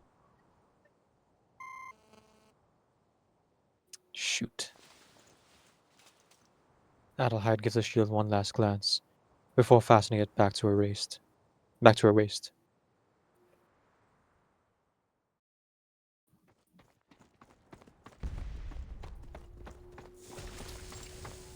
Why did you say shoot, Decaf? Just out of curiosity. I thought there was like an error sound, like the communication was jammed again. Okay. Oh, I see. I think it went through. Oh, there's a raid. I was worried on that one. Hello. Oh, raid. Let's Hello, go. readers. Let's pause for a sec. Readers. Yeah. Ah, playing Call of the Lamb, are we? Hello, Thomas T. All praise the Lamb. All praise the Lamb. Ah, okay. But in this case, it says you're playing Majora's Mask previously. Ooh. Are you planning to fully complete it? Oh, it's 24-hour stream. Oh my gosh. Folks, please go ahead and follow Thomas D over on their channel. You can click the heart, not the chat right now to do so. And then after you do that, tell Thomas D to go to bed. Everyone tell Thomas D to go to bed after you follow them. Go, Time go, go. to go night-night. Sleepy. You are Sleep feeling well. sleepy. Rest time. Otsukare-sama. Your Good rest work, good work. must rest. Good 24 hours. Good work, go unconscious. Yes. That's what that means, right? Oyasumi. Or else. Oyasumi or else. Oyasumi, that's how. Oyasumi, postgun. Say goodnight. Say goodnight. But yes, actually Called the Lamb was how to discover my community name. Oh, your community name is like called Tentacle. I see. Nice. That makes sense. Thomas T also does the what do you call this? Tarot readings as well. So you can go check out Thomas T for if you're subscribed. Have your tarot read, or just listen along to the tarot readings. It's really interesting. Cool. Neat. There's tarot cards in the game we're playing, except not in the game. It's just in the garments that you buy with your money. It's just in the garments. True. Let's see. Okay, there's a lot of you. There's a lot. Okay, so real quick, just like a quick introduction before you jump back into the story. Yeah. And Thomas T goes to bed. You're dying. Yes. I don't want you to die. I want you to sleep. Rest for a bit, not forever. Hello, Raiders. Welcome in. My name is Decaf and Theresa. I'm a video game streamer here on Twitch and also hobby voice actor and singer. I am currently voice acting with my friends, ShinyBot TV and 900 Theresa for this game, Reverse 999. Say hello, guys. Hello. How are you today? Fine, thank you. Teresa, you should say hi too. Fine, thank you. Oh, there you go. Didn't appear. But yeah, hi, hello. How are you all doing? Hey. There we are. We're voice acting the side story of this game. I'm an official content creator for the game Reverse 999, and so we're doing this for fun, for the collab. Oh, that number is actually way off now. I actually already have 400. Wait, do I have 400? No, that's not right. YouTube subscribers? Yeah, because I'm trying to get to 500 so I can actually monetize YouTube and, you know, pay more artists and musicians and I'm things. seeing 343. 343, okay. Phew. Got scared there for a second. But yes, I am a content creator for Reverse 999 as recognized by the developers. And so we just like do this voice acting thing since about last year. And you can check out all of our previous voice acting here in the directory, as well as my music videos over my YouTube channel, if you'd be so kind. Okay, speaking of being so kind, I don't know why I stepped into British there, but I think it's because I'm psyching myself up for the story again. I like to do the narration in the British accent.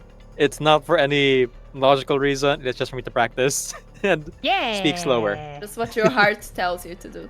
Yep. I started doing it literally this patch, and it seems to be working out just fine so far. Yeah, it sounds good. Hey. Okay, so we're gonna jump back. Well, we're gonna jump right back into it. See, I do things like that. Yes. Yeah, sure. We are following Marsha, the nurse knight. Adventures of Marsha. We are currently following Marsha, as Shiny said, defending this hospital from being burned to a crisp by terrorists, essentially. Yes. Up. Okay, let's jump right back in. All right. The four of them waste no time and reach Dorovka by noon. They can spy the hospital from the end of the road. But something else comes into view as well. Rising smoke.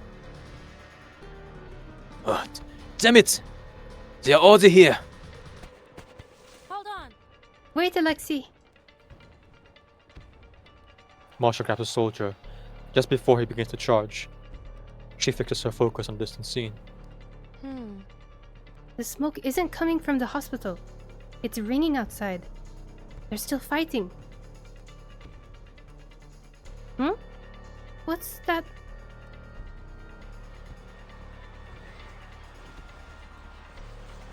Are the patients fighting back? In the bright flare of exploding grenades, hardened steel fires silver, and horses pant and whinny as they pound across the concrete. That can only be the order. They are here, and they're fighting Menace Vindicte. Adelheide's voice lifts with each word. What? Then there were other knights nearby. After initial shock, Marsha nearly cries out in joy and relief. Hurry, let's move. She releases Alexei as they all begin to dash forward toward the battle. Adelheid follows a few steps behind. She can see Marsha from the back. No! All of a sudden, it seems as if she were that foolhardy girl once more. But then the wind lifts the edge of her grayish-green coat, revealing a glimpse of the nurse's uniform beneath.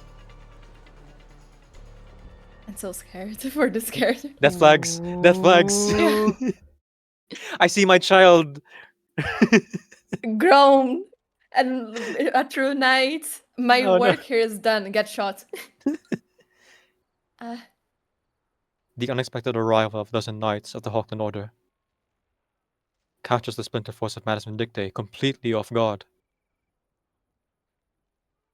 Outside the hospital, the knights mop up, ensuring the threat is completely neutralized. Miss Theresa. The hospital is safe. We've run the Manus off for now, thanks to the Hochland order. I need to speak with the head of the hospital and assess our situation. Reinforcements will arrive soon. Oh, that's Razor. Hi again, Razor. Razor's back. Your requested reinforcements are still en route. Even if Manus aren't a threat for now, that hospital needs to be evacuated. Heck yeah. We got some good people in the Foundation. There you go. They're not all bad or all good. Mm-hmm. Just the brass. Yeah. Mm-hmm.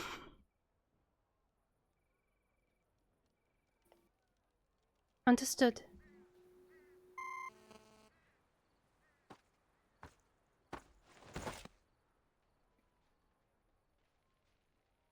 Just as Marsha finishes her report, she's suddenly pulled into a warm, excited embrace.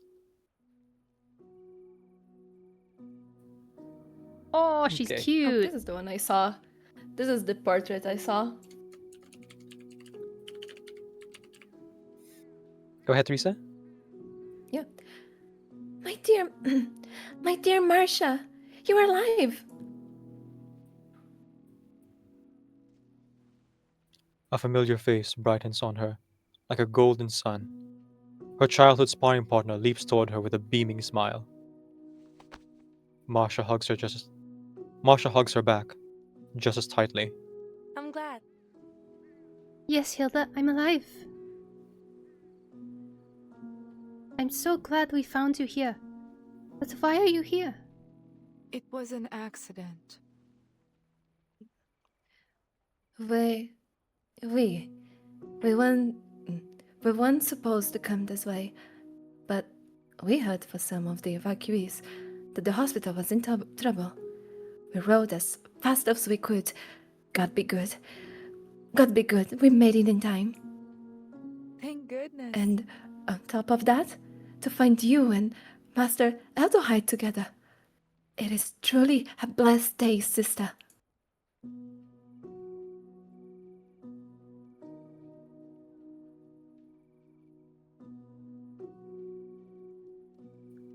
Adelheid does not interrupt the reunion between comrades. She listens to Hildegard, as the victorious warrior beams with yet more words of joy and knightly elan, drifting deep into thought.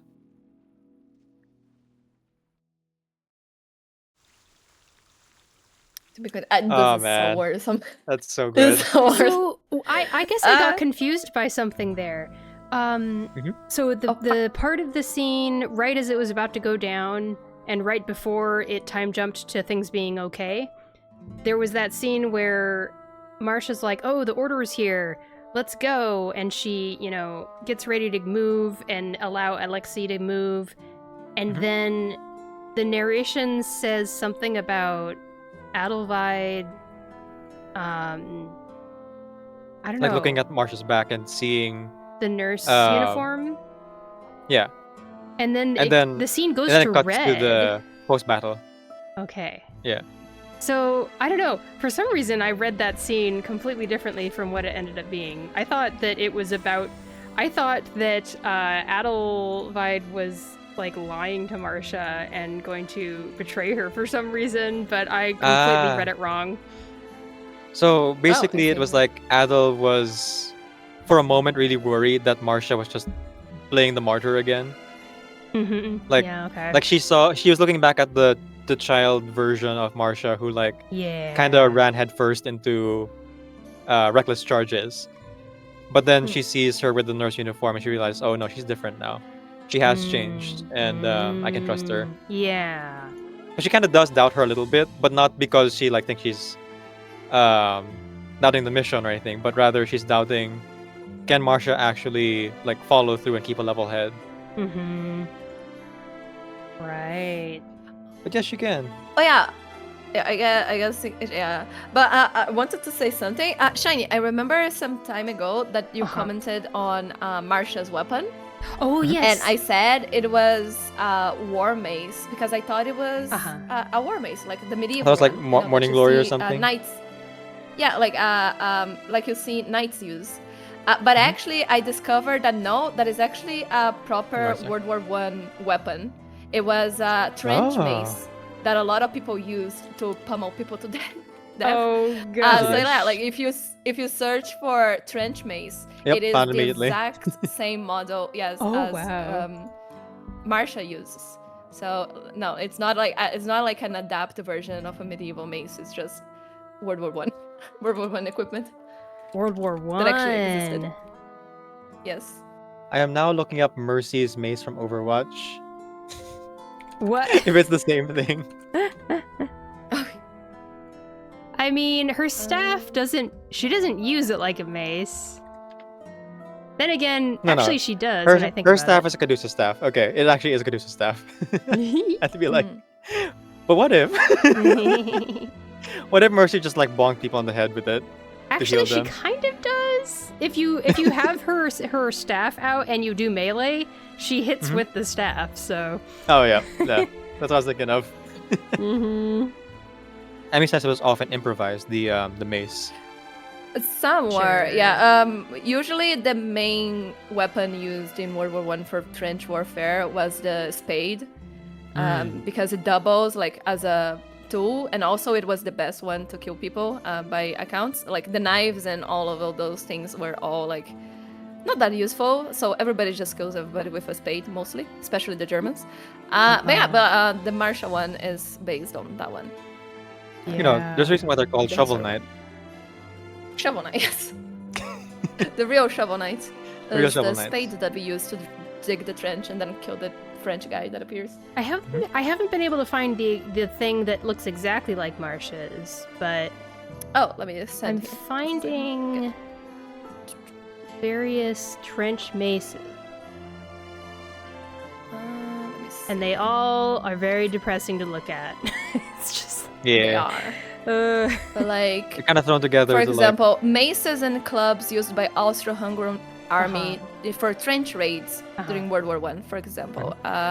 This link here. Extend your reach if you don't have a gun on you. You know. Oh, yep. Especially the far left, where there's not as much these ones here as well. Yeah. So like photos of the real one. Oh my god, my shot. Or this one as well. Let me post history. There we go. This one as well. This is Austro-Hungary as well. Oh yeah, makes sense. It's German adjacent. They've got like the kind region. of like. Let me switch over a little bit on my stream. So and this is British. This is British. This is a British one. No, this is the latest one. Oh, one that you're pointing to right now. Yeah, I'm seeing some geometric shapes that are similar to Marsha's, like the way the spikes are kind of a prism shape, in a way. Yeah, the prism one.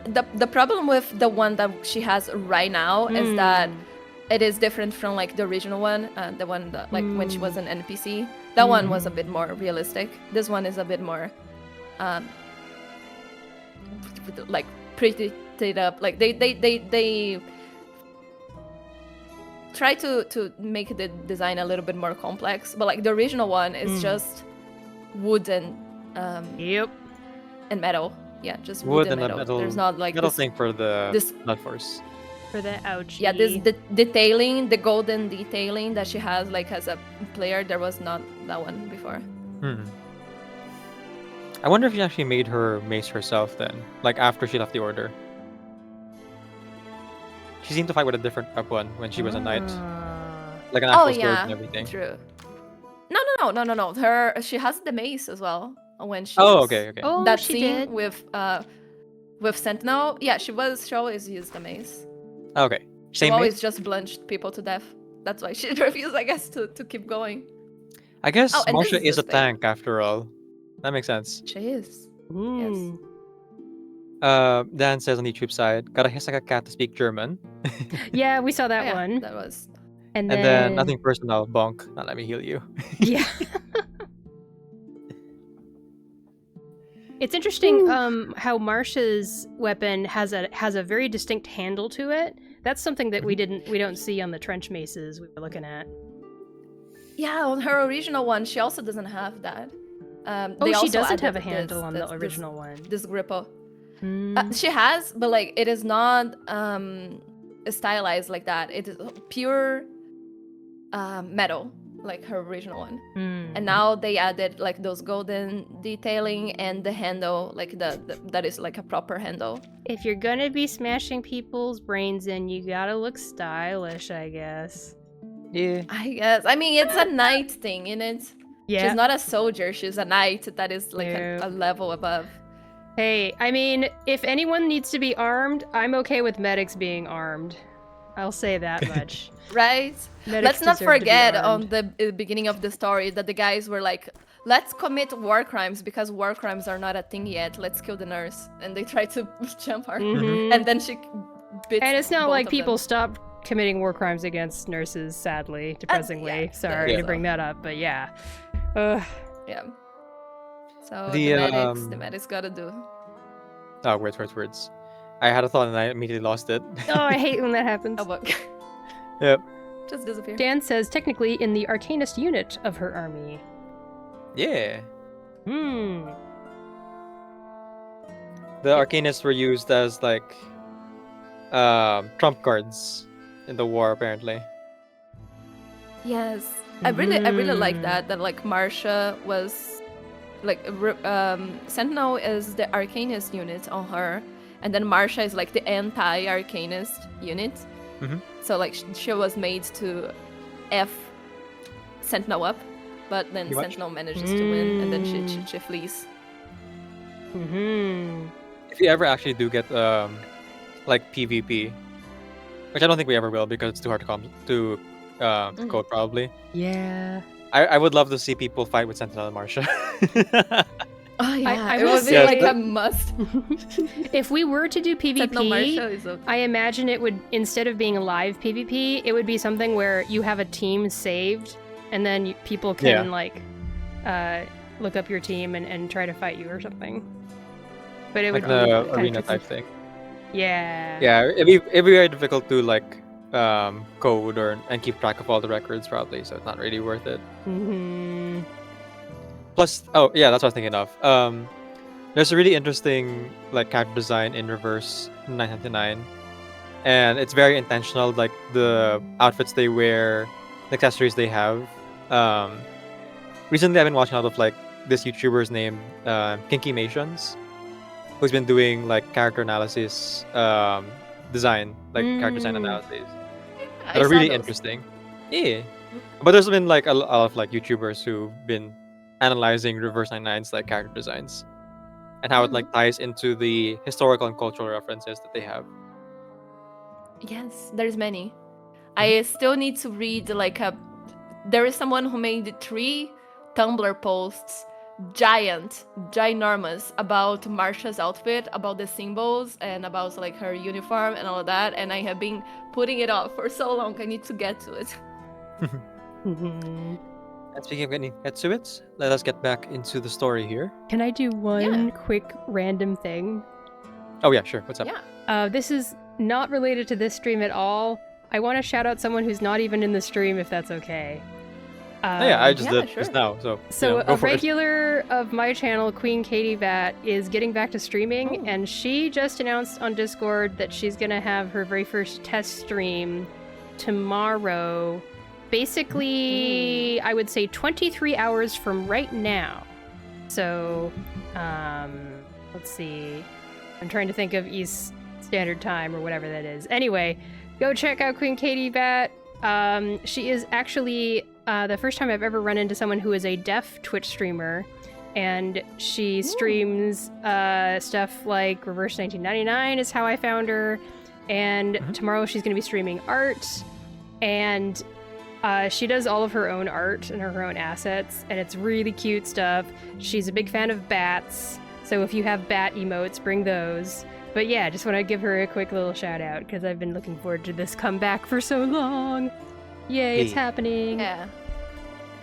That's a bit of I will try to check it out for sure. Thank you for the warning. Art streams and all also, that. right before we get back, we didn't read the chat. One thing, Kritten, hello. I forgot to say hello, welcome. I'm so happy that you're here. Yes, thank you for the string streak, and I hope you are having a wonderful beginning of your day. Good morning. Yeah, welcome. Welcome. Oh yeah, I guess I thought we had, but apparently not. Whoops. Yeah, we kind of forgot.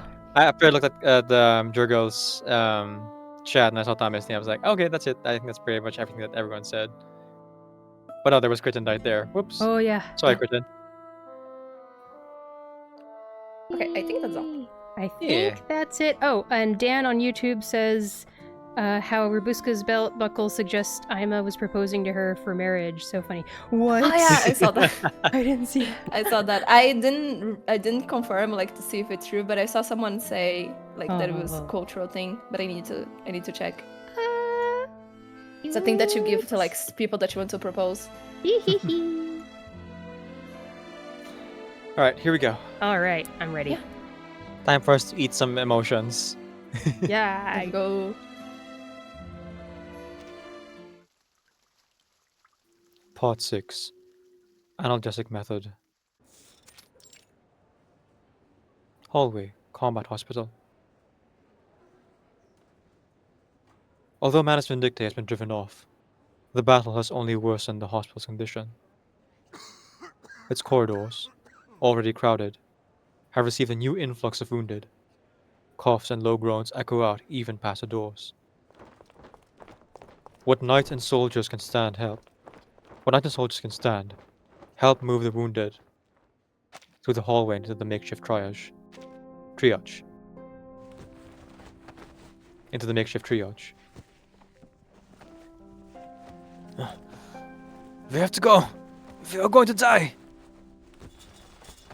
A soldier at one of the beds suddenly flashes upright, shoving away the nurse who's trying to stymie his bleeding. Stymie?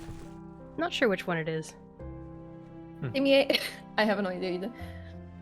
Who's trying to stymie his bleeding? I'll do both takes and then research later. The nurse grips his shoulder to steady him. Another doctor rushes over with several strips of cloth, trying to tie the soldier's arm to the side of the bed. But he only struggles harder. I'll do nurse. We said that. Yeah, nurse. Doctor, he needs a sedative. Theresa? Yeah, sure. No, his pulse is too weak. Someone hold him down. Just then, a hand covered in armor reaches in and presses gently on the soldier's forehead. Sister Marsha. In short order, Marsha has made herself indispensable to the staff here, as they treat the wounded and dying as best they can. Don't worry. Used my arcane skill to calm his delirium. You should be able to treat him now.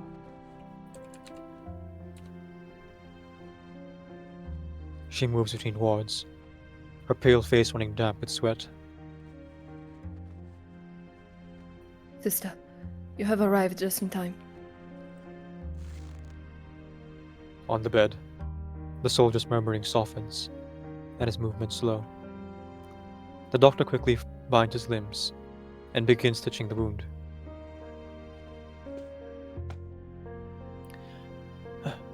Sister Marsha!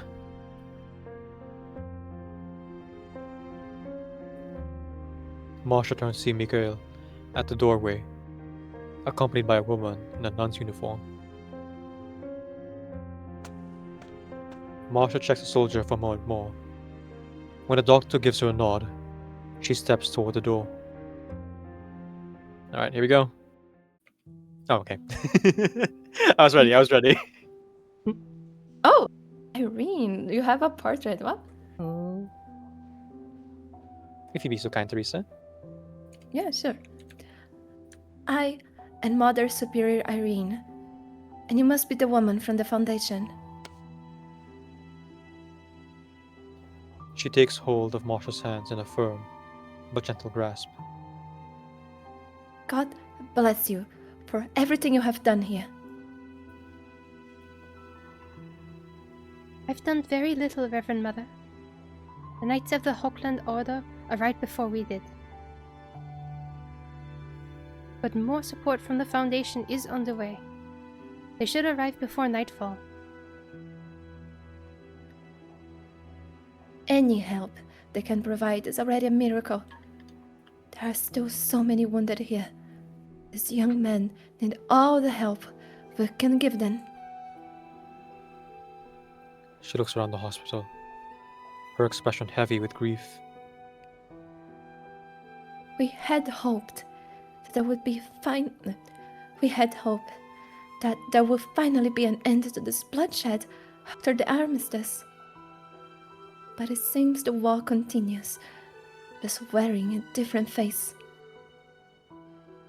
With the rumors of bandits and violence further east, everyone is worried for their families. But they want to help. They want to bring an end to this violence. I'll do my best. We'll see about securing their passage home, Reverend Mother. I'm certain the Foundation will appreciate whatever help they can offer. The nun thanks Marsha once again, even more effusively than the last time.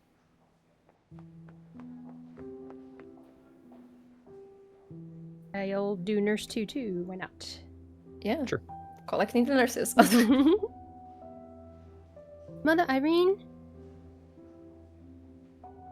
A panting nurse rushes down the hallway, holding an empty glass bottle. We're out of ether. There's only one bottle left in the warehouse. More bad news arrives, and a dutiful woman responds. She must weigh the value of each resource against the lives and suffering around her. Prioritize surgeries. We need to make this bottle last until the evening. For the others, we'll have to rely on pressure and immobilization. Have we any alcohol left? So real quick, just want to tell people, ether is an anesthetic that was used, it's like a ether? Undistilled anesthetic. Yeah. Mm. Oh, I see anesthetic. Oh, well. Yeah, for painkilling. Yeah. Or in case of surgeries, like, making it not hurt or putting you to sleep. Mm-hmm. Yeah. The nurse nods. Ethel, yeah. Ethel, yeah. Ethel, yeah. A shame it's all Ethel. More than anything, I think these boys need a stiff drink. But in lieu of that, soak some herbs with it and use them as topical salves. She turns to Marsha. Sister, would you mind relaying the urgency of our situation to the Foundation once more? Don't worry. Of course. Marsha looks around the room and sees other knights in silver armor working through their injuries and pain to assist the beleaguered hospital staff. She tightens her trembling hand, then makes a resolute decision. Reverend Mother, perhaps there's something more I can do. No! Oh my god. I knew it. She's gonna be the anesthetic for someone to help, kill their pain, make them feel numb. Oh, I clicked the thing. I'm starting. Oh no! Yep. Oh, no. You get hit right away if you're Absorb not all careful. the guilt. Yes. Absorb all the guilt. All the guilt. I thought we should run from the guilt next time. I guess now we don't. We are. I suppose we are absorbing the guilt now. That meme of the factory. Every time. Can I do this? Can I? What is No, this? okay, I can't. Oh, You can't absorb the other ones. at all. Okay. Oh, it's like a magnet? Ooh. Get in my belly. Guilt. I Ow. wish that was me. Oh, the guilt decreased my weight. Ah, that sucks. Oh no, we can actually. Okay, Oh, we yeah. have- I mean, I should combine the I think magnet it's and the good. speed boost thing. Or something. I don't know. The magnet and the speed boost is actually useful I messed up. together. Restarting. Prepare Restarting, to yeah. feel. Feeling all the things. Always prepared. Whee! Magnets, how do they work? Gibby. Wah! Gibby. I need more. More. That's a lot. Come here. Come back. Get fucked. No! Oh, I see. They take your numbers out. That is Yeah. Oh, I see. Oh. You have to be ready to like absorb again. Oh my god. Just eating all the guilt and then the Pop Nemo. Yes. Exactly. Nom, nom, nom, nom. Over Come back. here. There we go. Got it. Nothing a good burger can solve. Dang it. Come on. Okay.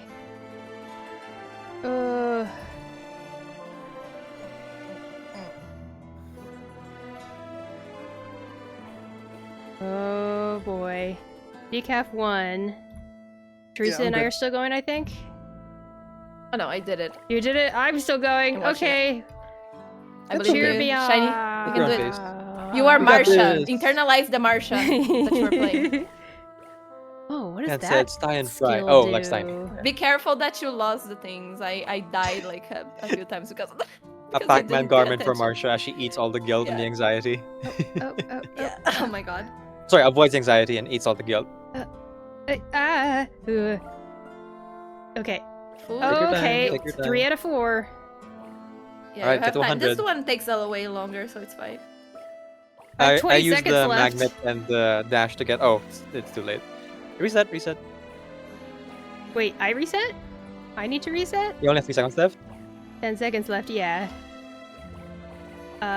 Oh, you can still do it. Oh, please, get over here, get over. It was running away from me, literally. Yeah. So you basically kind of are absorbing the pink stuff to make yourself bigger, but you need to get the red stuff. Yeah, the red Yes, stuff's that actually. takes away Is the guilt emotions you need. I actually avoided the Yes. pink stuff entirely. I just went for. Oh, get like, the it. dots. First, no, come on. Come on. I want to get the other thing. Get over here. Yes. Ooh. I think we'll add the number that it will subtract, but you have to be higher. Yeah. And the problem with absorbing the pink one is that you become a lot slower. Yeah. Which is not great with all the anxiety bumping things around, so I just ignored the pink stuff, honestly. I guess that's a good idea, but then it takes forever. So you hit dash and then magnet immediately, so that you can dash while That is magnet's a good activated. idea. Yeah.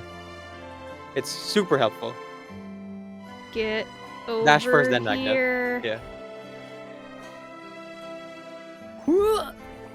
Oh. You can also like ramp to the pink, that's right.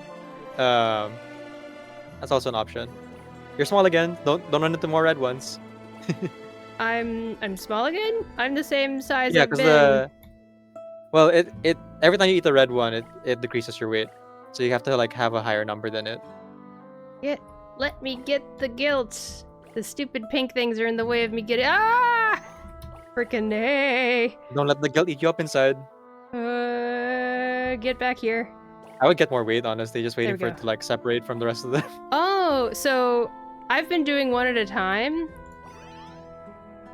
No, sorry, not guilt. The emotion fragments thing.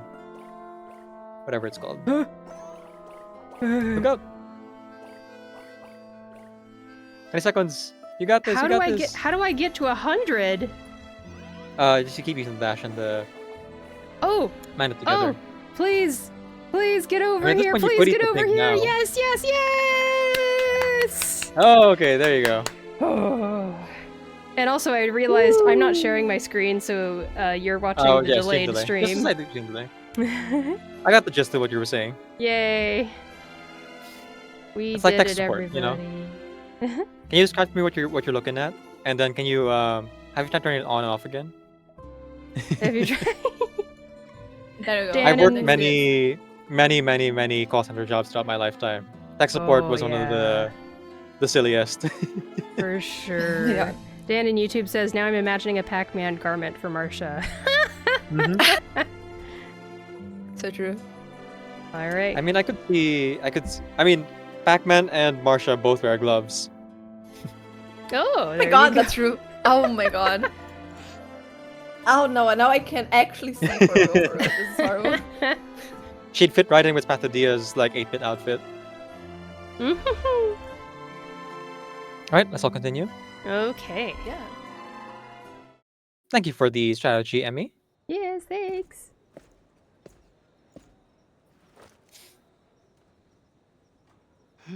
Early in the morning, Adelheid moves to the hospital, searching for someone. Sister Hildegard, have you seen Marsha? Hildegard pauses at the question. She has been boarding up doors and windows since the evening prior. Huh? I passed by her about half an hour ago. She was coming out of the operation room. She was coming out from the operation room. Why? I haven't been able to find her. What's going on? What was she doing in the operation room? I'll be nurse 3. Oh. Go on. Oh, I can explain. A nearby nurse pushes a medicine cabinet as a brace against a door and joins the conversation.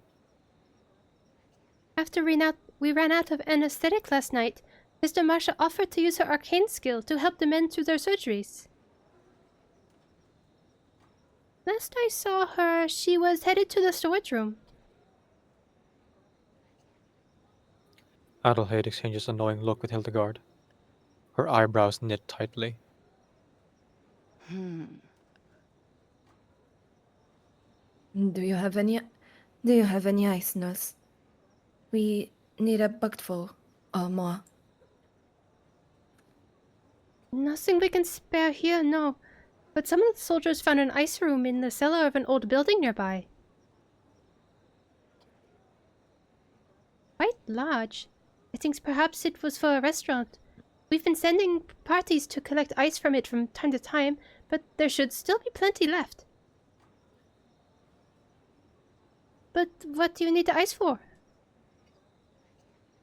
No need to worry. Worry not.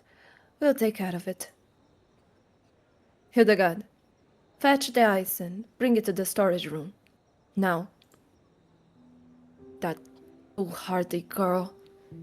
She pushed herself far beyond her limits, uncertain of it. I doubt she can even move for all the pain she's taken in. Ice bucket challenge? No, decaf.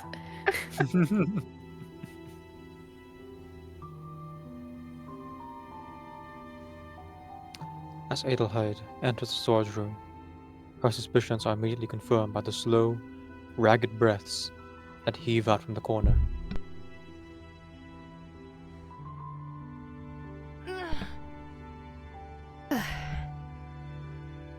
In a room of empty boxes, old sheets, and broken things, she finds Marsha curled up against the wall. Her eyes are shut.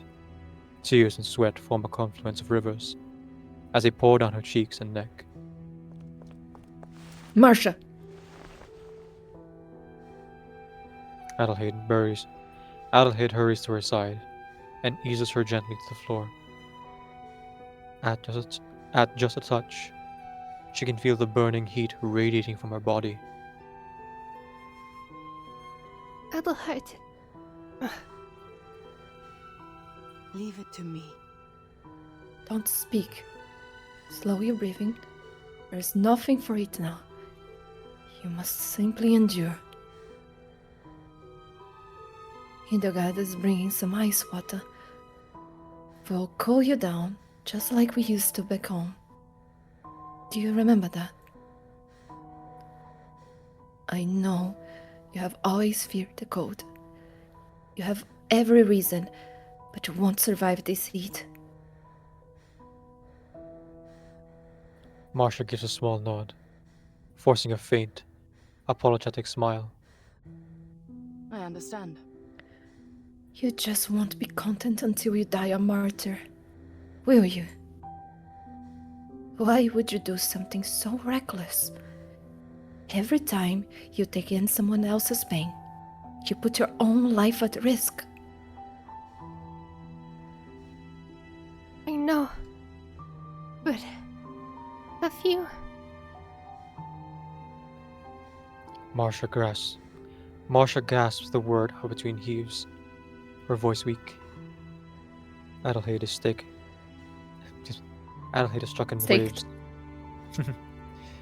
Adelheid is struck in waves, concern, then fury, pity, and lastly pride. Had there been no other nights in the hospital, Marsha might have looked for other options. But she knew the others would understand what she had done and what to do. It wasn't reckless. It was a calculated risk, an act of complete trust in her comrade in arms. Ah. See, we keep making jokes about the whole like eating other people's pain and emotions like this, but there is like a kind of like counter to that where Marsha is like intentionally doing it with the fail safe of like this how much I can take and this how much I can like fall back on if it need be. And she is relying on the other knights. Yeah, that's healthy. Yeah, true. She's not doing just for doing it. Yeah, she has like an idea at least. Good job, Marsha. But there you go. A little bit better from before, I suppose. Mm-hmm. It'd still be nice to talk with people, I guess, before doing this. Yeah, a little bit. Because if the nurse wasn't nosy and told them everything, they would not have found this. But fine. Promise, Marsha. Swear by your oath, you will never do this to me again. Marsha! The other knights arrive, hauling a tub and buckets of ice water, barking orders, and back and forth as they clear space in the crowded room. Together they lift Marsha up and ease her in the icy water.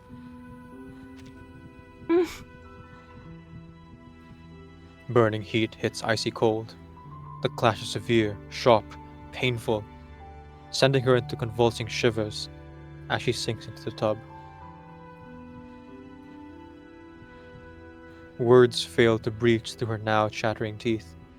Hot and cold slam into one another, like the beginning of a cyclone. The pain swirls in her, tearing her thoughts apart. Her vision darkens. Marsha?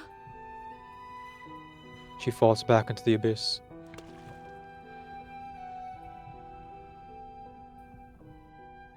Well, look at that. You know, the fucked up thing is that when she said, like, oh, I have an idea, I thought that she was going to do, like, okay, we leave the ether to the people doing the surgery, while I take, like, the minor things, you know, like, the things that, the pain that we can't afford to use anesthetics, but it would be good to, you know, don't let the people suffer. No, she went straight to the surgery. It's like the operating room, Yeah, she felt people being cut open and stuff like that. Amazing. Jesus Christ. You go, girl. Well, I'm sure she's used to it at this point, but goddamn. Yeah, but still. Wow, okay. Now we understand the title of the current, like, chapter. Analgesic method. Oh. Fucking hell. Okay, that didn't click for me right away. I don't know, I was going to say, actually this makes sense because in the main story she gets hit by a cannon shot and she still tries to stand up, but she was blocking her pain in that scene, so I suppose she's Wolverine. Well, actually no. Yeah. Wolverine feels pain, actually. Well, let's see. Yeah. Wolverine feels pain, he feels pain and fast. he can't die because he regenerates. She's the opposite. She can't regenerate as fast as him. She has healing, but not as fast. But she feels And she feels the pain. She's more in danger than him. Yeah. So what you're saying is, Marsha needs a metal skeleton. Yes. What's the metal that they problems. have in Wolverine? It's adamantium. Yeah. Adamantium skeleton. The problem with Wolverine is that he will regenerate no matter what. So suffering in a different way. Yeah. Dan says, just another day at the office. Clocking in. Just another day with a reckless friend. But it's I think it's so interesting that like she's reckless, but she's calculated reckless. That an interesting concept.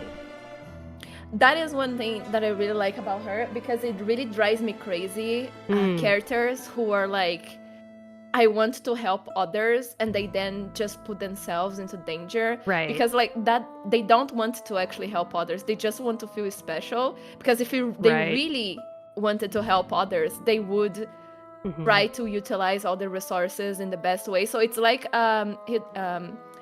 Edward said at the beginning, like, you being reckless puts your friends in danger. You know, like you being all like, I will sacrifice myself. You are wasting your life and taking away one resource from us and probably endanger your friends. But Marsha is like, she actually wants to help people, as in she will do the best even if she suffers. Like, she's thinking this through. Just doing something that will get her killed is not the most practical thing to do. And that is why I like her, because she's actually thinking this through. Yep. She's not just, I want to be a martyr and just do whatever to get killed. No, she's actually thinking, like, what is the most if I do proficient this, way? then I can count on this, this, and this. Yeah, I And if can do save this many people by Yep. doing this and this and this. Yes, and that is why I like her. She's not a, I mean, she was before, but she's not anymore like a suicidal martyr. Right. For her own pleasure, like, I am a knight and stuff like that. No, she actually, what can I do to help the most amount of people? And stuff like that. And she's not prideful and stuff like that, as in, oh, I will be a lone wolf and not rely on anyone. No, she relies on a lot of people because she knows that is the best way. Very interesting. Yeah, she's a real knight. That's why I love her. I'm ready to go to the next stage. As am I. Yeah. Let's Ready. go. Part 7. The Eagle and the Firewood. Oh, gameplay already. Oh, okay. Come on. All negative emotions, you say? Oh, and negative emotion. Let's go. What? Just another I day. just barely made it through the last one. Dash, magnet. Ah, shoot. I messed up. Go! Oh, fuck. What the fuck? Okay. I will absorb you all. Oops. I have to restart. Yep. Welcome back, Duar. It is the same thing, huh? Duar, hello. Hello, Duar. Come into. Oh! The magnet also works with negative emotions. Okay, that's a bit dangerous. Wait, what? I did not realize that. Oh, and there's also Meltdown. Look out for Meltdown that's like on the map. If you run into that, it's instant game over. Yeah, I noticed that. I think that's what I Just hit found that. the first time. Yeah. Yep. Come to me. All the pain. This entire hospital. Yes. It's totally Gosh, healthy. imagine having the power and just like collecting all, like going to the hospital to collect. It's okay. I have ice water. That will help. I have ice water. That also hurts a lot. Put my burning body into the ice close. water. I almost got smashed into by something bad. Oh, we need 5 of the middle one. Right. 5 of the one that has a little tail. Oh my god. I forgot what they're all called. The gray one. too. Another pink one is Anxiety? guilt. Guilt. No, yeah. anxiety is the one that was like pushing us around. Oh. The meltdown one was the one that like ends your game instantly. Yeah, the good thing that they still stay still, it seems. Yeah, I was worried about the meltdown I one. am very bad at collecting this. Yeah, Yes. this one you Oh, can yeah, that's like true. But relax a little bit. It's kind of a fun excited about game. Yeah. Once you like understand all the like little things, but there is a lot of little things to like worry about. That's the thing. Yeah. Yes, I just find I just terrorized by the idea of playing this on mobile. That's all. Yeah. Oh, I only need I mean, one this- more and I win. And this game mode was you originally go. meant for mobile anyway, so. Yeah, yeah, it's not a mobile game. Now, to be fair, Mobile I games. Who did play plays this game a mobile lot games to know? when it first came out on IO. I think it's called Growth.io at the time. You played what game? The game this is based on. Oh, okay. Okay, Where I'm you just, about like, to win. About to win. Yes, got it. You just keep There you eating go. other players, like in an actual live game. And there are like little dots you can eat too on the map. But after a while, you can only grow by eating other players. So Oh you yeah, end up just that like, one. Yeah. yeah, you end up like growing as like super duper massive, and yet there's always a chance that someone else can get more massive than you then eat you. There's Snake always one was like very fun as well. yeah. There's always that one point in the game where almost there, you're just like Teresa. so massive that you don't even have to move anymore. You got just wait this. for like other players to run into you. Yes.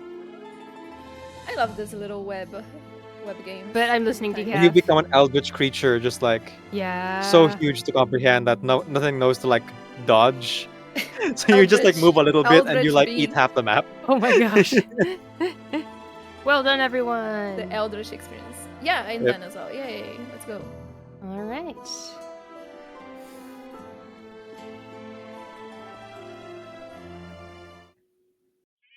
Oh no, she's losing it. Yeah. Hurry now, Freya.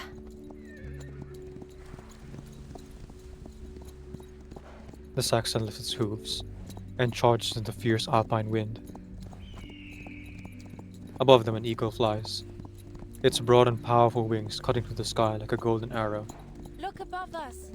It's wonderful to see Verena flying so high after her recovery. Marsha gazed at the soaring raptor, her young face lit with excitement. She had found the ancient eaglet beneath a mountain ridge a month ago, and took it under her care. Now, as if a gift in honor of her 18th birthday, her charge once again takes flight. A good omen, she hopes, for her own ceremony, with the swearing of a sacred vows to the Order.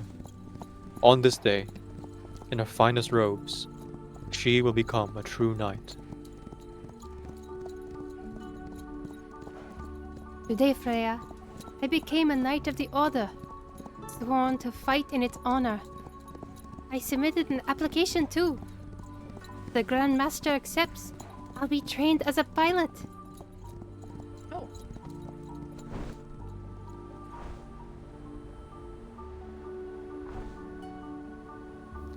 She leans down to share her secret dream with the horse as they ride forward. I just hope that... And I'll fly through the air, just like Verena. I can't even imagine what it must be like to see the world from above. They say that once you're high enough, the whole world just looks like moss growing over a rock. The young novice spurs her horse, giving chase to the triumphant eagle. She is about to become a knight, and soon, a pilot, flying over the field of battle. With the wind whipping past her ears, she feels as if she is already flying, riding the wind through fire and blood toward her future glory. Skill and courage alone decide victory and defeat.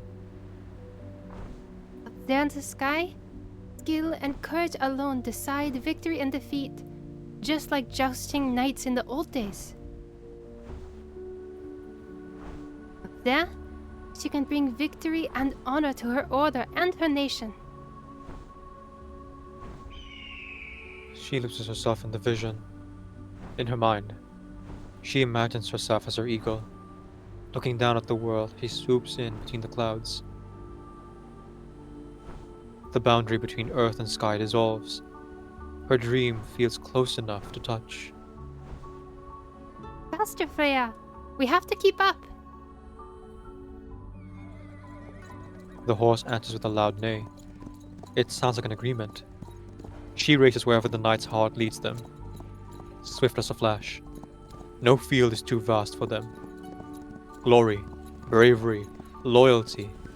These are virtues and the triumphs of a knight. Galloping hard, Marsha believes her path lies wherever these words guide her. At last, the eagle becomes no more than a grey speck on the horizon, and Marsha allows her steed to slow and rest. Her dream flies off on the back of those golden wings until...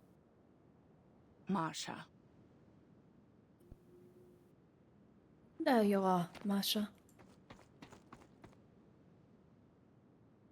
Marsha snaps out from her reverie. She dismounts in a flash and rushes towards her teacher. Adelheid! Did the reply come? Did Grandmaster approve my application? Adelheid sighs.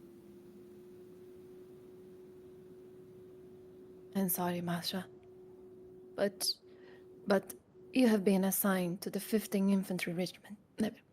But you have been assigned to the 15th Infantry Regiment. You depart in 1 week. Adelheid grips Marsha's shoulder firmly, trying to temper her young novice enthusiasm with a serious look. There's nothing romantic about the field of battle, Marsha. There is nothing romantic about the war you are about to face, child. You must be ready to take care of yourself. At the time, Marsha couldn't fully understand the gravity of her mentor's words. Though she did not get to live out her dream, she was still excited to serve her order, able to finally march out and win glory as a knight.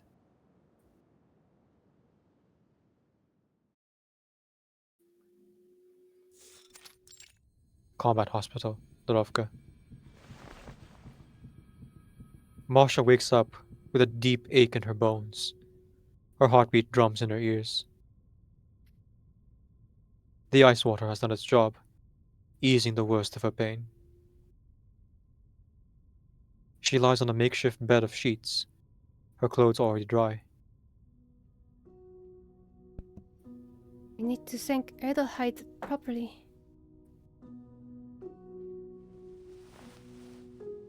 She sits up, and the first thing that meets her eyes is a pair of hands.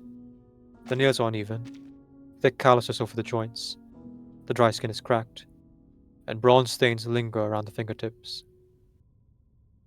They are the hardened hands of a trained knight, reshaped by a disinfectant and iodine.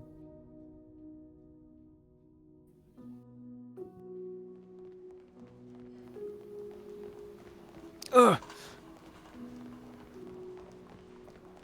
Who can check on Ilya? His wound may be infected.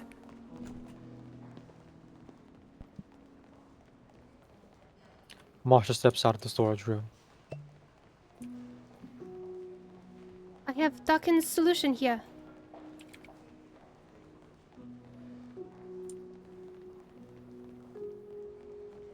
Marsha returns to her work, as though nothing had ever happened. Though the words of her mentor linger in the back of her mind. Don't worry. Let me clean this wound. She returns to the patients and leaves her past behind.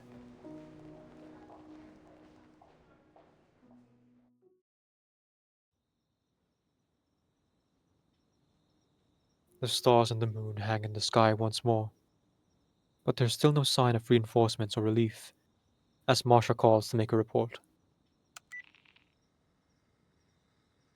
Commander Kreas. Sir, if possible, I hope the Foundation will be able to transfer the heavily wounded to safer territory. I will speak with Razor and leave the matter to him. Mr. Razor was supposed to meet me in town this evening, but I haven't been able to reach him. I receive a report that he made contact with Manus Vindictae along the way. But, as soon as he mops up that little problem, he should arrive at the hospital without delay.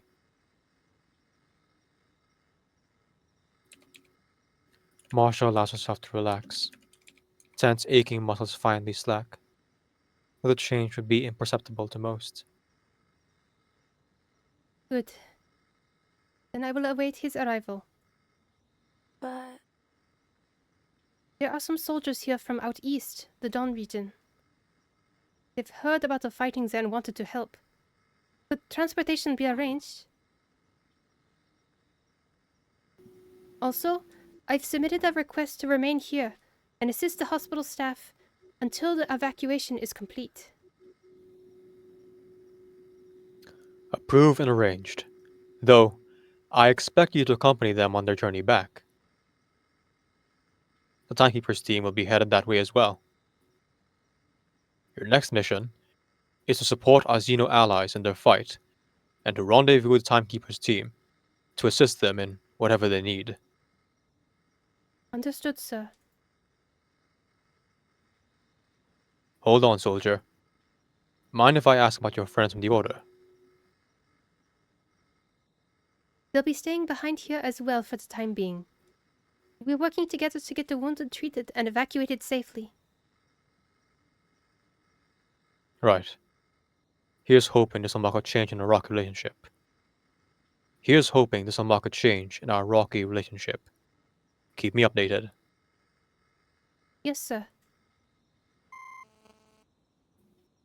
Marsha.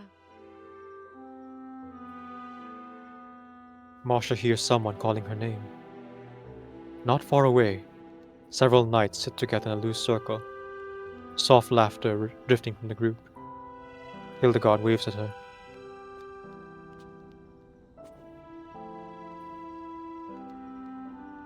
Feeling better? Don't worry. Yes. I'm sorry for making you worry. Hildegard waves her hand. Thank goodness. I am just glad Edo had found you when she did. I'm not sure if you would have lasted much longer. Marsha sits down beside her. What were you talking about? Old memories. Remembering all the chores we had to do when we are novices. Remembering all the chores we had to do when we were novices. Under the night sky, the knights' faces light up as they reminisce. I still remember. I remember. Carrying up those bundles of firewood that were nearly as tall as we were. Yeah, and it wasn't even our job most of the time. Not every would-be knight had a pure heart. Some of the older novices would often slack off and bully the younger kids into doing their work. All the way up the hill, 3 or 4 of us at the time. And the bundles would never hold together. I remember we just tried to chase the ones that fell out as they rolled off to the side, tumbling into the woods. The 2 young novices would simply sit at the edge of the slope and sigh. But... I always loved the stories you told about them.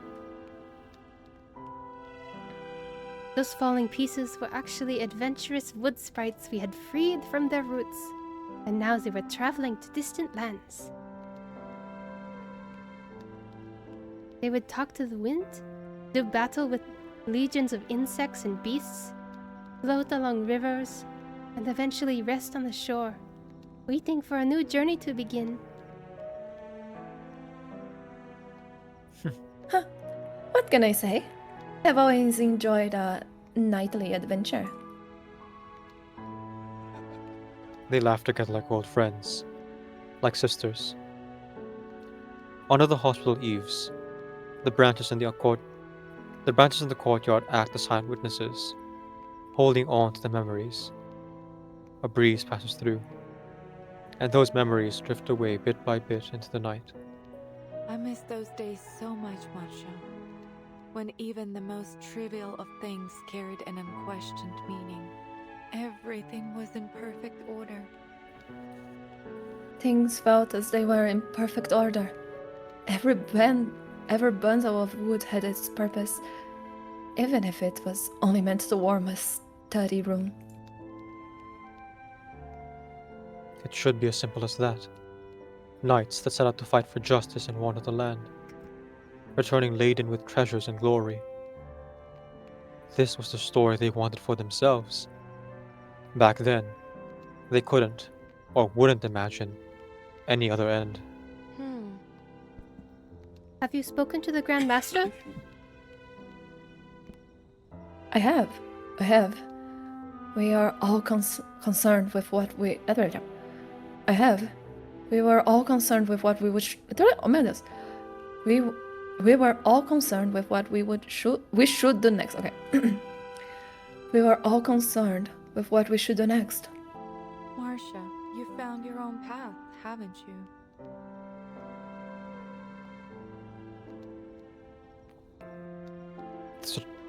There's a trace of envy in her eyes as she says it. You know, Hilda? Ever since I met Adelheid again, I've started dreaming of the old days.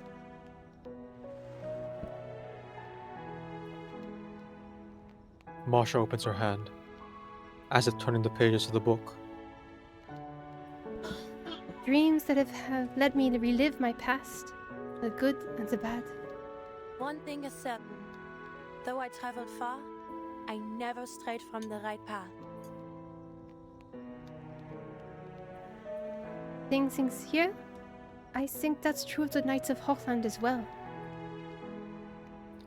Marsha glanced around at the end of her words.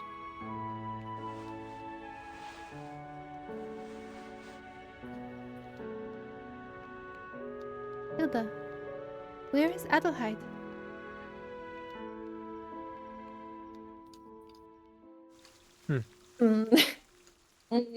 What's going on? I kept saying Adelheid's name wrong. Ah. It is okay. I also, like, every time I say it.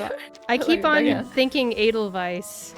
Edelweiss. I keep thinking Edogard. Ah. Edelweiss. Names. Edelweiss! Your dumb book! Wait. Who is that? Oh, Drakengard. Drakengard character? Oh. Zero is that's Drakengard. My bad. Near like the original one, the opening of it. It's Kane like Edelweiss. Kinda. Vice, dumb book. Or whatever. Duer brought food home.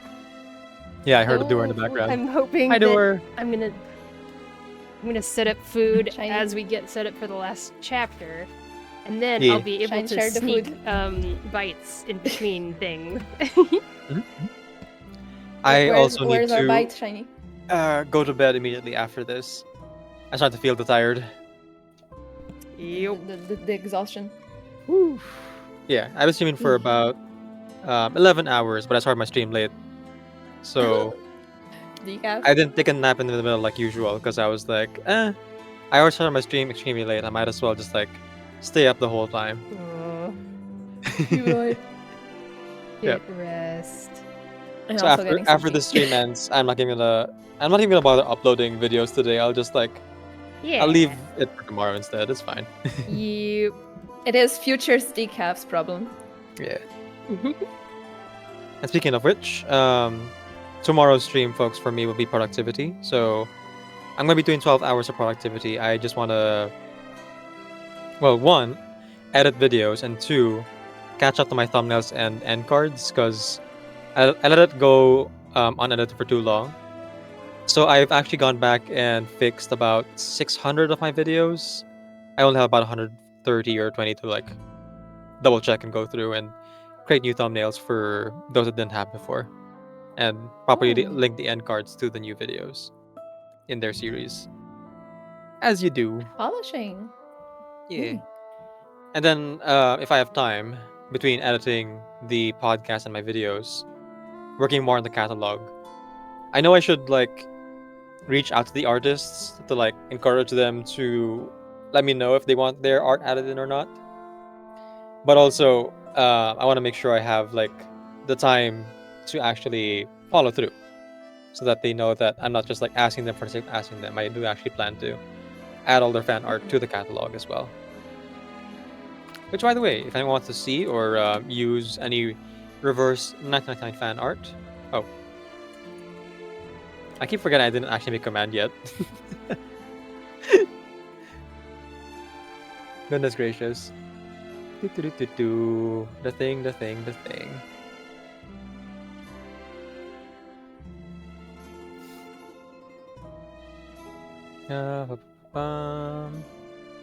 Here it is. Here's the catalog link for anyone who wants to view the fan art created by reverse 999 fan artists, as well I'll be back as in about 1 minute. Oh yeah, take your time. No problems. Anyone want to make use of it? Shiny is setting up food. Dan says in the YouTube chat, as far as event shop Marsha is concerned, this day is something a good beer can't fix. So true. And Theresa So agreed. true. Yes. Let's see. After Emmy gave advice, bunch of Pop Nemos. A lot of folks going to bed as well. Rest well, folks. Sorry, this one went a little bit long. We started a bit later, and then I also I ended up taking a longer break than I intended, so that's also on me. But it's been a lot of fun playing so far, so all good in the Yeah, end. it was a wonderful story, a wonderful time. We didn't end up like. yeah, wait. Oh, go ahead. Sorry. Oh no, go on. We didn't end up like doing the OST commentary today, but we'll do it next time instead. Because yeah, we started later. I was like, yeah, let's just go straight to the story. Yeah. It's content, but also it's not really pressing or anything like that. My bones are making sounds. Okay, that's lactic acid. That's lactic acid and crunchy. Crunchy like textures, as you do. There you go. I had one more lozenge before I continued here, and will refill my water. Actually, not refill my water, but rather drink a whole pitcher of water I placed in the freezer. There so you that go. when Water. I'm ready, Hydration. ready to hydrate right after. Yep. There you go. And then go to bed. Sleep, rest. It's important. I was going to say that I really like the voice that you gave Razor. I think it fits in very well. Yeah. I really like the cadence of it. I'm doing my best American accent. He does give like American hero vibes, you know? Howdy, partner. I would like 20 cheeseburgers and a Coke to wash it down. Very American. I can almost hear the ego in the background. See, the American agrees. Okay, I return. Let's rustle up the boys and the girls and let's get in the car and go shopping, bench. What did I come back to? A big American accents. Yeah. Gorlami. That's what I. Go blimey. Come on now. Guess it says it's true. We do sound like that. See? Like Hollywood action stars? Yes, yeah, I agree. Accurate. All right, here we go, everyone. To the end. To the end. The last one. To those who are here live with us, thank you so much for sticking through. We've had a lot of people in the chat. We've had like up to 40 people at one point. Yeah. And we still have about 30, I think. Shout out to y'all. Shout out to y'all. And to those of you who are watching this in the offline VOD, whether it be through Shiny's, Theresa's, or my own, hello. Hi, YouTube. Hi. Hi, Mom. I'm on YouTube. Yeah. All right, here we go. Okay.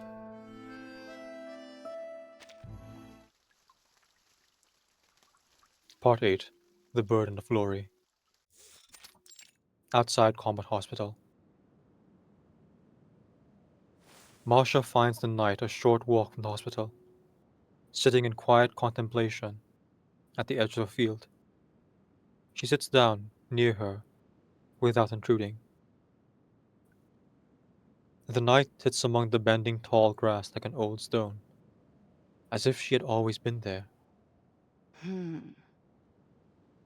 Sit in silence and set the mind to quiet. People dragging chairs above me. Okay, this is like... Okay, they stop. To sit in silence and set the mind to quiet is an essential virtue for a knight. In contemplation, we may search our resolve and explore the depths of our belief. It was a lecture she had heard before, and the message was clear. So for some time longer they sat together in silence. They sit together in silence, accompanied only by the rustle of the autumn wind. However... With our training, we can sometimes forget that we do need to use arcane skills to quiet our emotion. Sometimes, it is better to battle with the emotion in our hearts instead of pushing it away.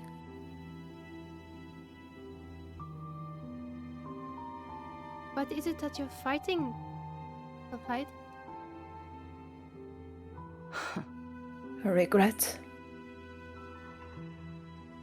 When I saw our knights outside the hospital, I was relieved, overjoyed to have found some of our lost comrades. But though we saved these people, we left Ryova. We left Ryova. We let Manus slip through our hands.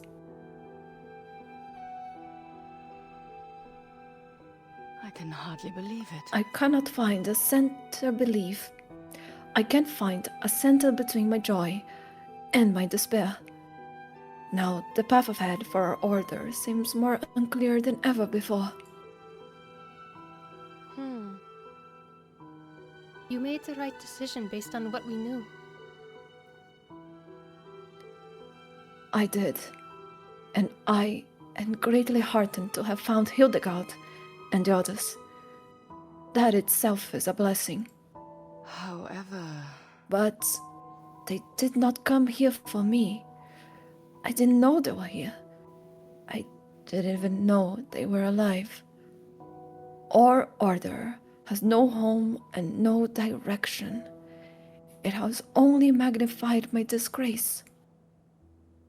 There's no need.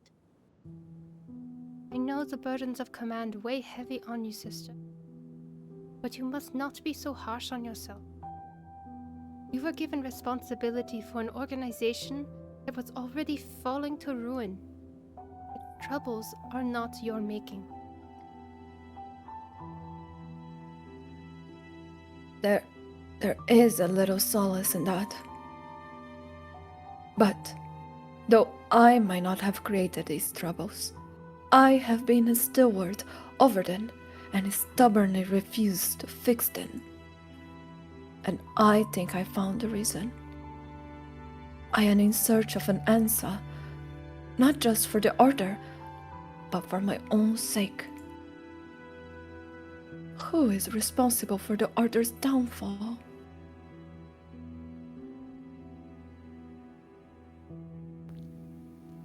A cruel question. Manus vindicte? That is too easy.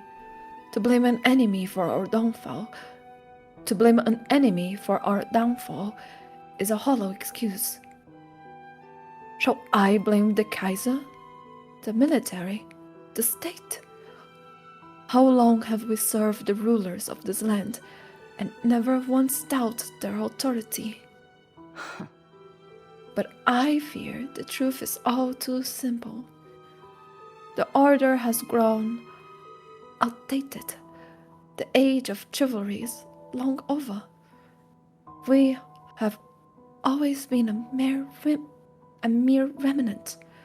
The horrors of this war came as a long-awaited death news. But... Adelheid raises her hand, stopping Marsha. Back then, when I found you in that storage room, I was filled with guilt and regret. I felt the same way that day I heard of your death.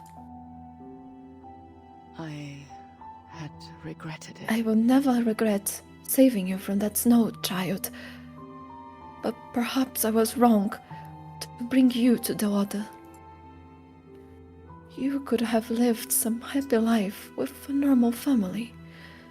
Instead, we forced you to suppress your nature, molded you into a warrior, and convinced you that it is your duty to give your life for the sake of your vows.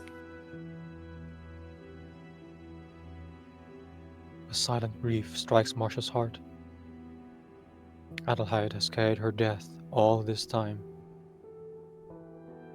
Adelheid. Sorry I didn't tell you then. I shouldn't have let you carry that guilt. This is my choice. I don't regret becoming a knight, Adelheid.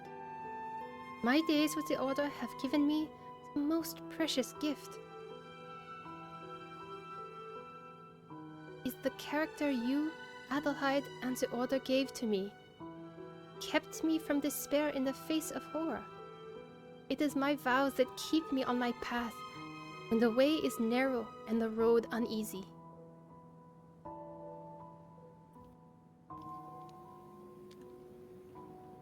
Marsha turns to Adelheid, I understand.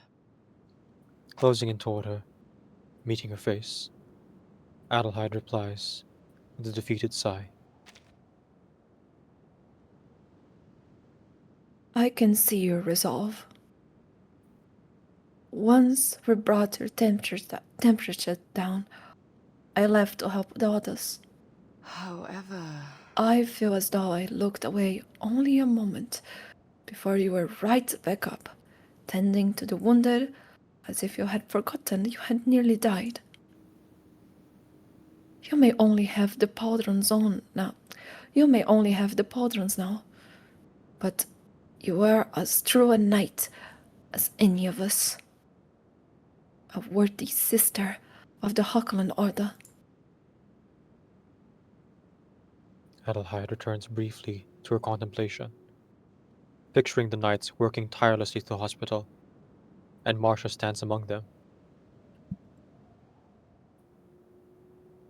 So, I say to myself, see, Adelheid, chivalry has not faded after all. It can still be a shield that protects the weak and vulnerable of this age. Adelheid turns to meet Marsha's eyes, conviction and pride burning on her face. Marsha. As for the proposal you mentioned, this reimagining of the Order, I will consider it. New hospital coming on.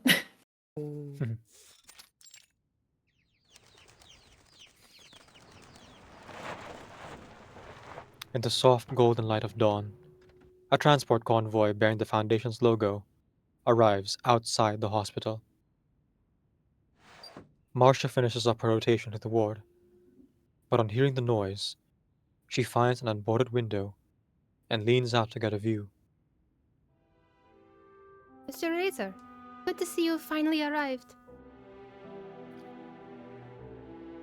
The squad captain offers her a wordless nod before turning to unloading the vehicle. Behind him, people in grey and white checkered uniforms carry supplies into hospital as new medics rush in beside them.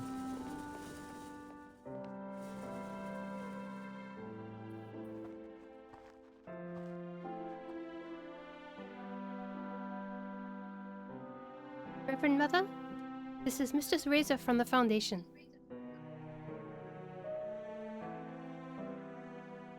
Marsha leads Irene over. Mr. Razor, We appreciate the Foundation's support. Your arrival is a long-awaited godsend. Don't mention it. We've got our orders. We'll begin by transferring all the heavily wounded out to a safer location. Be ready. In 4 days' time, there'll be a train passing through the station nearby. Everyone else is to load up there for evacuation. Don't worry. I've been given permission to remain with you here until that time. And once we evacuate, I will be accompanying the soldiers that wish to keep fighting in the Don region. We'll be deployed to assist the Xeno Cavalry Corps near Belgrade. Wonderful. I will share the good news immediately. After Irene leaves, Razor turns back to Marsha. I should apologize. We've arrived much later than intended. I'm not proud of that. I understand. Mr. Creus informed me of the situation. You were delayed by Manus Vindicte. And it involves you. We ran into one of their own convoys along the way. It was heavily defended, but what they were transporting might just be of interest to you. Marsha's heart skips a beat. Do you mean...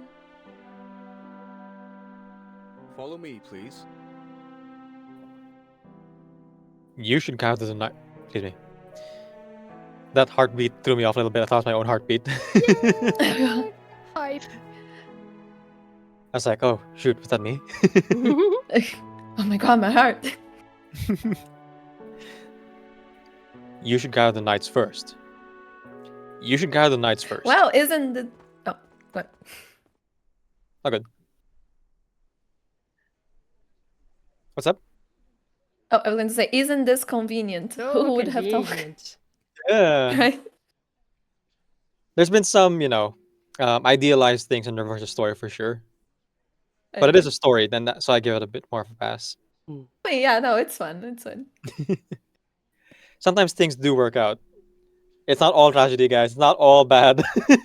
It might be It's hard good to have some believe. hope sometimes. Yeah. Where even when you do the right thing, if that things turn out good for you, even when you do the right thing. It's nice. Mm-hmm. Marsha summons her brothers and sisters, and they follow Razor out to the Foundation's park convoy. Among the familiar liveries of the Foundation, one truck stands apart. Oh. A Manus truck. Exactly. Correct. We had already gotten word that the hospital was secure, so we knew we had an opportunity. We decided to engage them, just to see what was worth all the fuss they put into defending it. But... We sent them packing and managed to seize the transport they were protecting, which led us to this one. During the inventory, we noticed that many of the items bore the seal of your order, Marsha. So, the Foundation authorized us to return these spoils to the Hawkland Order. What?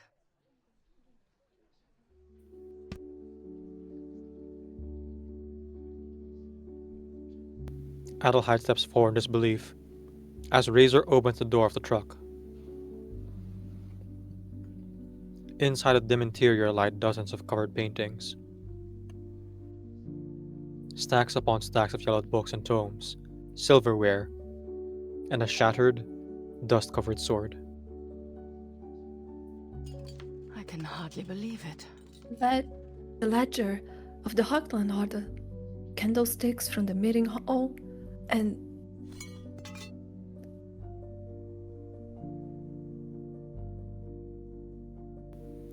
a sword forged of patterned steel rests among them. Its hilt is wrapped in black horsehide, the blade fractured into several pieces. The familiar Latin inscription can still be made out along the broken blade. that is That is Herman's sword.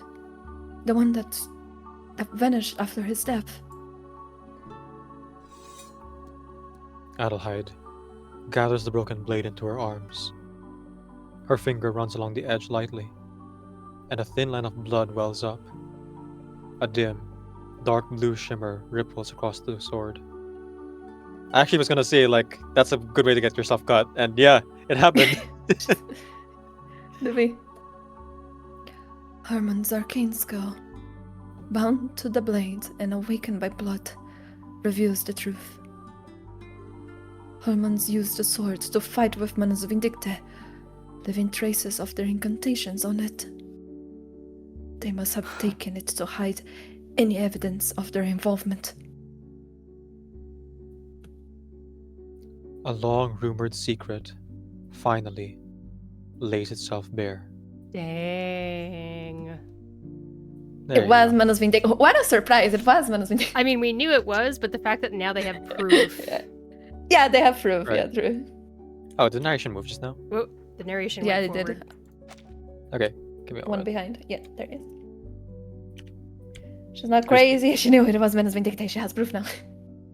I just realized that the GM this whole time was Herman, and I never actually, like, corrected that. The GMO of the order. Yeah, the OG GMO. Yes, the GMO. Right, what was the narration that I just missed? Ah, here we go. Yeah. Behind Adelheid, the knights drive their swords into the earth, hands resting on the hilts, heads bowed in silence. Marsha puts her hands together and offers a quiet prayer for her old grandmaster. But We didn't recognize the sword at first. But we found the order's name on some of those books and documents, though we knew for sure after we saw this.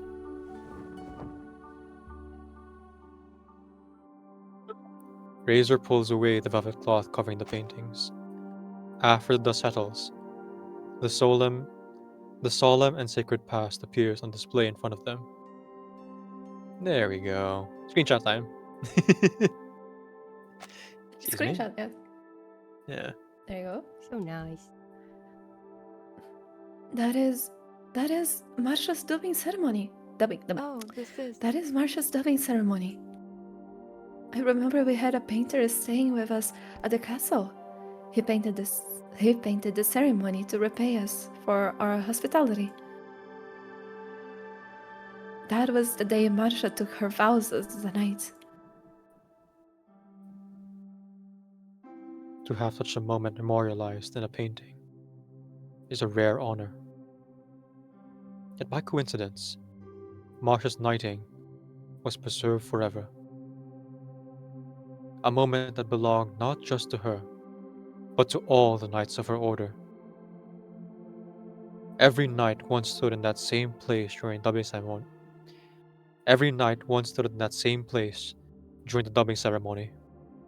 They pledged vows before their new brothers and sisters, and waited for the sword, the very symbol of knighthood, to rest on their shoulders.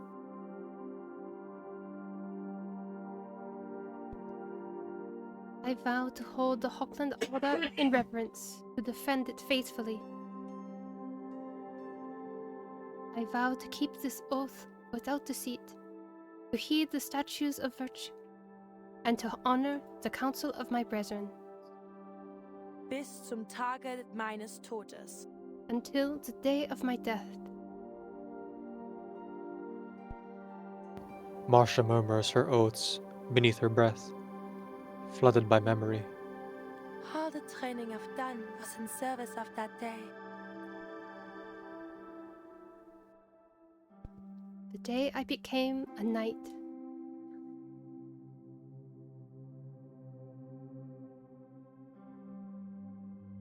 In the painting, Marsha's expression is solemn. She wears her ceremonial attire.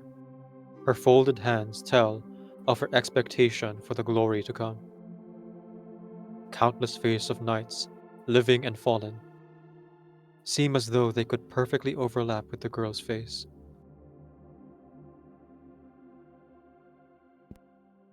my god, Schloss. You got it. Yeah. How was it again? Okay. the knights departed from Hohes Schloss. The knights departed from Hohes. Oh my god. The knights departed from Hohes Schloss after the dubbing ceremony, carrying out their duties under the Grand Master's command. We looked forward to it. We looked ahead to future missions, eager to prove ourselves, to return with glory earned by our swords. Until that knightly glory was laid to waste beneath the withering scythe of machine gun fire. Now, the ones that survive wander without purpose around its grave. But the young woman in that painting walks a different path, a narrow one, defined by her vows, but no longer constrained to them. A path too small for steeds to charge, too tight for armor to pass. So, she releases her horse, lays down her sword, and packs away her breastplate. Yet she keeps her pauldrons. Their silvery steel gleams as a guide, like the North Star, a reminder of what matters.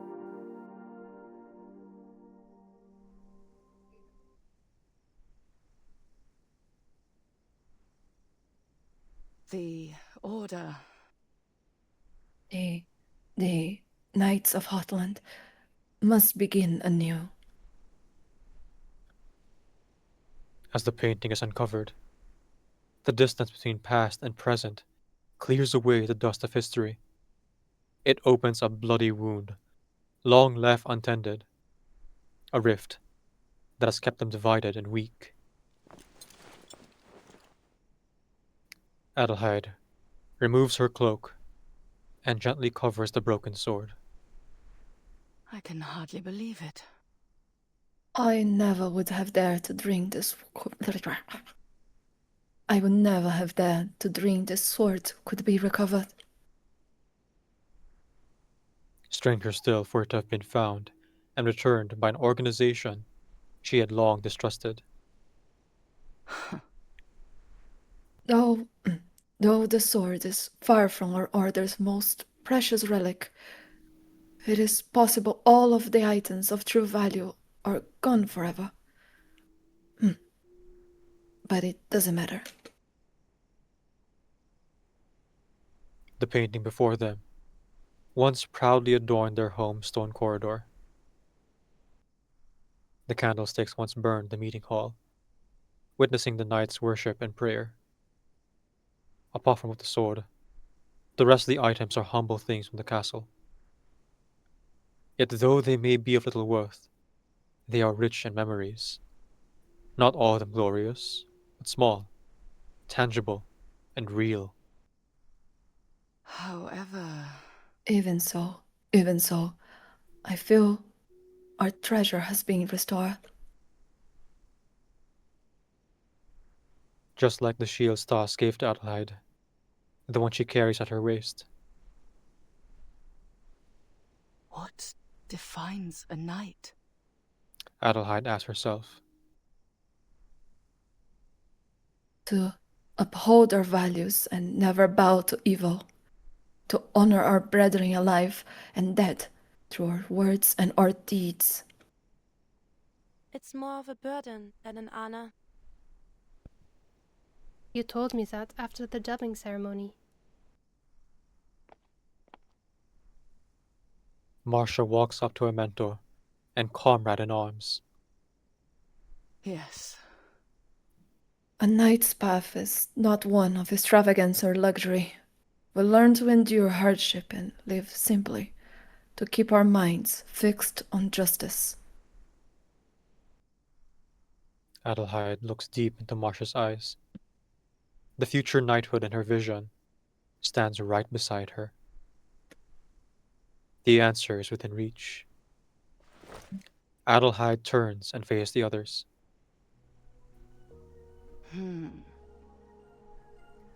Brothers and sisters, brothers and sisters, after we leave this hospital, we will search for our scattered comrades. Well then. Along the way, I intend to follow Sister Marsha's advice. This age does not need wanted warriors, but it still needs the other.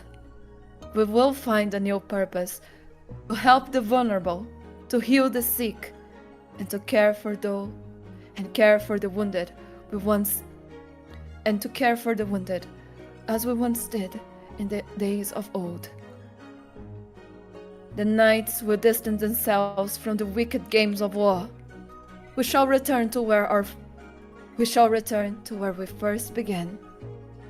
Von diesem Tage an kämpfen wir nur noch Leben zu retten, vor der Sichel des Todes.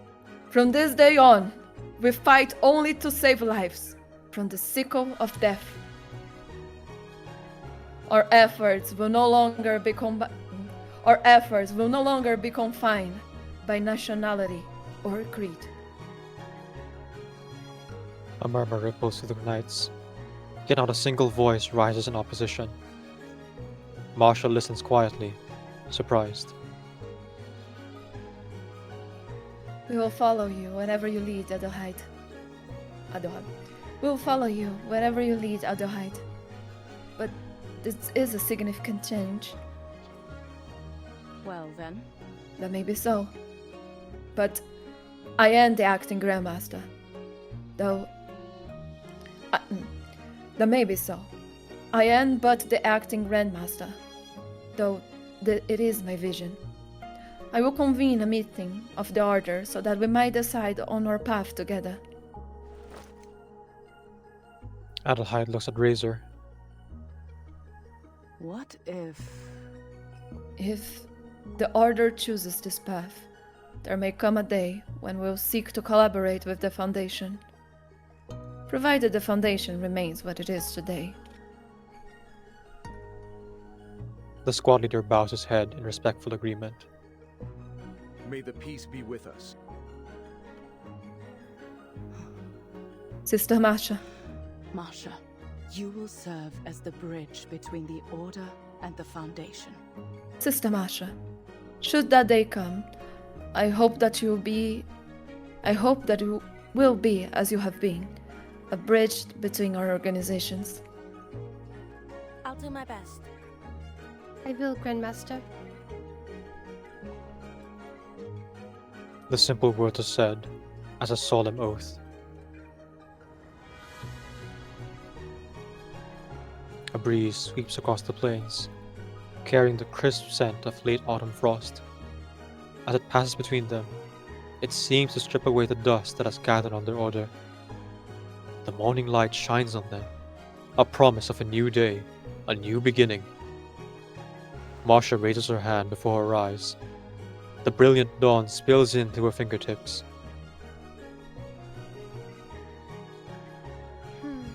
What a good day it is.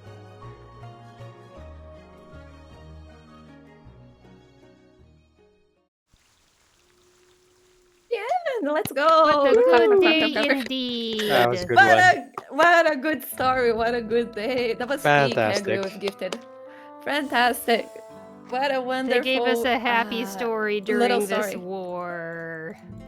Yeah, they kind of owed us one. They owed us. Yeah. Gosh. Between Kahan and Sentinel, and I suppose Igor as well, we're gonna see. Yeah. Gosh, at least someone had a good day. I'm gonna discuss a little bit while I do the survey, because Yeah. just want to like decompress a little bit.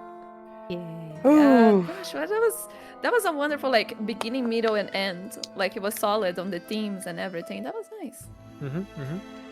The characters, and all. I like how it tackled the themes of self-sacrifice without going to the negatives of self-sacrifice, or dwelling on that too much. Yeah. Focusing on the kind of the positive. Okay, but what is the actual point of that? Right. I think that's and the outcome of a self-sacrifice that doesn't sacrifice your final life. Indeed. what does it mean to give yourself in service of others? Yeah. It's a really good message. That's really nice. Pretty good. Pick character. Marsha. I was so right to love Marsha. Let's go. You were so right. So right. It's Marsha Day. Marsha Day. I'm so happy. It's Marsha Day. But also the song at the end. I love that song as well. But every time I hear that song, I remember how a lot of people got copyrighted because YouTube confused it with Enya. It did. I wonder if it did that Enya for song. me. I didn't know this. Is it the Nautical OST or something else? It was from the Barcarola. What is the name? Oh, the Free Breeze story. Oh, There was a lot of people on Reverse 99 having problems with copyright. And that was the when one. You checked, Yeah. When you checked YouTube, why is it copyrighted? It would say something by Enya. I forgot the name. Because the beginning. Oh is yeah, kind so of both slow. you and I were affected, Shiny. Yeah. Yeah, I think that's the Yeah. one. I remember I got saved because I don't post my VODs as soon as I am done, but a lot of people did. You guys included. Yep.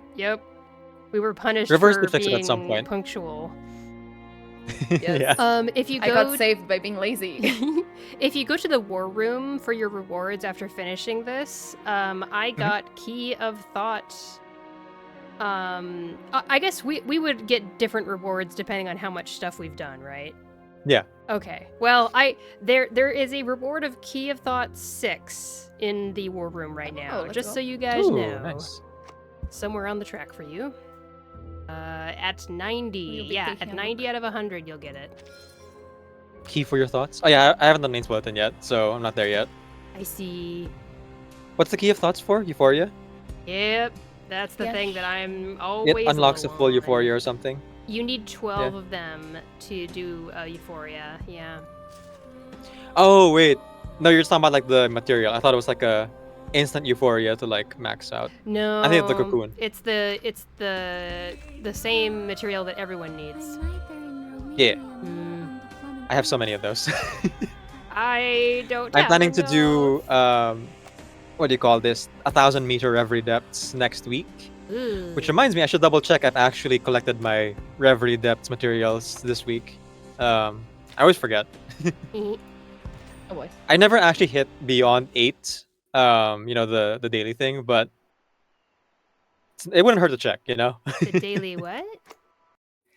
The daily Reverie depths collection. Oh, not daily. Weekly. Weekly. Yeah, that one. The one that's 4 out of 8 every week. Mm-hmm. Oh, Sometimes I'll forget the between ones. weeks, and I do it oh my gosh, it's 8 already.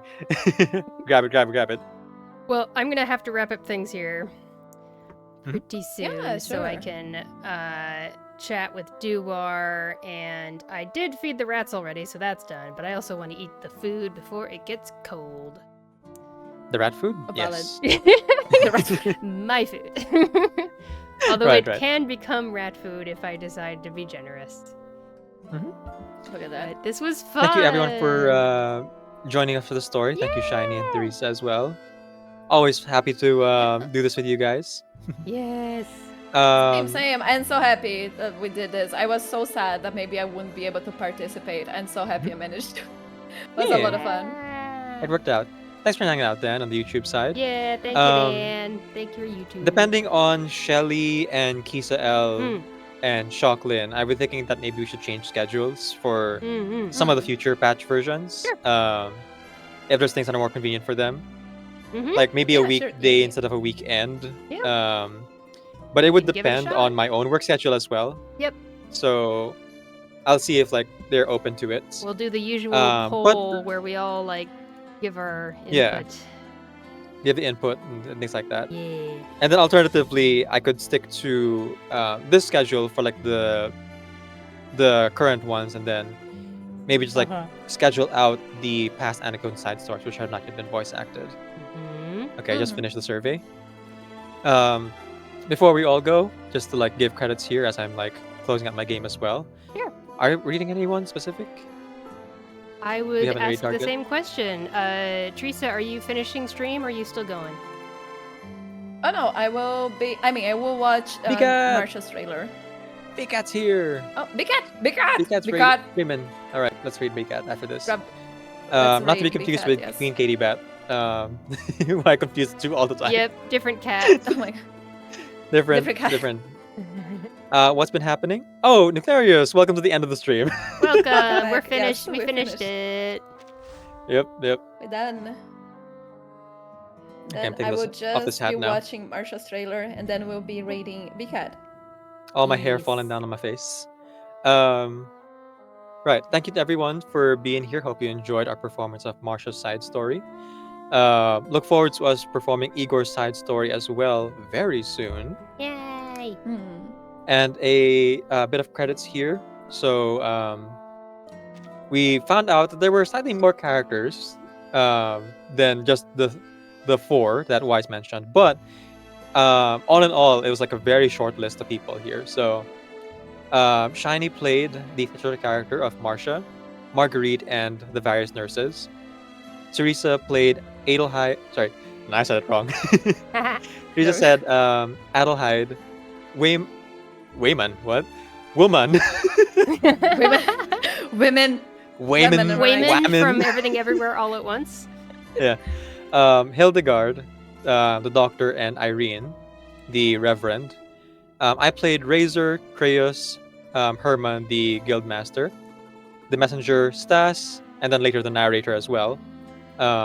Mikhail, Alexei, and various soldiers. You can go ahead and check out all of our performance in the coming weeks. Shiny and Theresa will be posting this in a couple of days. I'll be editing this down.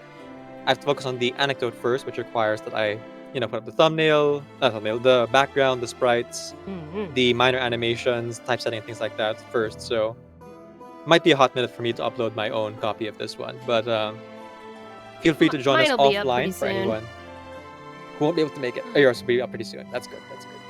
All right, we're all gonna disperse. I'll leave the chat and everything, the Discord call. Thank you for hanging out, Decaf and Theresa chat, and Decaf and Theresa themselves. It was fun. Bye bye. See you on the other side Have at a Decaf's wonderful place. time. Bye bye.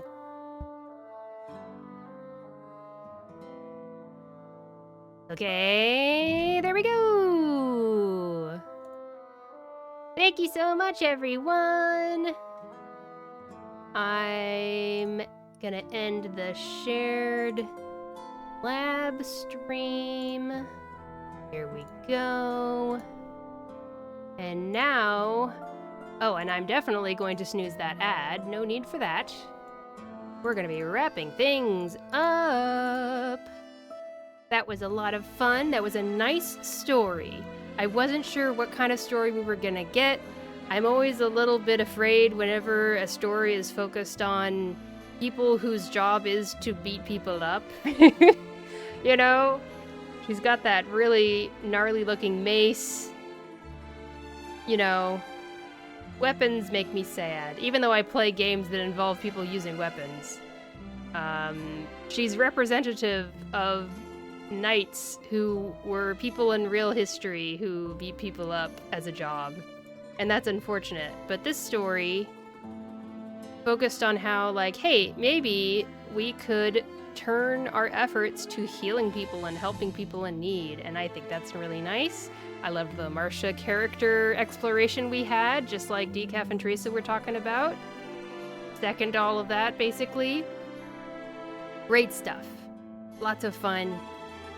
Thank you for hanging out, everybody. Appreciate you being here. Yeah, just like Decaf said, Igor's side story in 1 week. Same time, pretty much. And then my next stream will be in 2 days. Whatever that ends up being. This week's of stream was just kind of all over the place, so I'll just make my mind up on the day of. If you haven't joined yet, don't forget that I have a Discord server. You can get live notifications when I go live on Twitch. Notifications when I go live on Twitch. That's right. And when my VODs go up on YouTube. I post photos of my cute pet rats that I have in real life. And you can chat with other members and share friend codes and all that fun stuff. And you can also find out what I'm going to do with stream and stuff.